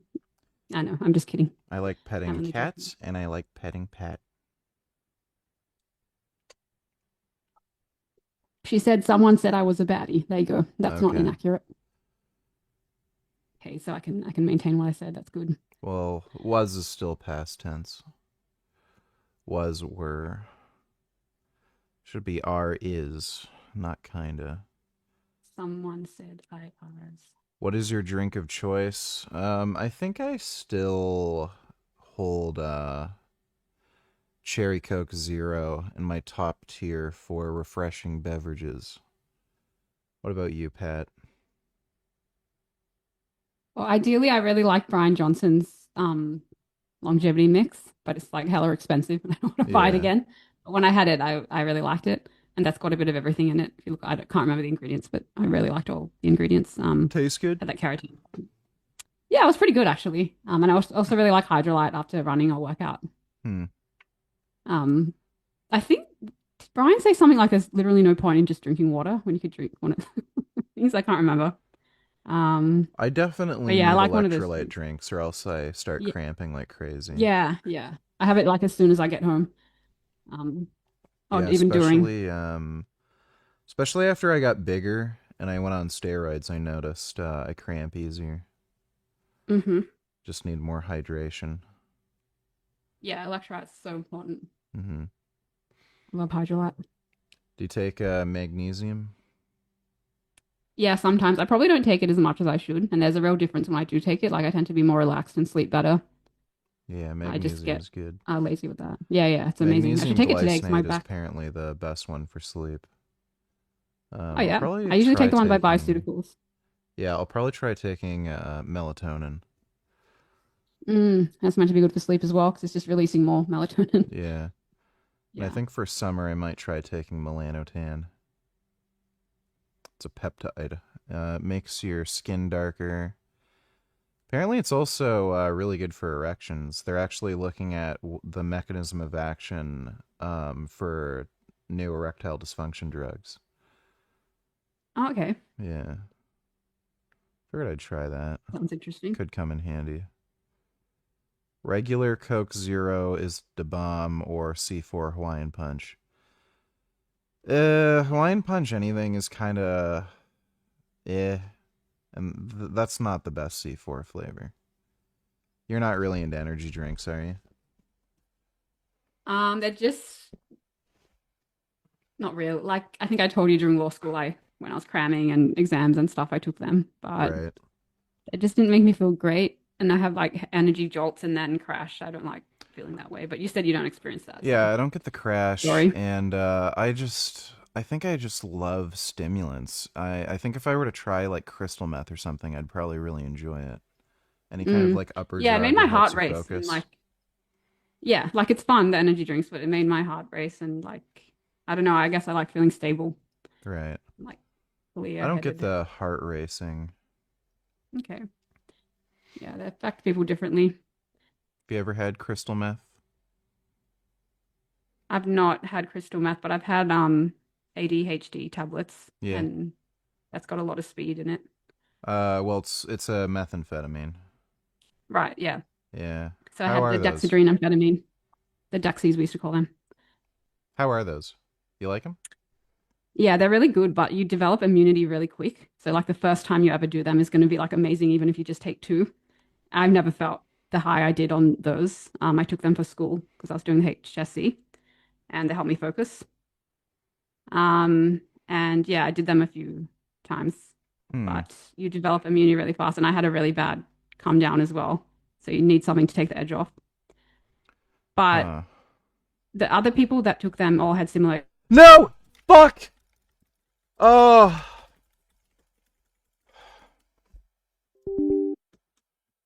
What a fucking asshole. Every time.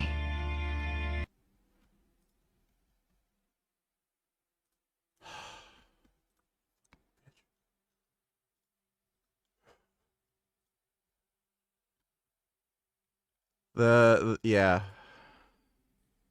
The cat turned off my computer. Gummy. He I does forget what I that was saying. every Oh yeah, Dexys. fucking time. He turns off my computer. Funny. I'm like, I know when you've dropped off gummies, like stepped on your Yeah, keyboard or yeah. computer. I think I'm gonna put a cardboard thing and tape over the fucking power button because he just keeps doing it. Kind of unstoppable. It's funny. Yeah. I wouldn't do Dexys again though, just because I've done them, and I don't want the experience of the come down again. Like it's just fucking horrible. But like, you got to do it. You know, got to try it. Mm-hmm. I heard, I don't know if this is true, but I used to work with this guy, David, and he fucking loved energy drinks. Like he would have a Monster in the morning, a Red Bull in the afternoon. It's like he was very into them. And then one time a person said to him, said something like, be careful with it's going to shorten your lifespan or something. And we looked it up, and I think there is some evidence to show it might, like in some indirect way, decrease your mortality. But I don't know for sure. But there's some like health risks to that. I'm sure if you like guzzle they are. them down all the time, constantly. He was. Yeah, he was pretty bad. Yeah. Yeah. Every so often I've been having them. Yeah, I'd say like maybe 2-3 times a week, if that. Okay, I think that's fine. Yeah. Yeah. Probably just like having a coffee or something. Yeah, Maybe a they're bit great. stronger. Yeah. Especially with nicotine. Energy drinks and nicotine just make you feel fucking fantastic. Sounds really gross. No, it's great. It just feels like you think better and you're just focused. It's fucking fantastic. I'm gonna stick with my matcha. Mm-hmm. Aluminum foil might work. There has to be something blocking the power button. I think if I just get some cardboard and like tape it, should work.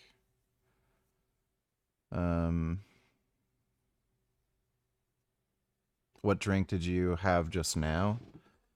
It's Fuse iced tea 0. I don't know if that'll focus. It's not wanting to focus. But yeah, it's Fuse iced tea 0. I swap around my drinks just so I don't get bored of one thing.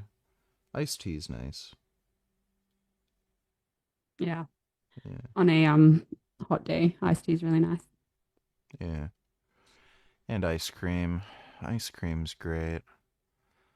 I had some vegan Haagen-Dazs chocolate peanut butter ice cream. That was great. Oh yeah. Yeah. That's nice. Has Pat played Cuphead? I don't think so, no. You haven't played any No. games in quite a while, right? I don't know where I would have the time. Like this week, I've got to mark 120 legal ethics papers and then 50 criminal law papers, and then I got to complete like my PhD. Like I just, it's hard to fit in. Yeah. Yeah, it's hard to fit in Well- something like games. I really enjoyed them growing up, but like I don't know how I would do it now given my career. Yeah, I have to check my lottery tickets. I know the next draw is 65 million. I don't know if it's today or tomorrow. But you'll have all the free time in the world after I cash in the fucking lottery.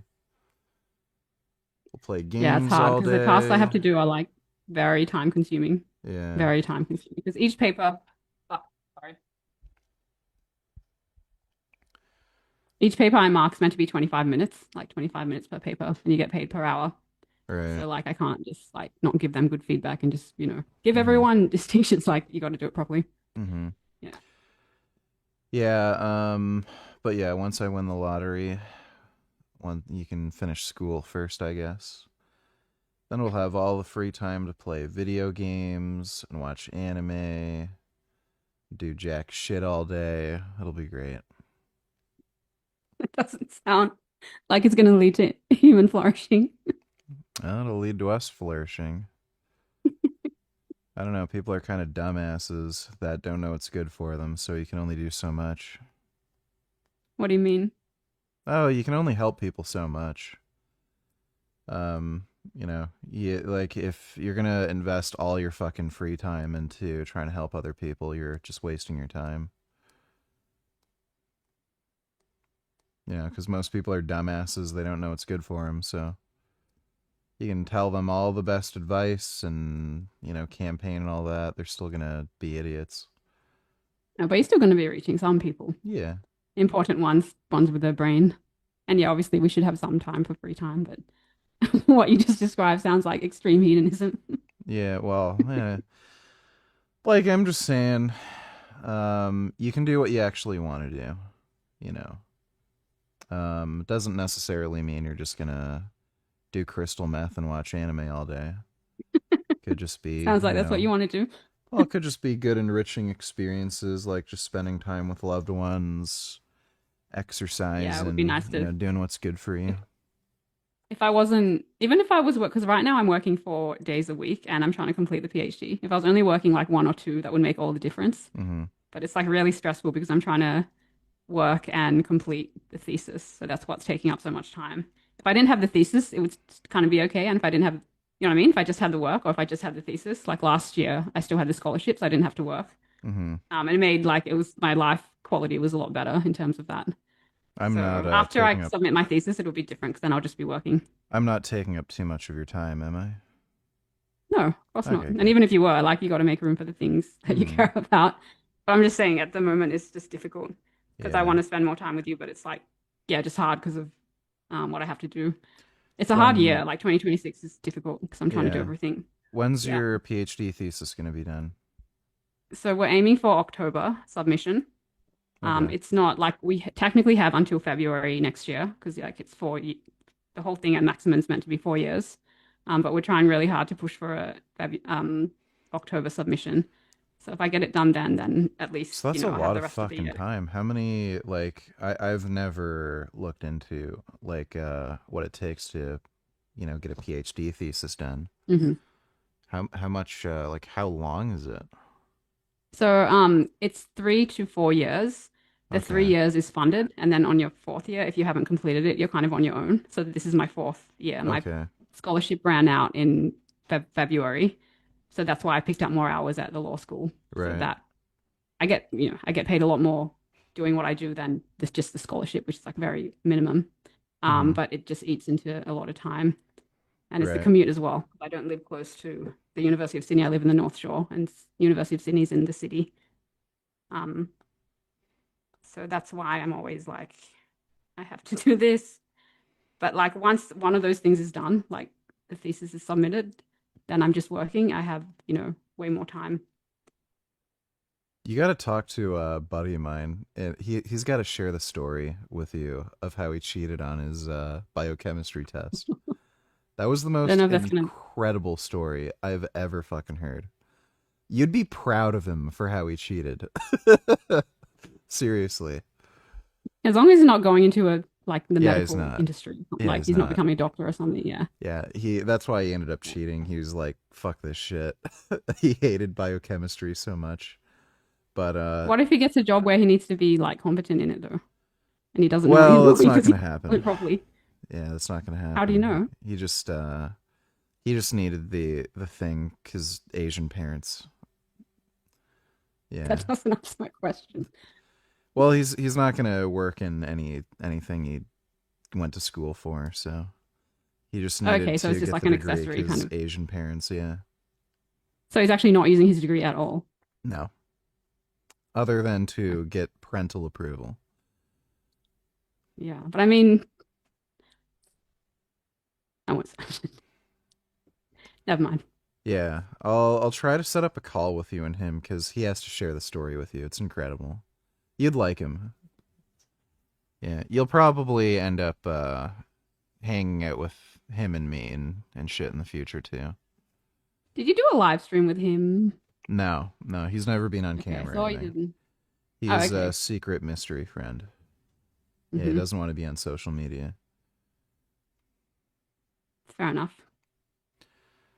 Let's see, Wandering Mason. I dropped out when my mechanics essay was due with Trump and Hillary. Oh, sorry, what? I dropped out when my mechanics essay was to do with Trump and Hillary. I'm not understanding. You had to write an essay about Trump and Hillary, and then you dropped out? I think that's what it sounds like. Yeah. he got asked to do like some retarded essay question, and they was like, "Fuck this." Red Panda Bear. I feel like if I would like a drug, it would be one that relaxes you a lot. I don't even know the name. Help me out, chat. I don't like drugs that relax me too much. Like, sometimes I need it, like, the weed edibles, but I don't like being too relaxed all the time. I need to feel like I have some, like, power and energy to just, like, punch somebody or, just run and sprint and jump or, like, hyper focus. Yeah, I prefer the like, uppers. I don't. Yeah, I don't like feeling, kind of sedated. Need to feel capable. Like a bunch of ninjas attack. I'm ready, you know?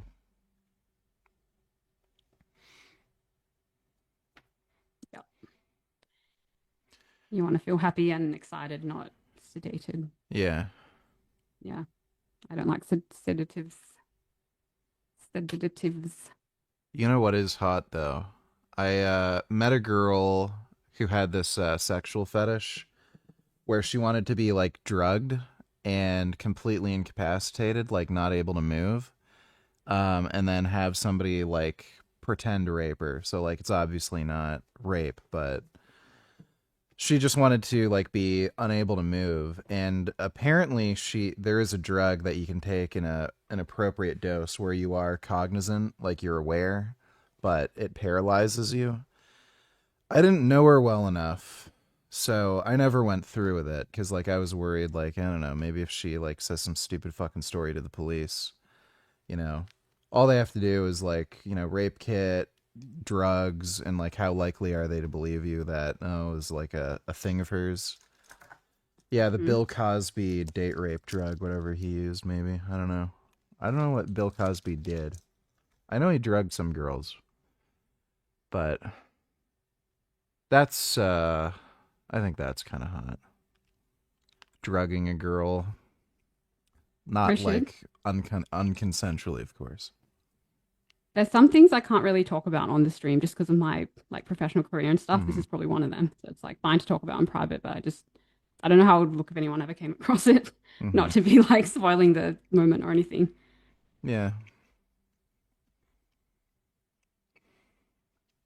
Who is this guest? It's my girlfriend, Pat. Pat is nice. Pat deserves pets. This is Tism Manifest. I mean, what do you expect? Oh my god. It's 4 in the morning. I thought it was like 2 a.m. Should probably get to bed. Yeah, I've got to go. I'll talk to you later. Okay, well, I love you, sweetie. I love Hope you you too. have Bye. sweet dreams. Nighty night.